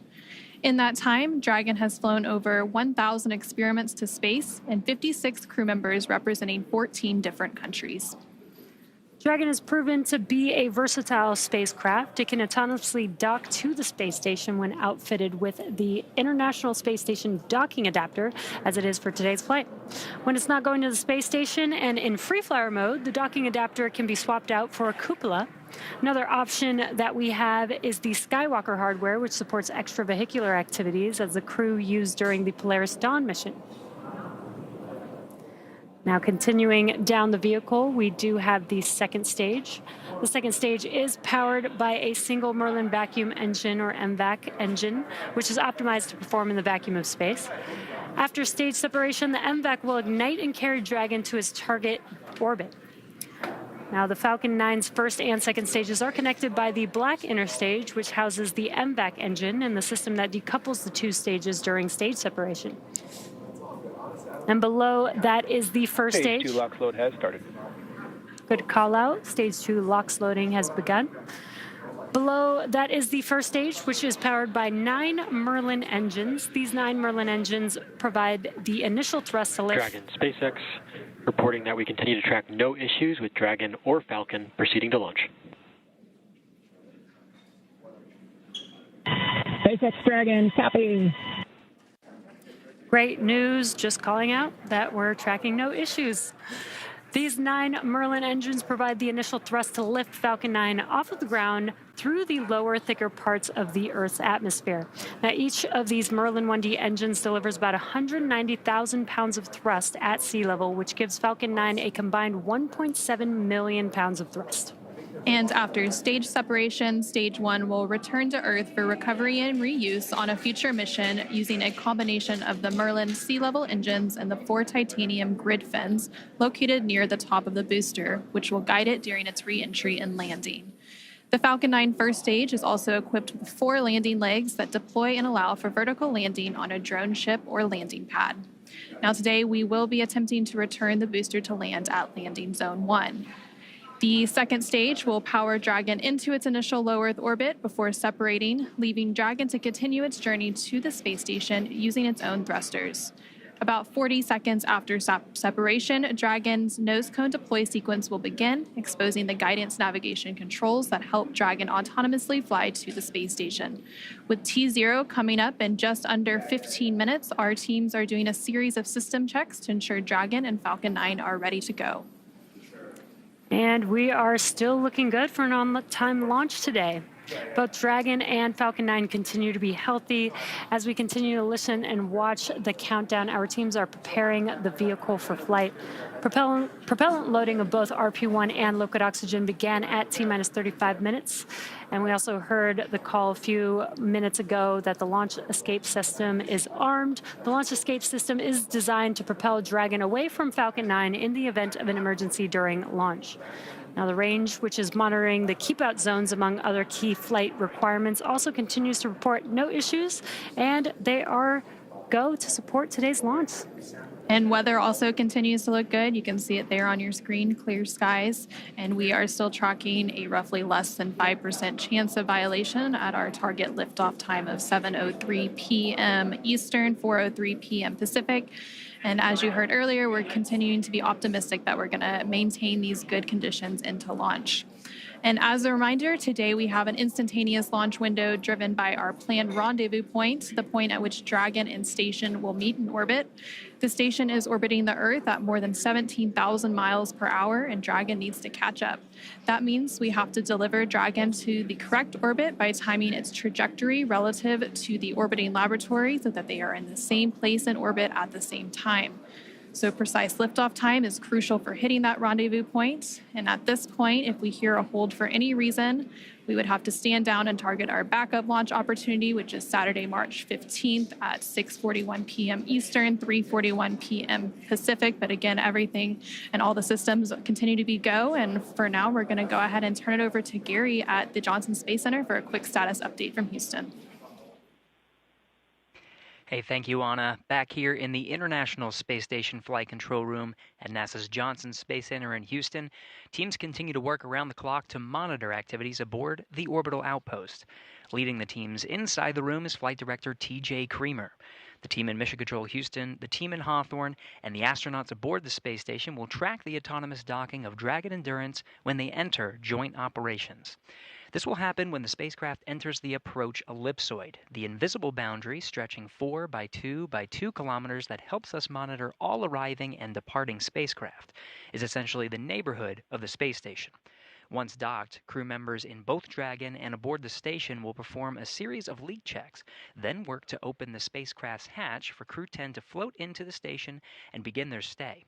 We anticipate that the hatch will be opened about an hour and a half after the docking.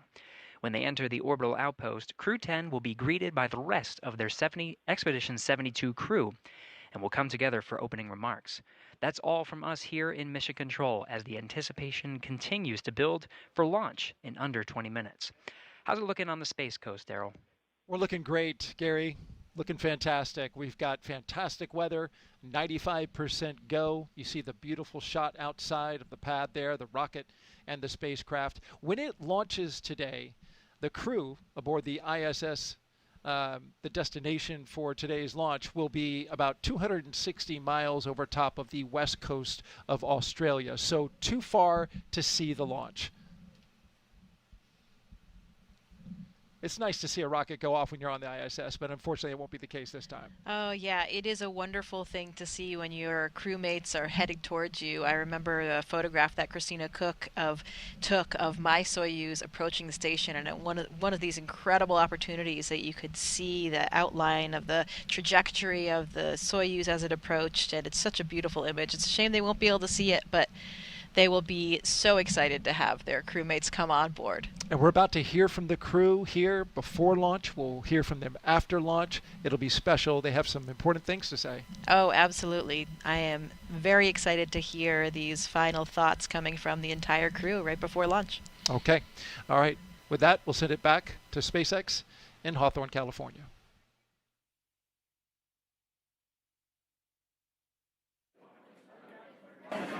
Thanks, Daryl. Our next major milestone on the countdown event will be around the T-minus 10-minute mark, which is just in about 5 seconds, when Falcon 9 launch commit criteria get checked by computers. Dragon, SpaceX, confirm crew displays are configured for launch.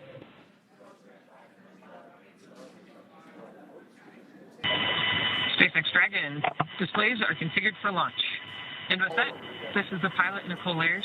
And on behalf of Crew 10, we'd like to say that today we celebrate the countless individuals all over the world that have made this journey possible. To the engineers, instructors, flight controllers, scientists, and leaders who worked tirelessly to get us here, thank you for your dedication to the safety and success of this mission. And a special thank you to our friends and families for your unwavering love and support. This mission is a testament of what humans can achieve when we work together. Go Crew 10!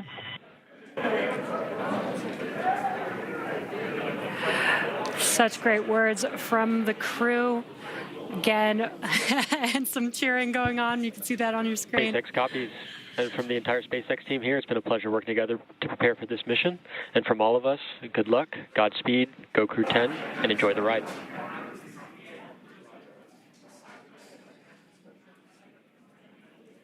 Great comms. That was from our core here in Hawthorne in Mission Control. Now, there are many systems in place to ensure that the rocket and the crew are both safe leading up to liftoff and during flight. And now that we are in terminal count, our teams are performing those final checks before launch. And coming up here in just a few minutes, we will start having that stage 1 engine chill start. And now we're just over 8 minutes away from launch. Again, today's ride to orbit will be about 9 minutes, which is from the time of liftoff to second stage cutoff.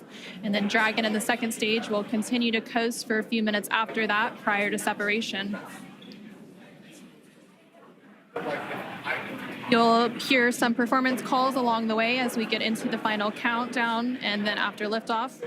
And these are SpaceX flight controllers reporting on trajectory, speed, booster performance, and other key milestones. So some of the callouts you will hear after liftoff are a combination of letters and numbers, which will mark different abort zones throughout the flight up the eastern seaboard. The first two are 1 Alpha and 1 Bravo, which are abort modes available while the first stage is firing. And then the next round of numbers and letters you'll hear are 2 Alpha through 2 Echo, though you'll only hear the 2 Alpha call on the public loops, and those will come into play once the second stage kicks in. And then diverting a little bit from the other naming system, you will hear the call out Shannon, which refers to Shannon, Ireland. And this call means the crew could target off the coast of Ireland if they needed to abort late in the second stage burn. And you'll continue to hear those different call outs along with key performance call outs from the guidance, navigation, and control officer along with the propulsion lead. We're now just under 7 minutes away from launch. Engines are chilling in for flight. And we just heard that confirmation that the stage 1 engine chill has started. Yeah, exactly. That call out is because we are flowing a little bit of liquid oxygen into the engines. That's to help prepare the vehicle or the engines for the full flow of liquid oxygen into the engines. That makes sure that we don't shock the system at that full flow. Now we are still loading. At liftoff, Falcon 9 is consuming about 700 gallons of fuel per second. So engine chill helps us prevent that thermal shock into the engines. So again, we have passed that T-minus 7 minute mark. Next call out will be stage 1, RP1 loading complete, which we just heard that. And the RP1 is densified kerosene or rocket fuel that will propel the crew into orbit. All of that RP1 is now fully loaded into the rocket, and since we previously heard that second stage loading was completed. We are still loading the liquid oxygen or LOX onto the first and second stages, and this is the oxidizer needed to combine with the densified kerosene that just finished loading. The RP1 liquid propellant needs an oxidizer to combine with in order to ignite. Coming up in just under 30 seconds at that T-minus 5 minute mark, we will hear the call for Dragon to configure for terminal count and then transition over to internal power.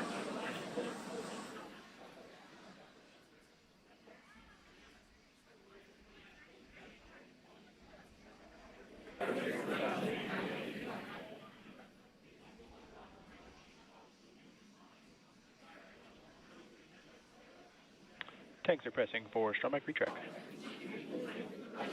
Dragon is in configure for terminal count. And there we just heard that call out for terminal count. So now Dragon onboard computers will take control of the spacecraft. And we also heard that the propellant tanks on Falcon 9 are getting ready to pressurize, adding some additional structural support to the rocket as we get ready for that strong back to retract. And that strong back provides access to Falcon 9's fueling lines. Has started. That strong back lower has now started, and again, that strong back provides access to Falcon 9's fueling lines and umbilicals for both propellant load and the different gases being loaded on board. And what you should see on your screen is there's those clamp arms that are around the second stage just below Dragon. They're going to open up, and once they're fully open, then that strong back or the TE can begin to recline away from the vehicle.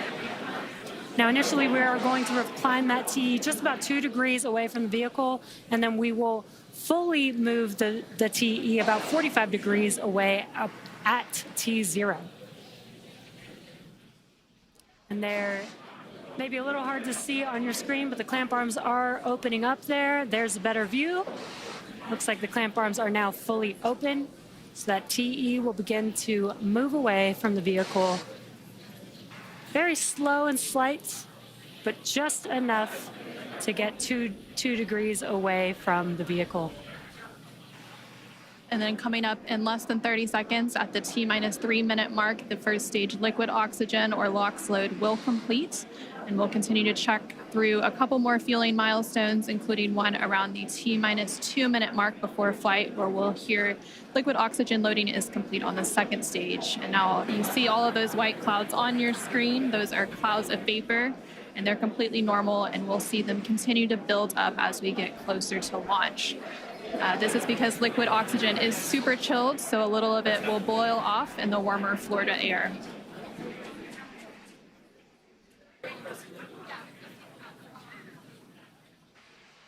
Stage 1, LOX load complete. Great call out there. Stage 1. Count and on. Putting liquid oxygen onto stage 2, and that'll wrap up here at the T-2 minute mark, just about 20 seconds from now.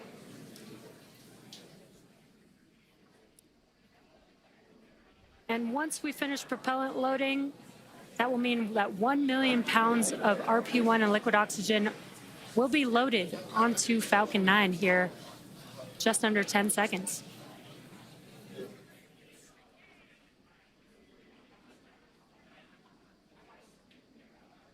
Stage 2, LOX load complete. We just heard confirmation that the stage 2 liquid oxygen loading is now complete. We are under 2 minutes away from launch. Gas closeout has also begun.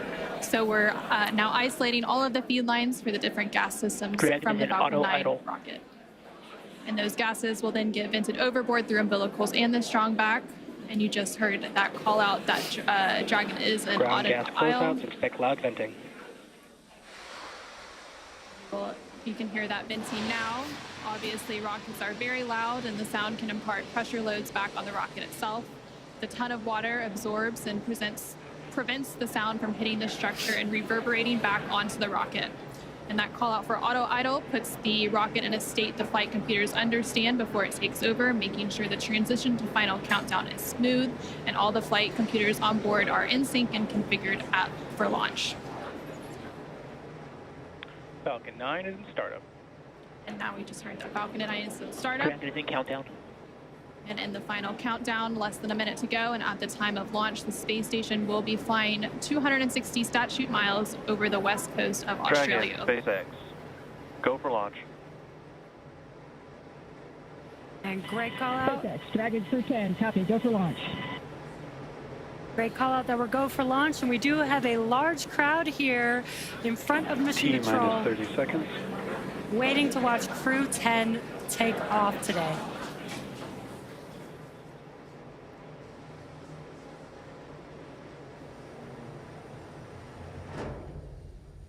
T-minus 15. T-minus 10. 8, 7, 6, 5, 4, 3, 2, 1. Ignition and liftoff. Go SpaceX, go NASA Crew 10. Copy, 1 Alpha. And liftoff of Crew 10 now Vehicle pitching down range. Space Station. 1.7 million pounds of thrust now propelling Falcon 9 and Crew 10. And we're continuing to get good call-outs on the first stage performance so far.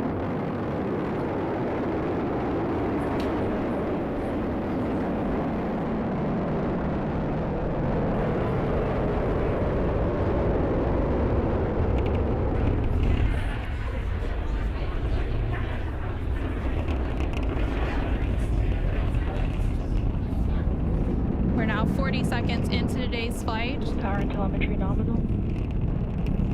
Continuing to get good performance call-outs. Throttle down. Yeah, we are throttling down the engines in preparation for Max Q. What great timing that was. We just passed through Max Q. That's the largest structural load that the vehicle will see on ascent. Vehicle supersonic. Stage 1, throttle up. We're now just over 1 minute and 10 seconds into today's flight, traveling at more than 1,400 miles per hour. Stage 1 Bravo. And we just heard that call out for 1 Bravo, which means we're in the second and final abort mode for the first stage, continuing to get good performance. And the crew already pulling over 2 Gs. Next up, we'll have a couple of events happening in rapid succession. Effect chill started. First will be that engine chill on the second stage impact engine, which we just heard. And then we'll have MECO, or main engine cutoff, where the 9 engines on the first stage will cut off ahead of the first and second stages will be separating from one another.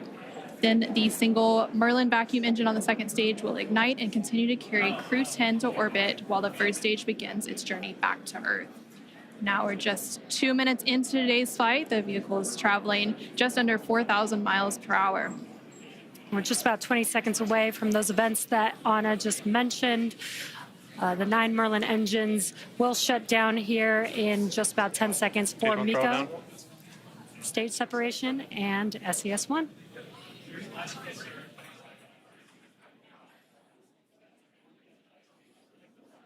Main engine cutoff. SpaceX Dragon, 2 Alpha. Stage separation confirmed. Copy, 2 Alpha. Great call-outs and incredible views there on your left-hand screen. On your left-hand screen, you can see a view from stage 1. And an extremely excited crowd here in Hawthorne. Awesome views of that boost back burn on the first stage, as well as the MVAC engine igniting on the second stage. Great views there. Now the booster is in its boost back burn. This is the first of 3 burns as it makes its way back down to Earth. This will last about 45 seconds.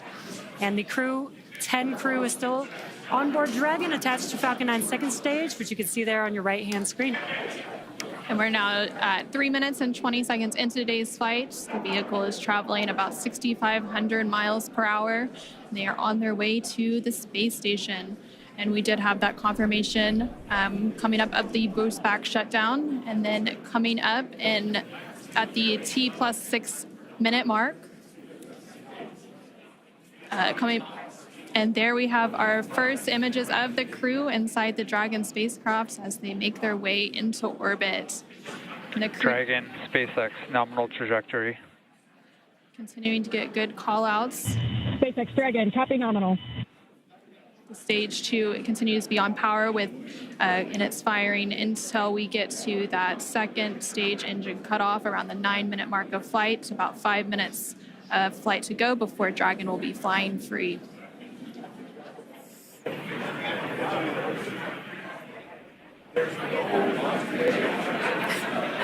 Some cool views there on your left-hand screen. That's the first stage booster as it's making its way back down to Earth. This is a ground tracking camera getting these awesome views. And on the right-hand side of your screen, you can see that lone Merlin vacuum engine of the second stage. We're continuing to get good performance on the second stage. And the crew's G-loads will dip right when we hit the separation events, and it's going to continue to build up until then. Dragon, SpaceX, nominal trajectory. SpaceX Dragon, copy nominal. We're now at 5 minutes into today's flight with a liftoff at 7:03 p.m. Pacific, 7:03 p.m. Eastern, 4:03 p.m. Pacific. Continuing to get good call-outs as Stage 1 makes its way back to Earth, and Stage 2 continues to fire, propelling Dragon into orbit. If you're just now joining us, the 4 members of Crew 10 launched from Launch Complex 39A at Kennedy Space Center in Florida. And they're currently on board Dragon, still attached to Falcon 9 second stage, which you're seeing there on your right-hand screen. On your left-hand screen, the first stage vehicle is making its way back down to Earth. It already completed the first of 3 burns as the boost back burn. And the next event coming up for that vehicle is going to be the entry burn. Dragon, SpaceX, nominal trajectory. Great call-outs there. That entry burn is coming up. SpaceX Dragon, copy nominal. That entry burn is coming up here in just under 20 seconds. We'll reignite 3 of those 9 Merlin 1D engines to help slow the vehicle down as it makes its way back into the Earth's atmosphere. We're now just over 6 minutes into today's flight as Dragon and the second stage continue traveling at over 12,000 miles per hour, making their way into orbit and on the way to the International Space Station.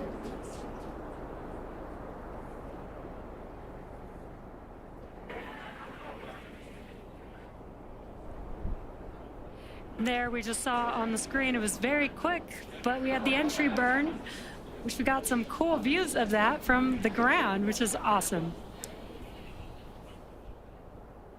Now, the next event coming up will be the landing burn for the first stage. That's coming up here in about 30 seconds. Dragon SpaceX, nominal trajectory. Again, great call outs for SpaceX Dragon, copy nominal. Confirmation there from the crew as they continue to make their way into orbit. Now 7 minutes into today's flight, the first stage making its way back down to Earth and the second stage continuing to fire. This is an awesome view. Let's see if we can see the center engine relight for that landing burn here in a few seconds.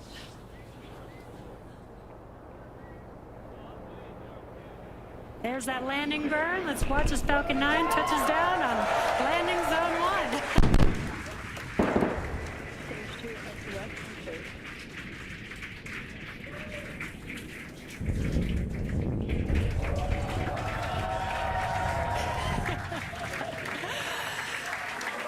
And the crowd here is excited to see Falcon 9 touch down on landing zone 1.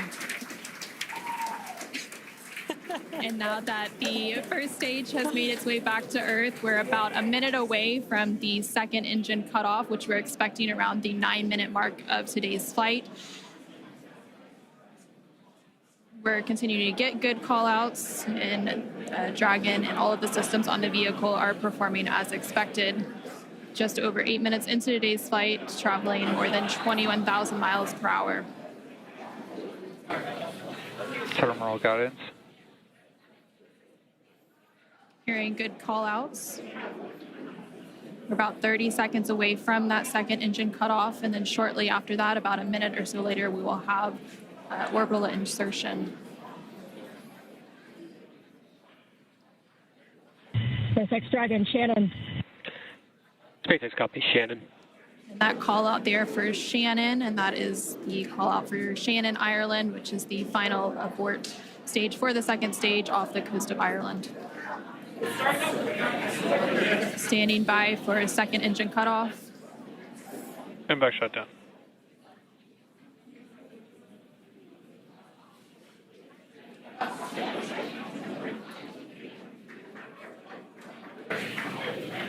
Dragon SpaceX, nominal orbit insertion. And there we heard confirmation Launch escape system disarmed.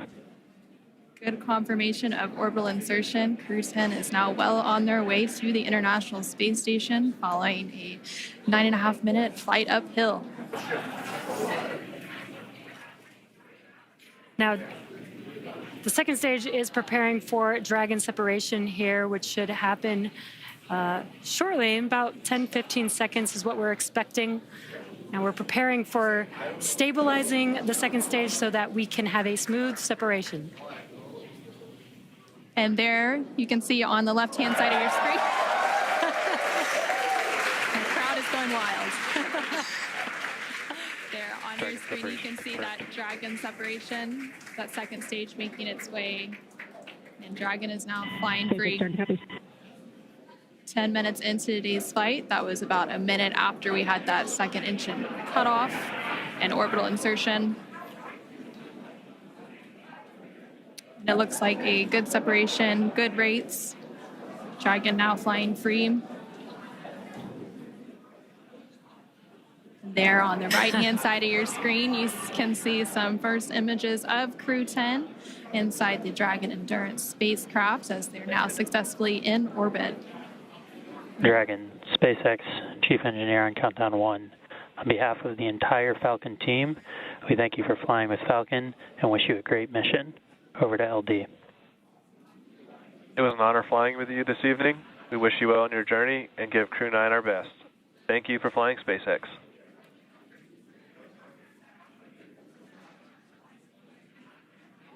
SpaceX Dragon, this is Crew 10. and Commander Ann McClain. Thank you to all of the teams from across the world who contributed to the launch today.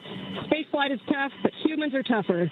Days like today are made possible only when people choose to do the harder right over the easier wrong. Build relationships, choose cooperation, and believe in the inherent goodness of all people across the world. To my family and friends, without you, I would not be here. Explore boldly, live gracefully, go Crew 10. Now over to pilot Nicole Ayers.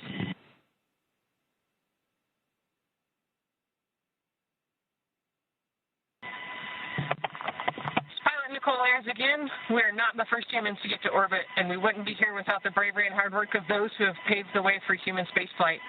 We now get the unique perspective of Earth without borders and get to revel in the connectedness of humanity. I would be remiss to not once again acknowledge those who helped me get here, to this wonderful view and this perspective, to the teachers, coaches, fellow officers, fellow teammates, Raptor Nation, to my friends and family that encouraged my dreams from the start. Thank you. I wouldn't be here without you.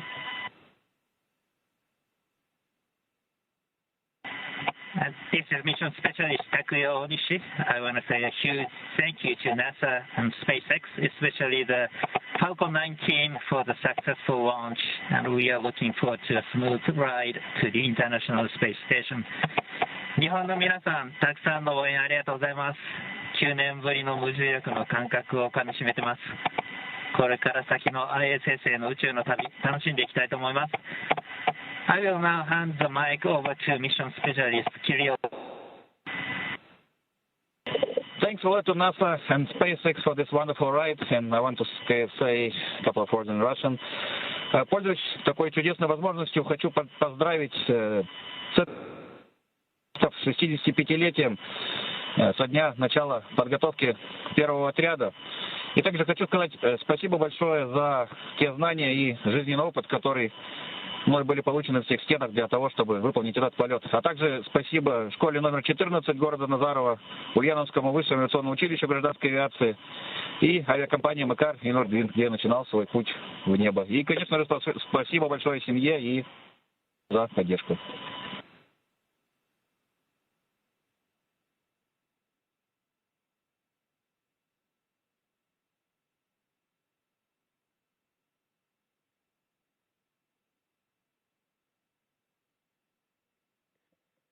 Thank you, Crew 10.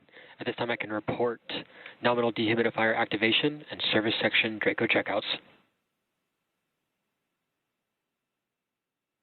SpaceX Dragon, copy.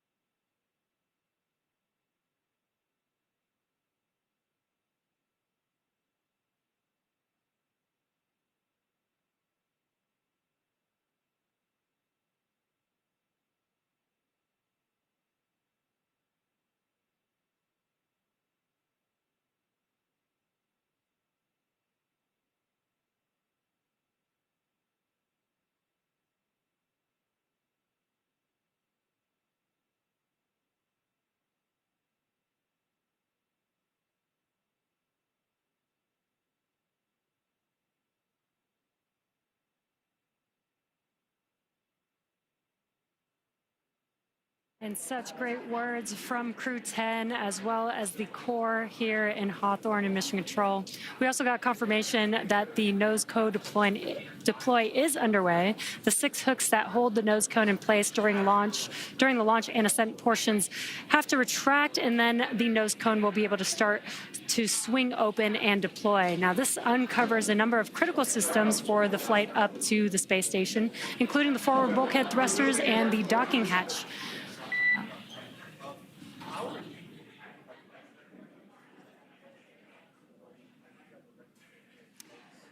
Just pausing in case there were going to be any comms.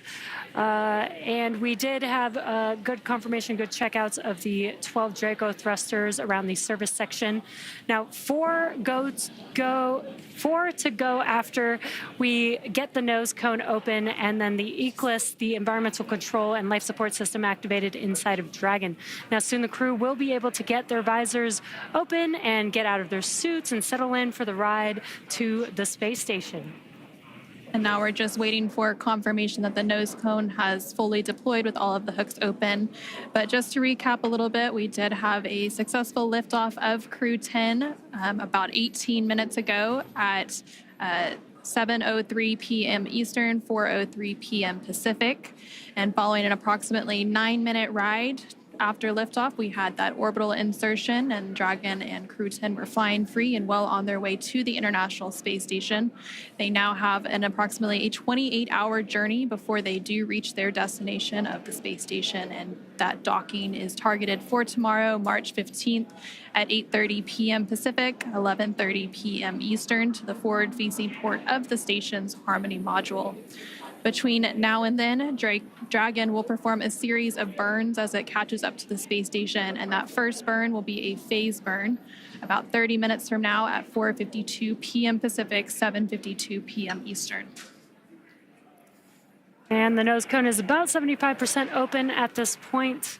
Human spaceflight has come so far in the last 5 years with Dragon. In addition to flying people, SpaceX's Dragon spacecraft also enables researchers the opportunity to fly critical science to orbit. And so far, SpaceX and Dragon have carried over 1,000 research experiments to and from low Earth orbit, both to the International Space Station and on our free flyer missions. From DNA sequencing to 3D printing studies enabled by Dragon and the space station tests Dragon and the space station test a variety of technologies, systems, and materials that will be needed for future long-duration exploration missions.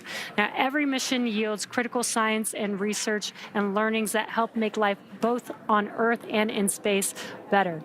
And flights like today's help us continue to lay this foundation for our future among the stars and continue our mission to make life multiplanetary. Once Crew 10 does arrive to the International Space Station, they will, of course, partake in some additional science and research. They will have over 200 experiments that they will contribute to during their time aboard the International Space Station. Again, we're just standing by for confirmation that that nose cone has fully deployed. And we may also get some additional look inside the cabin of the crew. As we patiently wait for those views, we are trying to see if we can get some views. We were seeing some views from the second stage. This looks like it might be a view from the forward. Dragon SpaceX, nominal nose cone opening and forward bulkhead Draco checkouts. SpaceX Dragon copies and confirm nominal ECLIS activation and go for visors.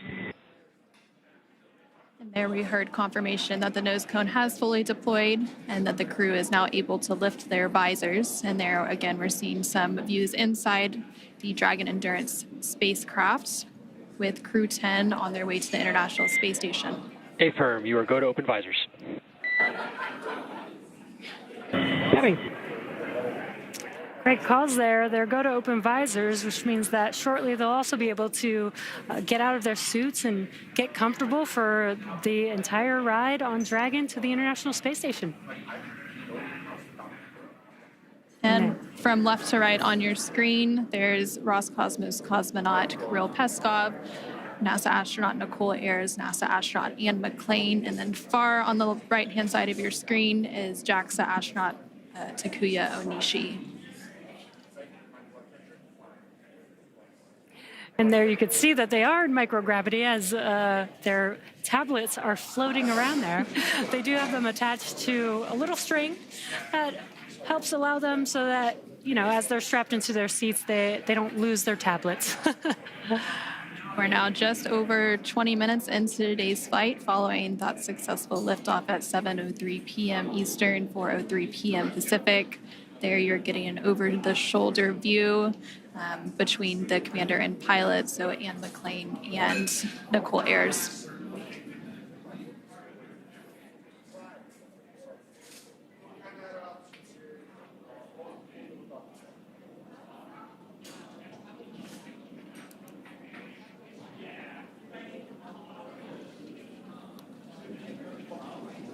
If you're just now joining us, you are watching live Crew 10 out in space in the Dragon vehicle. They lifted off from Space Launch Complex 39A at 7:03 p.m. Eastern Time. Dragon SpaceX, there are about 3 minutes remaining in the current ground station pass. At this time, you're welcome to introduce your zero-G indicator. We're using the full crew cam so we can see all 4 crew members right now. All right, copies. Thank you, SpaceX. We'd like to introduce the Crew 10G indicator. Takuya is holding him up. This is a hand crochet origami crane. The Japanese origami, hand crocheted in the United States, and his name is Drug, which is the Russian name for friend. Origami is the Japanese art of folding paper. This is a nod to the unique and deep cultural traditions from which each of us come. While we're from different parts of the world, we are brought together in this bold endeavor, and we represent all of humanity. The folded paper design was also chosen to represent paper airplanes that we made when we were kids, before we were astronauts, when all we had was a dream. And we looked up at the sky and we wondered, what if? It's a symbol that every big accomplishment starts with a quiet dream, and that dreams do come true when you believe in yourself and you listen only to those who believe in you. Crew 10 believes in all of the dreamers. The flag and the number markings on the crane, there's a number 10 on each of its wings and a flag from each one of our countries on the tail. This is a nod to each of our shared experiences as professional pilots. These patches are arranged to look like an airplane. This is a source of deep pride for our crew, because what pilot doesn't like to talk about the fact that they're a pilot? But this also symbolizes our shared culture as astronauts. In the years of training together, we found we have far more in common than we do different. Our zero-G indicator was handmade by a small business owner in the United States. This represents all the hands which created our entire space program, and this rocket and this capsule that we're flying today. It also represents all of the artists and musicians who inspire people to imagine beyond what they can see. Spaceflight is perhaps the most complex endeavor of our time, but it was built one step at a time, by one person at a time. Finally, the origami crane is the international symbol for peace, hope, and healing. Crew 10 hopes to serve as a beacon of hope, a reminder of what humans can accomplish when we see the goodness in one another and we choose to work together toward a common goal. Today, we are united not through common enemy, but through shared optimism and a basic belief in the goodness of humanity. It is far easier to be enemies than it is to be friends. It's easier to break partnerships and relationships than it is to build them. Spaceflight is hard, and success depends on leaders of character who choose the harder right over the easier wrong, and who build programs, partnerships, and relationships. We explore for the benefit of all. If you want to go fast, go alone. But if you want to go far, then go together. Crew 10 chooses to go together in peace, because you cannot be great without the greatness of others. Go NASA, go Roscosmos, go JAXA, and go Crew 10.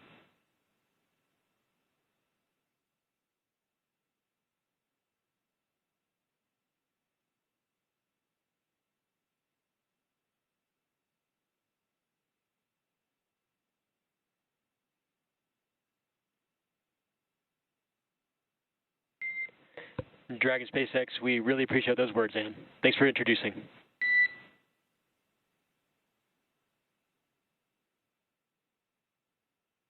From NASA astronaut and the Crew 10 commander, Ann McClain. And again, Crew 10 comprised of McClain along with NASA astronaut Nicole Ayers and JAXA astronaut Takuya Onishi along with Roscosmos cosmonaut Kirill Peskov are now safely in orbit following an approximately 9-minute ride after a liftoff at 4:03 p.m. Pacific, 7:03 p.m. Eastern from NASA's Kennedy Space Center in Florida. The crew now has an approximately 28-hour journey ahead of them before they reach their destination, the International Space Station. Again, docking is targeted for tomorrow, March 15th at 8:30 p.m. Pacific, 11:30 p.m. Eastern to the forward-facing port of the station's Harmony module. Between now and then, Dragon will perform a series of burns to catch up with the space station, and that first burn will be taking place around 4:52 p.m. Pacific, 7:52 p.m. Eastern today. And those were some great words about the zero-G indicator. Very incredible. Human spaceflight has come so far in the last 5 years with Dragon. In addition to flying people, SpaceX's Dragon spacecraft also enables researchers the opportunity to fly critical science to orbit. Now, so far, SpaceX and Dragon have carried over 1,000 research experiments to and from low Earth orbit, both to the International Space Station and on our free flyer missions. From DNA sequencing to 3D printing, studies enabled by Dragon and the space station test a variety of technologies, systems, and materials that will be needed for future long-duration exploration missions. Every mission yields critical research and learnings that help make life both on Earth and in space better. And flights like today's help us continue to lay the foundation for our future among the stars and continue our mission to make life multiplanetary. Now, we'll be signing off from SpaceX for now, so we're going to send it back to NASA. But before we go, we want to thank NASA for entrusting us with today's mission, and thank you all for being here with us today. And with that, we're going to end our coverage from Hawthorne until we pick back up with our docking coverage in about 26 hours at 6:45 p.m. Pacific, 9:45 p.m. Eastern tomorrow, March 15th, for that targeted docking to the International Space Station at 8:30 p.m. Pacific, 11:30 p.m. Eastern. So for now, thank you for joining us, and back over to you, Jessica and Daryl at the Kennedy Space Center to wrap up today's coverage. And welcome back to the Kennedy Space Center in Florida, where we just watched Crew 10 lift off from Launch Pad 39A. The crew is now en route to the International Space Station. I'm Daryl Nail. This is NASA astronaut Jessica Meir, who just watched one of her close friends and many friends, Crew 10, go up into space. And I'm wondering what that moment was like for you.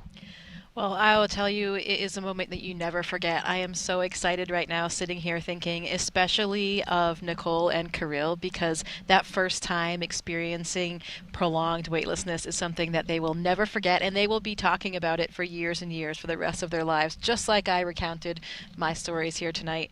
Those words were all so inspirational as well. I love how they unveiled their droog, their origami crane. It really hit on so many important themes tonight, talking about this Japanese art of folding paper, really combining all of the cultures of their crew, the name being a Russian name meaning friend, the origami crane for Japanese culture, all of the flags on the crane handmade by a small business in the U.S. It really highlights so many important elements that I know are so important to the crew and to all of us at NASA and all of the space agencies. Ideally, really in summary, highlighting the representation of peace, of hope, and of healing, and that we are all truly stronger when we work together. So thank you, Anne. Thank you, Crew 10, for those incredible words. I think that there's a lesson there for all of us tonight. We are exploring for the benefit of all. And Crew 10 believes in all dreamers. Thank you for highlighting the words of Commander Anne McLean as well. Crew 10 will become part of Expedition 73, briefly with 72, but then 73 when they arrive on the space station. NASA's Megan Cruz joins us now with Megan Everett, Deputy Chief Scientist of the International Space Station. That's right, two Megans here, and I want to talk to you about, we obviously have another crew en route to the space station. How is the research that's done on the ISS different from other research at NASA? Yes, well, first, thank you for having me. It's always my pleasure, and very grateful to get to talk about science in space. And so, like you said, the space station is a national laboratory, and it allows us to look at things in microgravity for extended periods of time. We can put things on the outside of the space station where they experience extreme temperature changes and exposure to radiation in that extreme environment. And we also get these very unique perspectives of the Earth's surface. And so together, these things allow us to look at things like theories in quantum physics and answer questions that we can't answer with laboratories on Earth. We can look at human health and how that we can get astronauts to explore beyond low Earth orbit, as well as promote human health and answer questions related to diseases that we can't do on Earth. And it also allows us to expand commercialization in low Earth orbit by some of our in-space manufacturing. And in addition to this, it's just this really cool collaboration of international partners and scientific cooperation that we see on the space station. Yeah, obviously a unique platform, and we do all that we can to really utilize it. So how does what we learn on the space station help us here on Earth? Can you give us some examples about that? Yes, I love that question because one of NASA's big mission objectives is to figure out how we can do science in space to promote human health here on Earth. And one of the things we've been really successful with on ISS is looking at stem cell research and organelles and how those relate to specific diseases like cancer. And we also look at protein crystallization, and so we can grow very uniform crystals in space better than we can on Earth. And these crystals are really important in pharmaceutical drug development. So together we can look at disease progression and how we can better treat those diseases with new pharmaceuticals in space. That's great. You did also mention human health and researching, what it could mean if we go farther and farther into the universe. How are we doing on that research? What are we learning? So we've used ISS as a test bed for exploration beyond low Earth orbit for a long time, and we continue to use that, and we will all the way through end of station. And some of the specific things that we look at are how the human responds to long duration exposure to gravity. So we look at exercise countermeasures, at how we can maintain muscle and bone strength. We look at things like food systems for how we keep crew healthy for long periods of time. We have a very robust plant growth program, so we try to optimize crop output by changing things like soil and water exposure to those plants. And we need life support systems for our crew to live in space for long periods of time, so we have a lot of technical demonstrations on the space station looking at how to clean air and water and eliminate waste. I can really see that you love talking about this. Thank you so much for sharing your passion and for sharing all that's being accomplished through NASA with the research at the ISS, but also other research that we do here. Well, thank you so much for having me. Thank you so much. All right, back to Daryl and Jessica. All right, thank you very much. And we're about to wrap up coverage here, so why don't we take one last social question from one lucky submitter. Scarlett Sermons asks, how do the astronauts feel looking at Earth from above? And what's that feeling like coming back? Well, seeing the Earth from above is a very, very exceptional experience, and it's something that I think changes you forever. People have different things to say about this, but I think one message that we do all share is that it gives you this unique understanding for how beautiful our planet is, but mostly how unique and fragile it is. You see this beautiful gem below you and this tiny, tiny band, this thin, tenuous band of an atmosphere that's really supporting all life. And you realize that we need to take care of this planet, that it is one planet and we have to protect it. Secondly, one thing that I really was struck by was seeing how interconnected everything is. You see all of the land masses with no boundaries, you see all the continuous oceans, and you realize how connected everything is, how we really are just one human. We are all here together, in it together as one. It's easy as humans to have these man-made imposed boundaries that we see delineated on the globe, but for us as astronauts, we realize that we are truly all in this together. Well said, Jessica, and let's go ahead and end it on that. Right here on NASA Plus, you can follow us along with Crew 10's entire journey to the station by listening to real-time audio commentary of the mission. Just scan the QR code that you see right there at the bottom of your screen, or if you're watching us on your phone, you can just do a screen grab and then click on it later. Crew 10 is on course to arrive at the International Space Station around 11:30 p.m. on Saturday, believe that's going to be March 15th. On-camera coverage of docking and arrival will resume about 2 hours before it docks on NASA Plus. And of course, that's always a big moment when the crowd, comes together on ISS. Yeah, absolutely. You have to have a lot of patience because you get to ISS, you dock, and then you have to go through these pressure checks to make sure everything's okay, and you're just waiting to get to the other side. And it's an incredibly special moment when you come through the hatch, you float for the first time for 2 of them, and you get big hugs from all of your friends and colleagues that are up there already. And I was impressed by what Ann says, once they do this together, They are, and you've mentioned this a couple of times, like forever brothers and sisters. When she sees those fellow astronauts in the hallway back in Houston, you know, there's always a big smile that comes across her face. Yeah, it's a bond that you have forever, spending that time in space together, having that shared experience. You know, it's something as astronauts we want to share with our friends and family, how it feels, what it's like, and it's hard when they haven't experienced it. But with other astronauts and other cosmonauts, you have this instant special bond because you all have that shared experience together. And when they return, they will come full circle with the rest of the astronauts, appropriately so on Pi Day. Just had to get that in there. One more time, 314. There you go. Well, I want to thank you, Jessica, for joining us. You were here for Crew 7. You did Crew 10, 2 launch attempts. It's a lot of work. We thank you for it. It's been very special. We hope that when you go on your mission and we are watching you and documenting your trip, that you'll throw us a little love somehow towards the camera, give us a wave, something. We will be rooting you on. Absolutely, Daryl. It's been such a pleasure to be here sharing in the excitement for Crew 10 today. Go Crew 10. Go Crew 10, go NASA, go SpaceX. And an important reminder about upcoming launches. NASA and SpaceX will return to the ISS in late April with CRS-32, a resupply mission launching from Kennedy, and then Crew 11 several months from now. Again, a huge thanks to all of us, for all of us, from all of us, to you, and to our guests for joining us today. But most importantly, thank you for watching. You can keep up with any Crew 10 updates to this mission using the online resources you see on your screen just there below. For everyone here at NASA and SpaceX, and for Jessica Meir, I'm Daryl Nail. Have a great rest of the day. We leave you now with a look back at highlights from suit up to liftoff. Crew 10 is getting suited up, ready to go.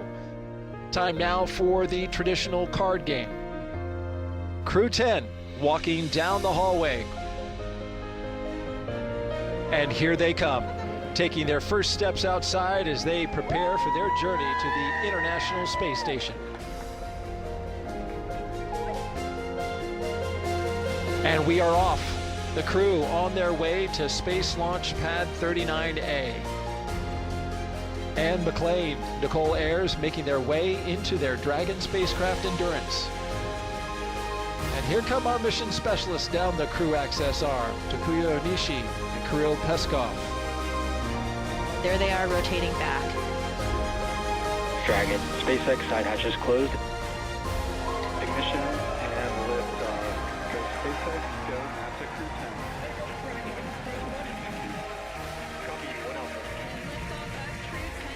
Vehicle pitching downrange.